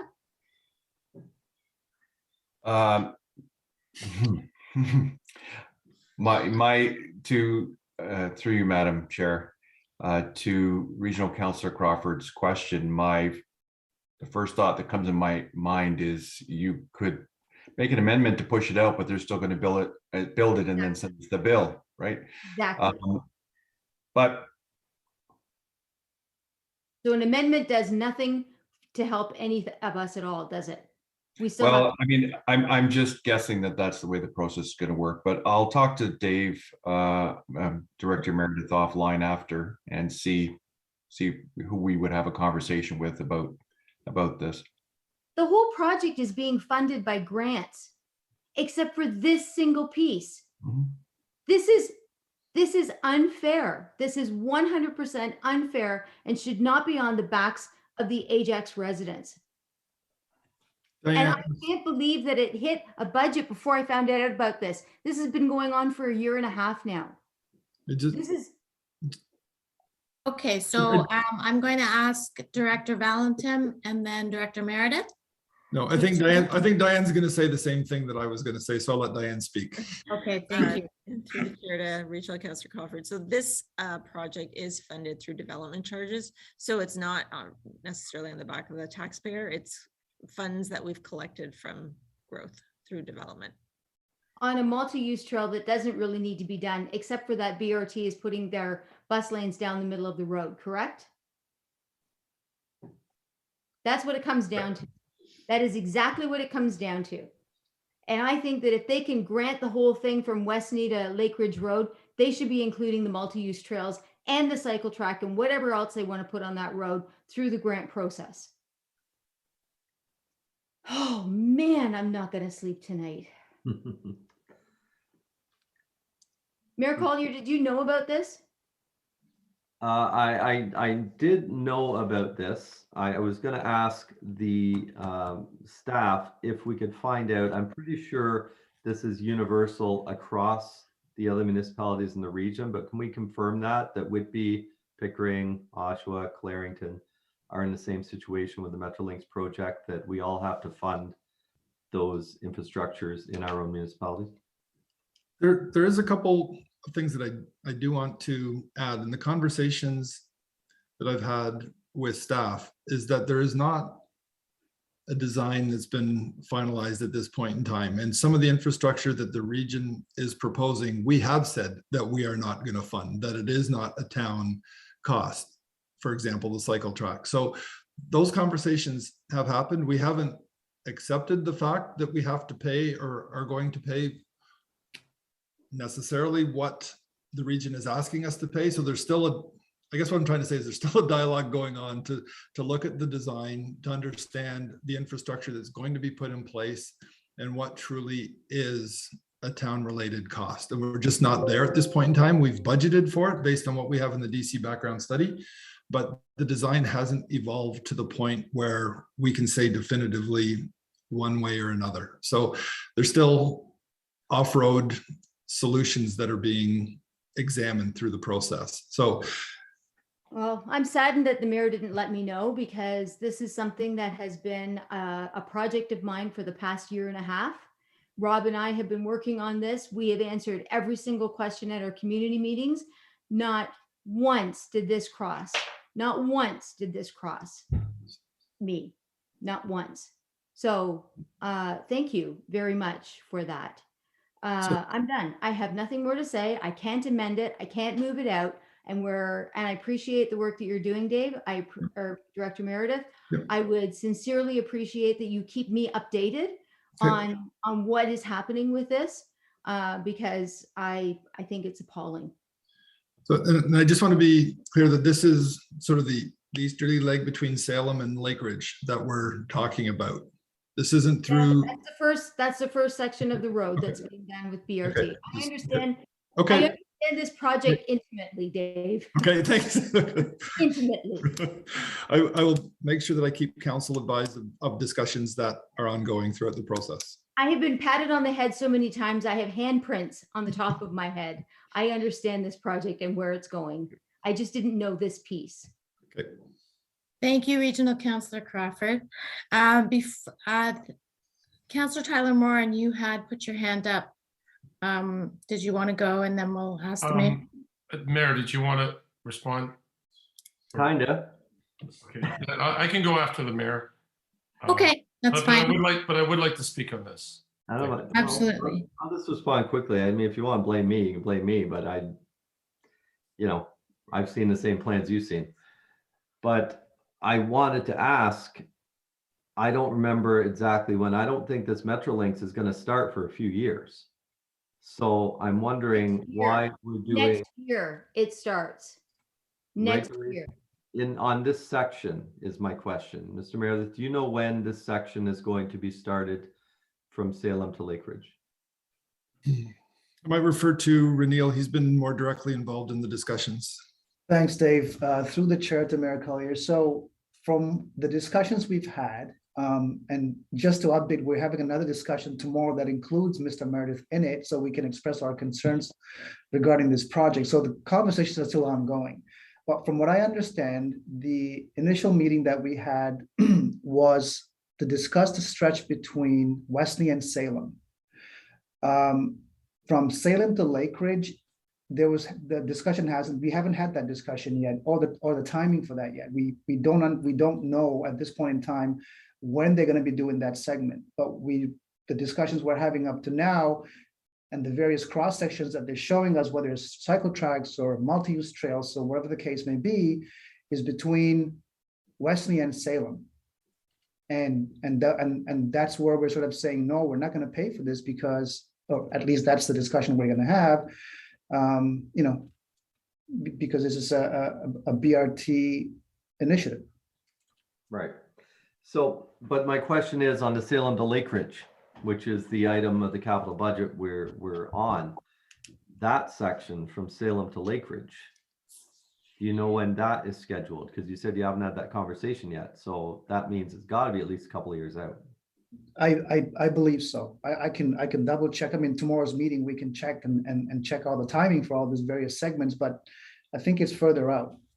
Okay. That was my understanding too. I think it's several years out. So no, it starts next year. I can tell you that from Alexander Crossing to Lake Ridge, it starts next year and it moves its way up the Highway 2 from that point on. So will staff please have that discussion? And will you be able to get back to us before the next meeting where we ratify this? Yes. Thank you. And if that discussion comes out that we do have some time, I'm more than happy to move this out in an amendment at council. That's all I had, Madam Chair. Thank you, Regional Councillor Crawford. Any last comments? And then I will ask Councillor Tyler Moran to speak. I have plenty of comments, but none that can be said on this recording. Thank you. Go ahead, Rob. Thank you, Madam Chair. It's been a tough file for us. You know, we've really tried our hardest to stay ahead of this. And to hear this tonight is frustrating. I never thought in a million years that we would have to be paying for this kind of infrastructure. We always thought there'd be legacy pieces. We told that to a lot of our residents, right? So my question is, and I got a feeling it's a dumb one. They said there's no dumb question, but here comes one. BRT, Metrolinx, they don't pay development charges, correct? Like there's no development charges from, it's a government, government billing into a government, correct? It's not like a business. DCs are typically regional level, local level, school boards. Go Transit. There are Go Transit development charges that do exist. I don't know how it applies in the Metrolinx context, but there are municipalities that do have Go Transit DCs. If we could get maybe a clarity on that at some point, Mr. Meredith, boy, we're tasking you with a lot of items to move forward with, because if the DC charges, if they actually exist in this project and they equal, that $2 million, and as Regional Councillor Crawford expressed, what we're worried about is that if it happened there, it's $2 million. It's not that big a stretch. Won't it end up being $7 or $8 million once you come across Ajax? So if you could get clarity on that, that would be great. Yeah, very frustrating and surprising. We never thought in a million years that we would have to pay for any of these things that we're deeming legacy projects, lighting and sidewalks and that kind of thing. But as Mayor Collier said, it'll be also good to find out what the other municipalities are doing as well. Please and thank you. I'm not sure I'm the best person to be following up on Go Transit DCs in terms of what that might look like. So I know, for example, in Brampton, I think Go Transit DCs are a component of development, but I don't know the framework in which they are authorized to charge or collect. Right, but Director, you're just using that as an example. Like obviously This is not Go Transit, but it's ultimately Metrolinx. Yeah, Somebody else, like whoever, could find out about this on staff. I'll leave that through you, Chair. I'll raise it at our meeting tomorrow with the region. Okay.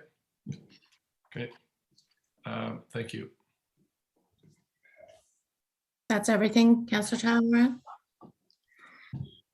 Okay, so are there any other members of council with comments on road network? Okay, seeing none. We will move to the last part, I believe. Bridges and culverts. Comments or questions? Okay, seeing none. Storm water network. I see Mayor Collier. Did I miss you for bridges and culverts, or you're talking stormwater? No, bridges and culverts. I was waiting, but okay, I see you now. Go ahead. I didn't want to be first, so I just on ENG 088. We had in our budget last year 16,000 for design and 130 for construction, and it's now 202. I just wonder, is the scope been expanded? Why the 80% increase in cost this year?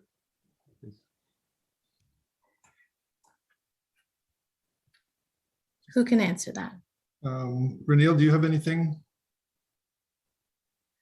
I assume there's. Sorry, through the chair, I was going to look for Andrew to see if he has an answer for that question. I think I don't know if this is still on or not. He's not. Okay. Yes, I'm still here through the chair. Could you please repeat the question? It's been an increase, and last year in the budget, we approved 16,000 for design, and it was estimated at 130,000 for construction in 2022, and now we see 202,000, which is about an 80% increase. I'm just wondering if the scope of the project was expanded. And this is for ENG 088 Bridge 112? Correct. I apologize. I don't know this project. I'm not able to answer the question. Okay. I'll leave that with you if you can get that information to us this week, perhaps before the ratification of the budget on next Monday, please. Yeah, through the chair, I can do that. Okay, thank you. Waterfront environmental assessment. This is another study, $315,000. Okay, so we're now in stormwater network. Oh, Go I'm ahead. sorry. My apologies, Chair. No, that's fair. That's fine. Okay. Let me see if I can open this detail sheet. So this is being done with TRCA. It's through the Stormwater Maintenance Reserve, which I hate to hit because there's not much in it. Going forward, we deal with this a lot. I was on the, and Councillor Dyes is now on the mayor's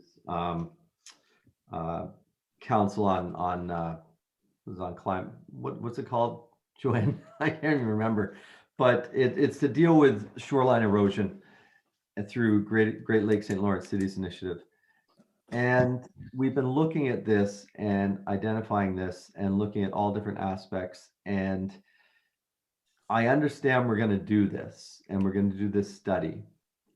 What my concern is, we're going to spend $315,000 just for the study. And then there's no way we're going to have the money to fund anything that comes out of the study, because it's going to be potentially into the hundreds of millions of dollars. So I'm questioning the need to do the study right now, knowing there's no way we have the money to fund what's going to come out of the study. It's a bit of a waste of time if that's the case. Would you agree? Through the chair to the mayor. I don't think I would agree with that. I would think it would be prudent for us to do the study now to understand what it is we would have to do along the waterfront in order to have a true understanding of how to protect it. I mean, it's one of the primary recreational areas of the town. You know, it's a tourist attraction. Whether we had the money or the budget in order to do that in future budgets, I think we at least would have an understanding of what we're looking at. And if there are new technologies or new methodologies in order to deploy, at least we have a basis to jump off of as opposed to starting from zero. And at this dollar amount, seeing how other things go up as we push them off, it's not going to be $315,000 next year or the year after that.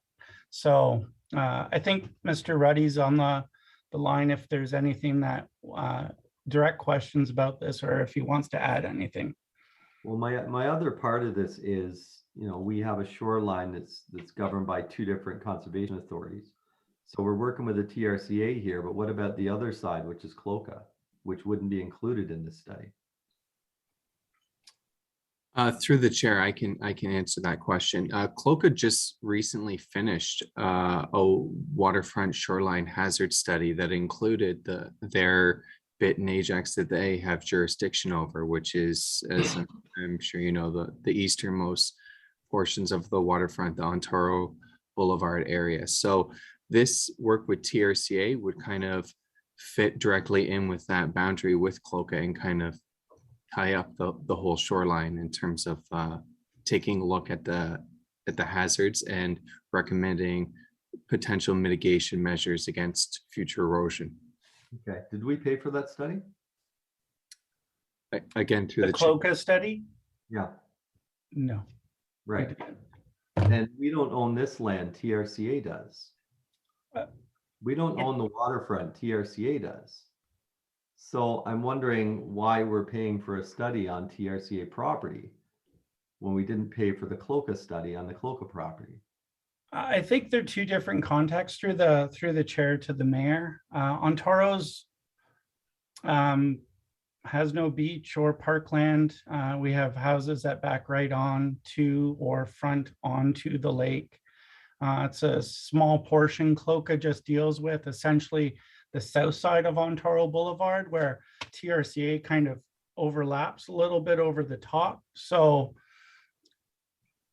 and on the other 6 kilometers of our waterfront, we have a lot of assets that are associated with the waterfront park, trails, benches, parks, adjacent to roads. We have gardens, art, other types of infrastructure throughout the waterfront, or the component that TRCA and the town work in partnership to keep as beautiful as it is. So I think obviously it's up to council to make that decision as how much we pay for that study, but I think it's important to not push it out too far. Definitely keeping it where it is would be most ideal, so we can at least understand what the, I guess, roadmap is for this segment of land within the town. And I'm not talking about pushing it out, Jeff. What I'm talking about is it's not our land. We bought it and conveyed it to the TRCA, so it's protected, can never be developed. However, why isn't the TRCA, I mean, Scope, in collaboration with the Toronto Regional Conservation Authority? Well, to me, collaboration means they foot part of the bill for their property, but they're not, we're spending the whole amount. That's my question, is why, if we're in collaboration, is the TRCA not submitting funding for this?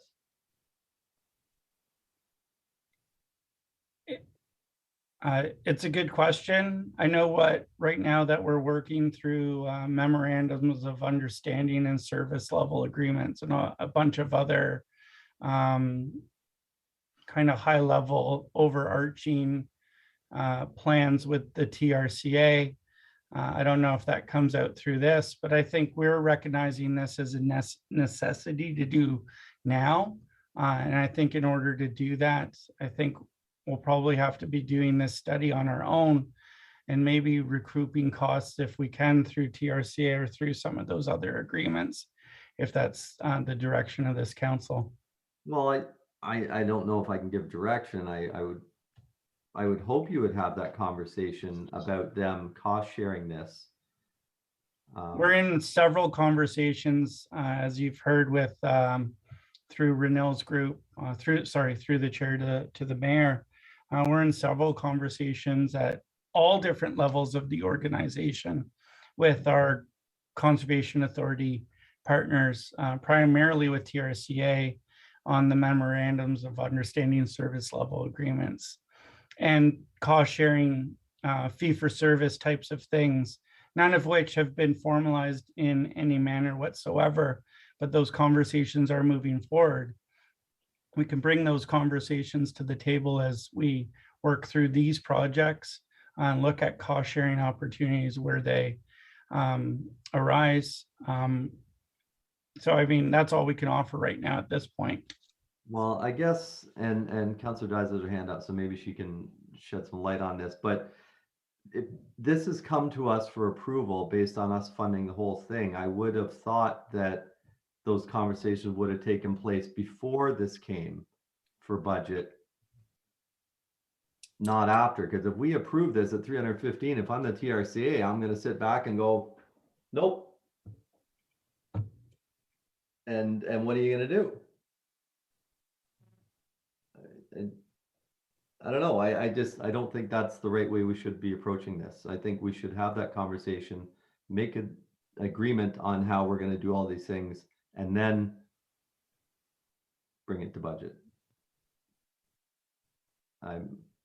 Councillor Dyes, or sorry, Chair. No worries. Regional Councillor Dyes, go ahead, please. Well, I would start by saying the shared agreement of funding. Well, it is their jurisdiction, the shoreline is their jurisdiction. But don't forget, when you start to alter that shoreline, build on that shoreline, make changes to that shoreline, sometimes you put things at risk. So then whose responsibility is it?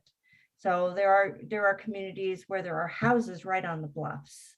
There are communities in Cloca's jurisdiction where the houses may be away from the bluff, but they know with future erosion, they're going to have to move that house even more north from where it is. So there's all kinds of scenarios. So here we know that we have a public park, we have a trail system on the park, and we lost 3 pieces of trail through erosion, as you know, and it's not stopping. We've had some wet summers, some very wet springs, and the bluffs are very wet, and they will continue to erode. We don't know how soon, we don't know, when that's going to happen. But there are pinch points along the waterfront where you can see the houses are really not that far away. And I kind of stand there and look and say, do I have 50 years? Do we have 75 years, 100 years? I don't know. So currently, and maybe Mr. Ruddy can answer this question, we're currently undergoing a shoreline gap analysis with TRCA. And I believe, Mr. Ruddy, that information also ties in to this environmental assessment. Is that correct? Through the chair to Councillor Dice, that is correct. The gap analysis is essentially funding a lot of the background studies that are done as part of the municipal class environmental assessment. So what we're trying to do is get a lot of the work of this EA out of the way kind of early and establish a longer baseline for monitoring things like erosion and other considerations. Like they've been out there doing fisheries testing and species at risk assessments. So the longer we can have them out there doing that work, the better picture we'll paint ultimately with the environmental assessment. Well, thank you. And I know the environmental assessment is very complicated. I actually, for the scope of the work that they do, it's incredibly complicated. And I looked at the cost and went, that's not as much as I thought it would be for the work that they do. So it ties into what we're doing now, and it fits moving forward. And it will give us also, ideas of what mitigation can be done. And yes, you're absolutely right, then the cost of that. And then there might be other possibilities of funding that when we can look at that plan overall. But it also looks at what I think is really important, working with other municipalities and the other CAs, because what one municipality does, say by putting out a pier into the lake, directly alters the shoreline in other areas along the near shore. So there is a lot of work to do, and there are partnerships happening. TRCA does work with Cloca, so they're good with that. They know that. But it's really important for climate change that we have a really good idea on what's coming down and how much time we have and how we plan for that appropriately. So I think the EA is a very good thing. And I think a lot of people are extremely worried about climate change right now. And I think they want to know what we're looking at in the future. So the timing is good. Thank you, Madam Chair. Thank you for that. Just further, I wonder, what is the shelf life for an EA? If we go ahead and do this now, how long is the EA good for? Please, through the chair. Yeah, through the chair to Mayor Collier, I'll ask Mr. Ruddy to answer that. This is a municipal class EA, so I think it has different timings associated with it, if I'm not mistaken. Through the chair, that's right. So the shelf life of the EA would be 5 years to begin to implement any of the recommendations.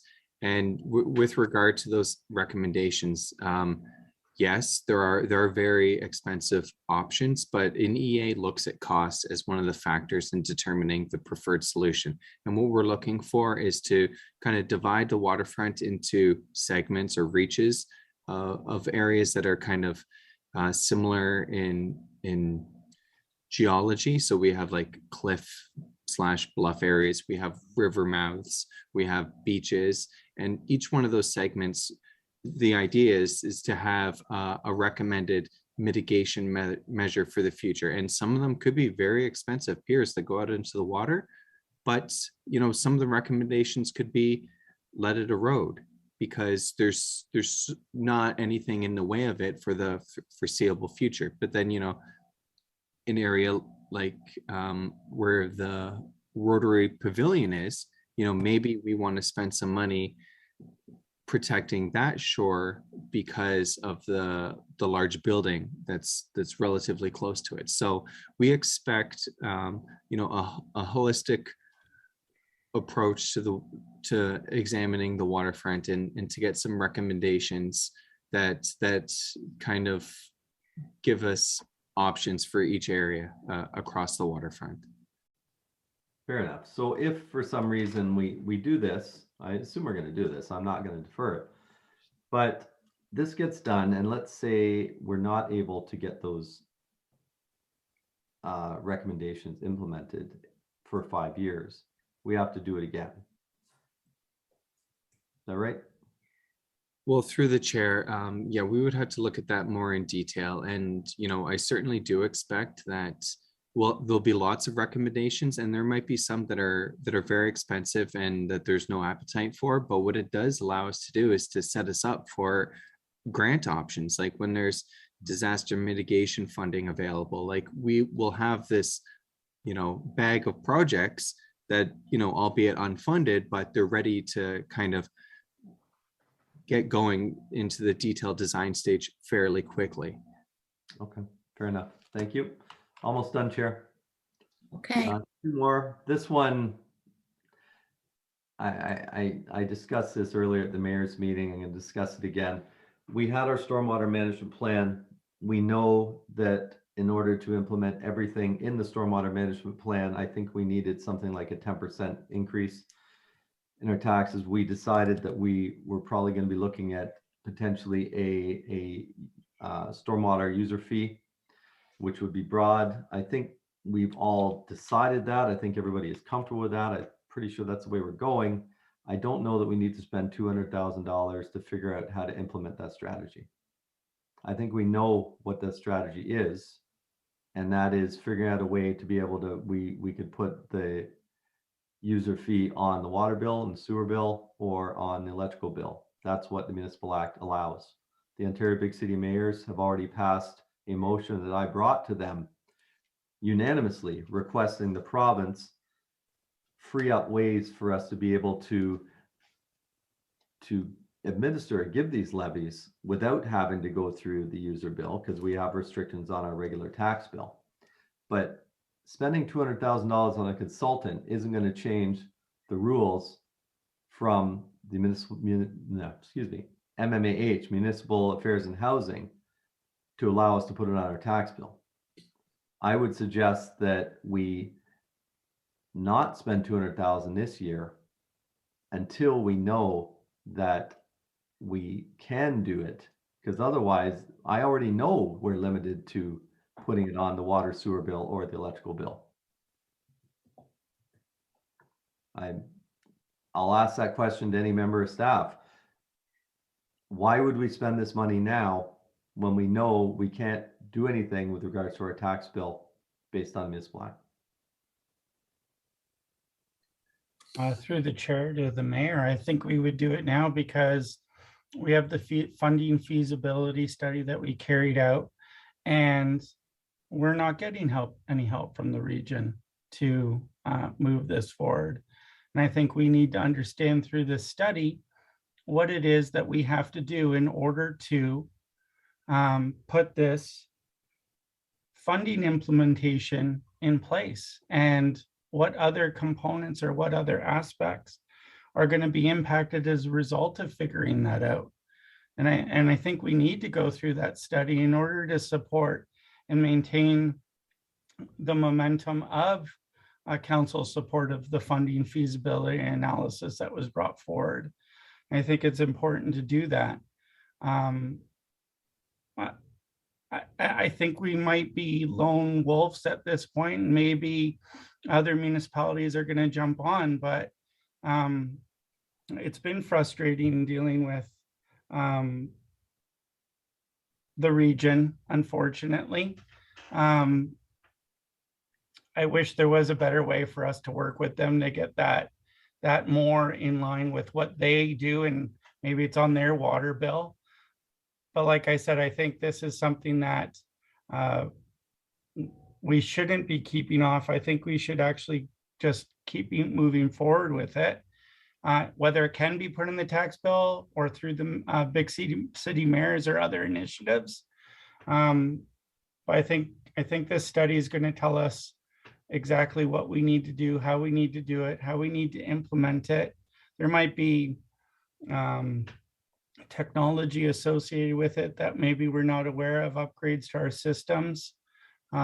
So I think there's a lot of moving parts here that internally staff aren't going to be able to figure out all those components of a program of this nature.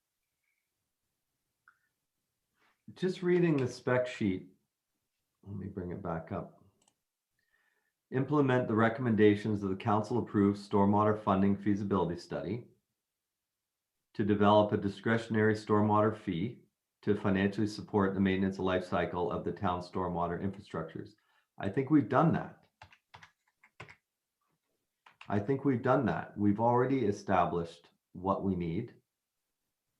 I understand we need to analyze each property to determine what their contribution is to the stormwater and the runoff, and that's not going to be done through this study, I don't think. Or is that what you're talking about through this study, is to identify every parcel in the town and what their levy should be? Through the chair to the mayor, it'd be every, I think, non-residential site. I also think that this study sets up, billing files and other things that are associated with the program in order to collect the levy. So there's the next steps of actioning the recommendations that came out of that first report and using the consultants to push this initiative forward. I believe AECOM was the group that presented the case, and I think they'd also be providing some technical support as we roll out a program of this nature. So I think there's some value added in these consulting dollars for a project of this nature. And I think I even said at that presentation when we were putting it together, like, this isn't the sexy stuff. No one sees any of this infrastructure. It's all underground, but it's super important for our residents, for our businesses, for our infrastructure, that our stormwater infrastructure is properly maintained, and we need to have it appropriately funded. It's not going to go away. It snowed. Where's the snow going to go when the sun comes out and it melts? So I can't urge this. It's important. I live in Ajax. This is important to me. So I think it's important for our community to take that into consideration as part of. And we've seen stormwater infrastructure has kind of been neglected over the years, and I think we have an opportunity to move forward with that ball.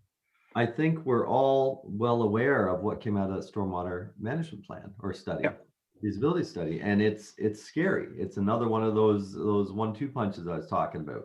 For sure. So I guess I was seeing hitting the stormwater reserve for another 200,000. The way this reads, just to develop a discretionary stormwater fee, it sounds like it's a lot more than that, which is what I wanted to find out. If this is a matter of them looking at all non-residential properties and developing what those current tax exempt properties should be and what every other one should be, that's a much bigger scope than what it appears just by reading the sheet. So I appreciate that. I would like the opportunity to go back to the region and pressure them some more, and perhaps Councillor Crawford as well through Works, to look more. I mean, I don't just take, can we put it on your bill? No. Okay. No, I think we need to be looking more at that through the region, because I'm sure other municipalities are having these same issues, and I'll discuss that with the other mayors and with the region further. When would you expect this to start? Through the chair, I'd have to defer to Mr. Ruddy to see what our expectation is. I imagine there's other projects that that are in the hopper and are going. Steve, Well, if you have anything.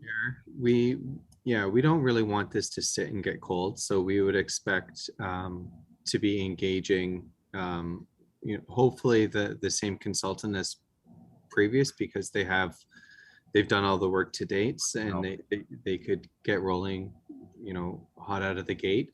So kind of immediately, because if we do indeed want to get this implemented to have a tax impact come the 2023 year, it will be tight, especially if part of that year and a bit is going to be spent trying to convince the region to help us get to where we want to be. Okay, thank you. And my final one, Madam Chair, is ETP 040 Stormwater Network Inspection. I've already spoken quite a bit about our stormwater management plan or our feasibility study.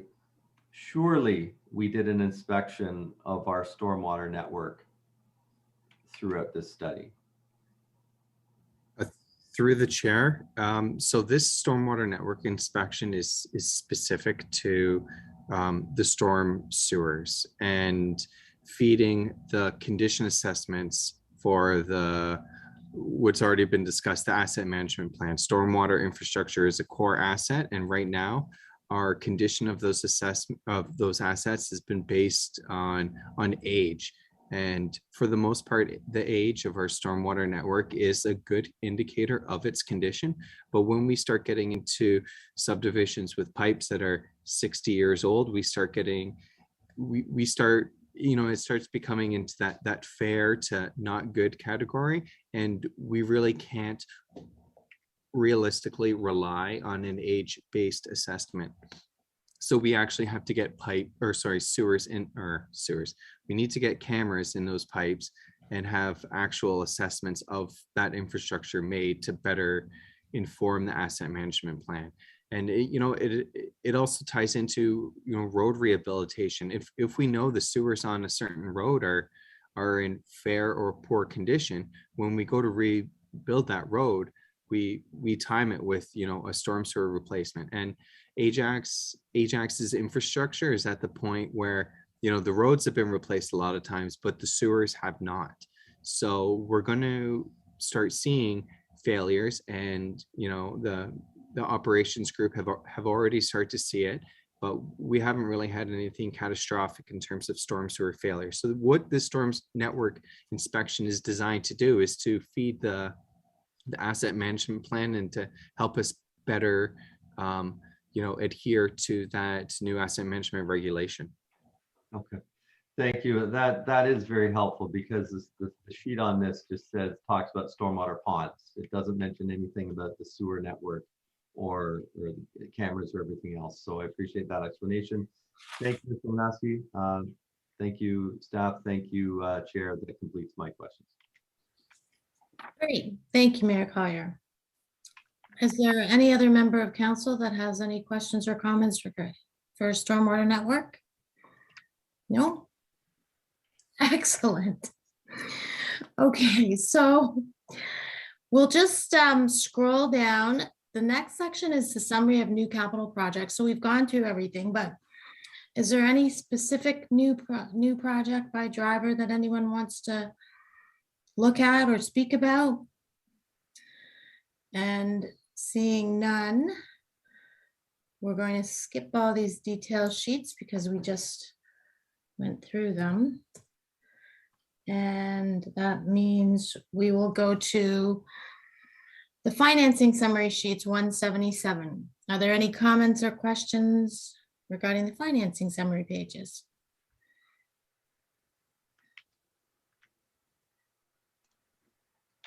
Okay, seeing none, what's next?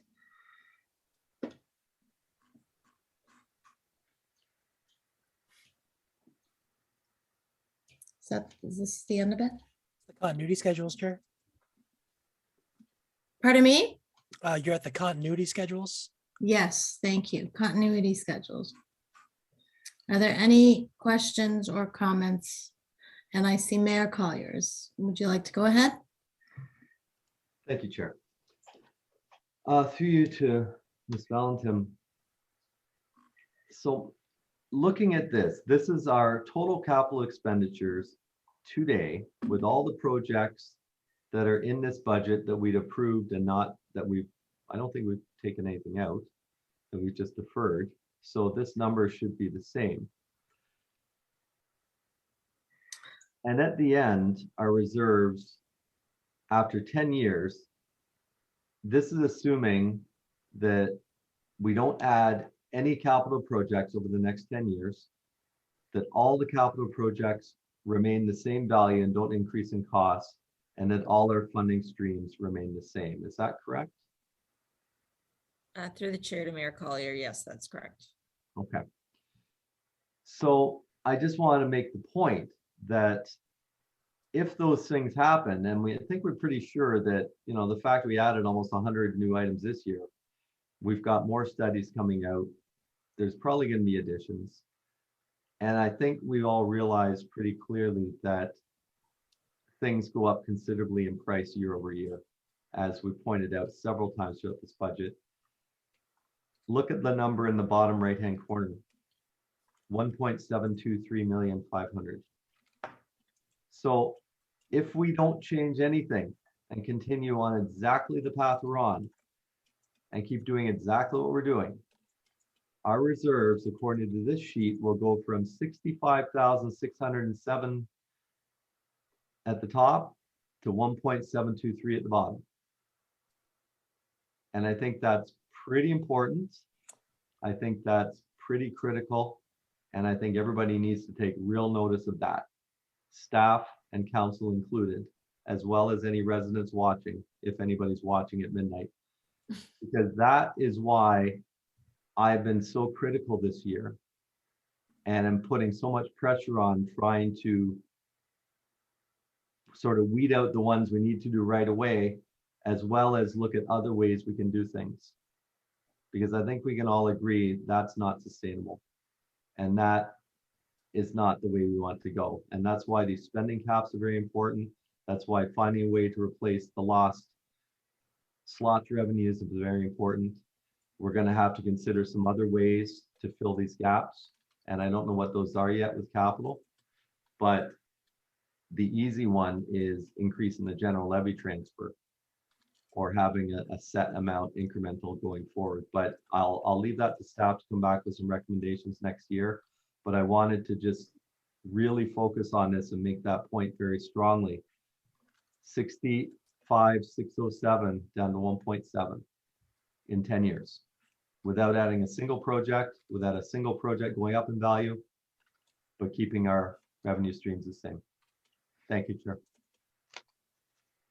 Thank you. Are there any other comments or questions at this time? Go ahead, Director Valentin. Thank you. Thank you for your comments, Mayor Collier.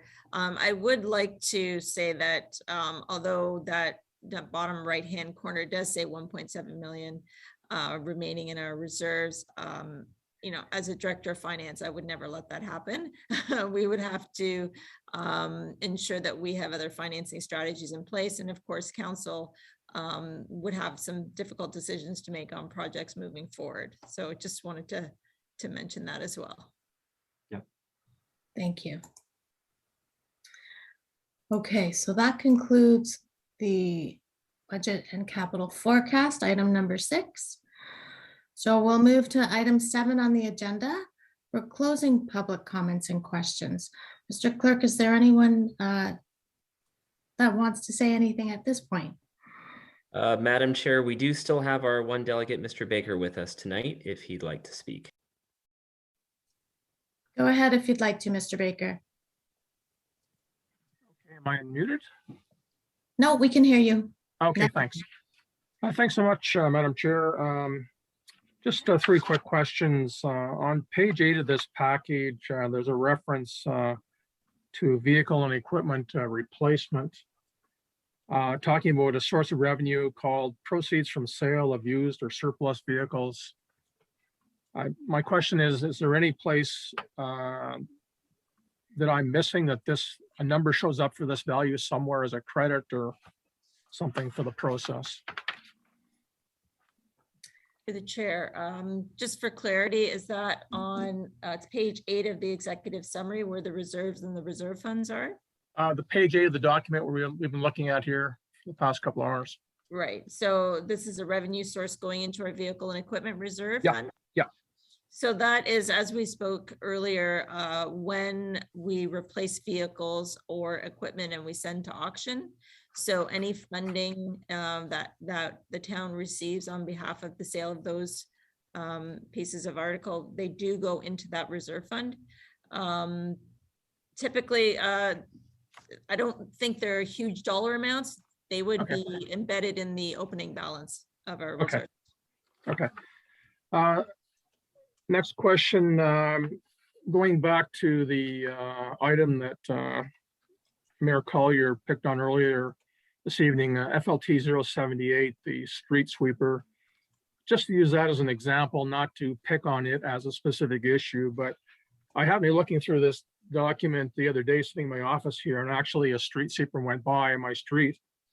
And I noticed the vendor name on the unit was Allman. And as opposed to it being a vehicle with an Ajax logo on it. So I'm wondering, was that unit something that's been outsourced?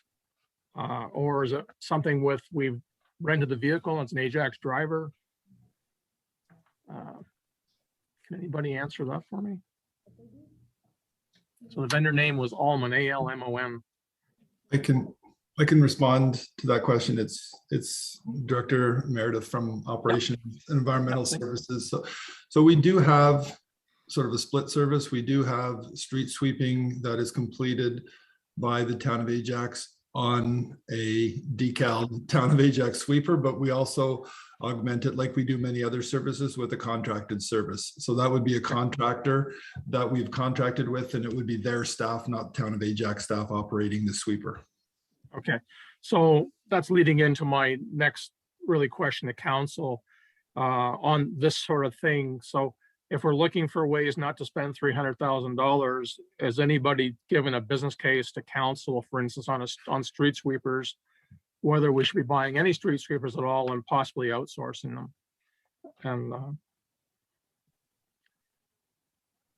Yeah, just speaking from a department standpoint, that is something that we look to balance in our contracted services and our direct service delivery. So yeah, you are correct. There's, whether it's grass cutting, whether it's winter control services, we try and strike a balance between both for a variety of reasons. And it is something that we do look at really throughout the year with every service that we deliver, and try and strike that balance. So it is a good question, and it is a balancing act that we assess.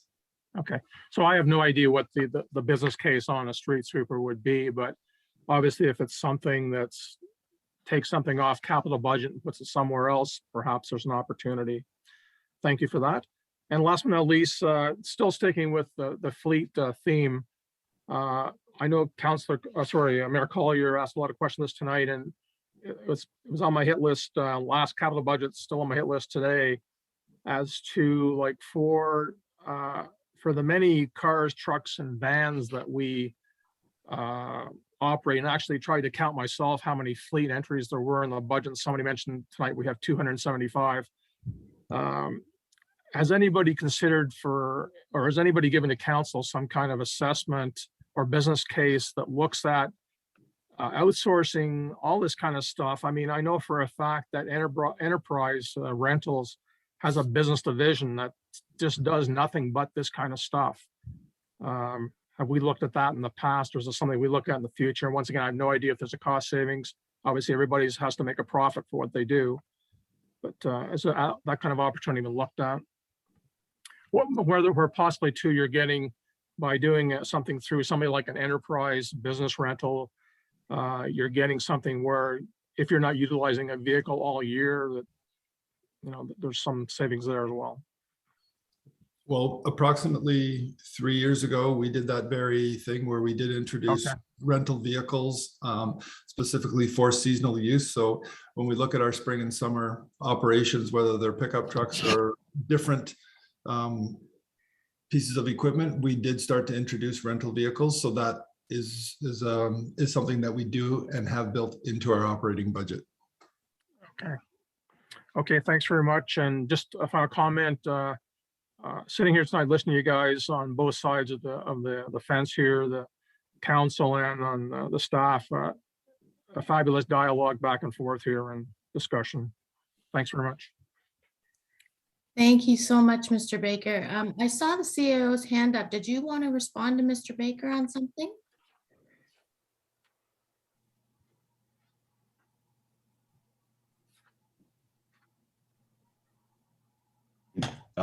Through you, Madam Chair, I'm trying to remember what his first question was now, because it was an answer to, it was something I wanted to pipe in about his first question. It may have related to the contracted service.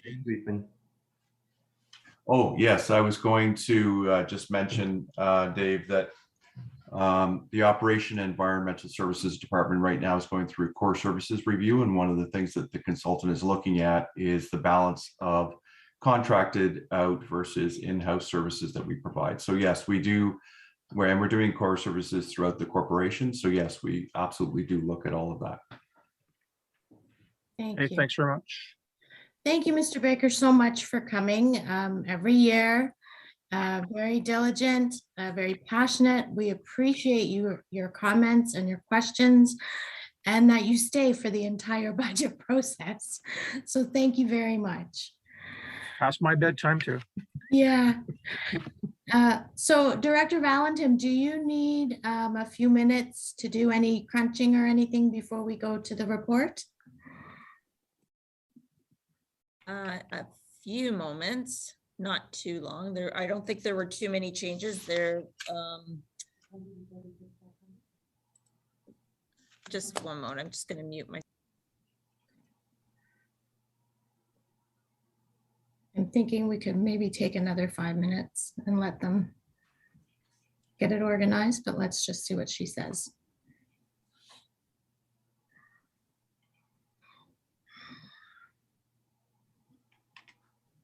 Madam Chair, Yes. if I may, I've brought up a number of questions, and I have, from my count, from my notes, 12 outstanding items that staff are going to report back to me on. Yes. I did send a message to the clerk a while ago, and I feel it's kind of fair that we give staff time. So rather than Ms. Valentin crunch these numbers and try and do this now, I was going to move that we refer this decision to council rather than try and jumble together an amendment to do all the things that I want to do without all the information, and approve part of it tonight and approve part of it at council. I'm prepared to move an amendment that we just refer this recommendations to council, give staff the time to put the numbers together, and give me the time to get the information that I'm waiting for and put together any proposed amendments that I might want to make and bring forward, and we deal with it at council. Director Valentin, would that be suitable for you and your team? Yes, please. Okay. Anybody else have any comments or questions regarding that? Madam Chair, if I could, having also discussed this with Madam Clerk, I have some proposed wording for that referral motion I can bring up on screen. Oh, awesome. Thank you.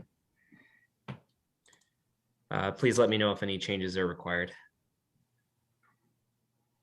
Okay, referral motion moved by Mayor Collier that the 2021 capital budget and the 2023 to 2031 long-range capital forecast recommendations as amended be referred to the December 13, 2021 council meeting for consideration, and that staff be directed to provide further information to council with respect to members' questions on the capital projects discussed at the November 29th, 2021 budget meeting. Mayor Collier, is that what you intend to move? That's exactly what I meant. Okay. Anybody have any questions or comments? Okay, so let's vote. All in favor? None opposed, that carries. Thank you. Okay, are we at the end now? Move to adjourn, Chair. Let's do it. Moved by Regional Councillor Lee to adjourn. All in favor? None opposed. That passes.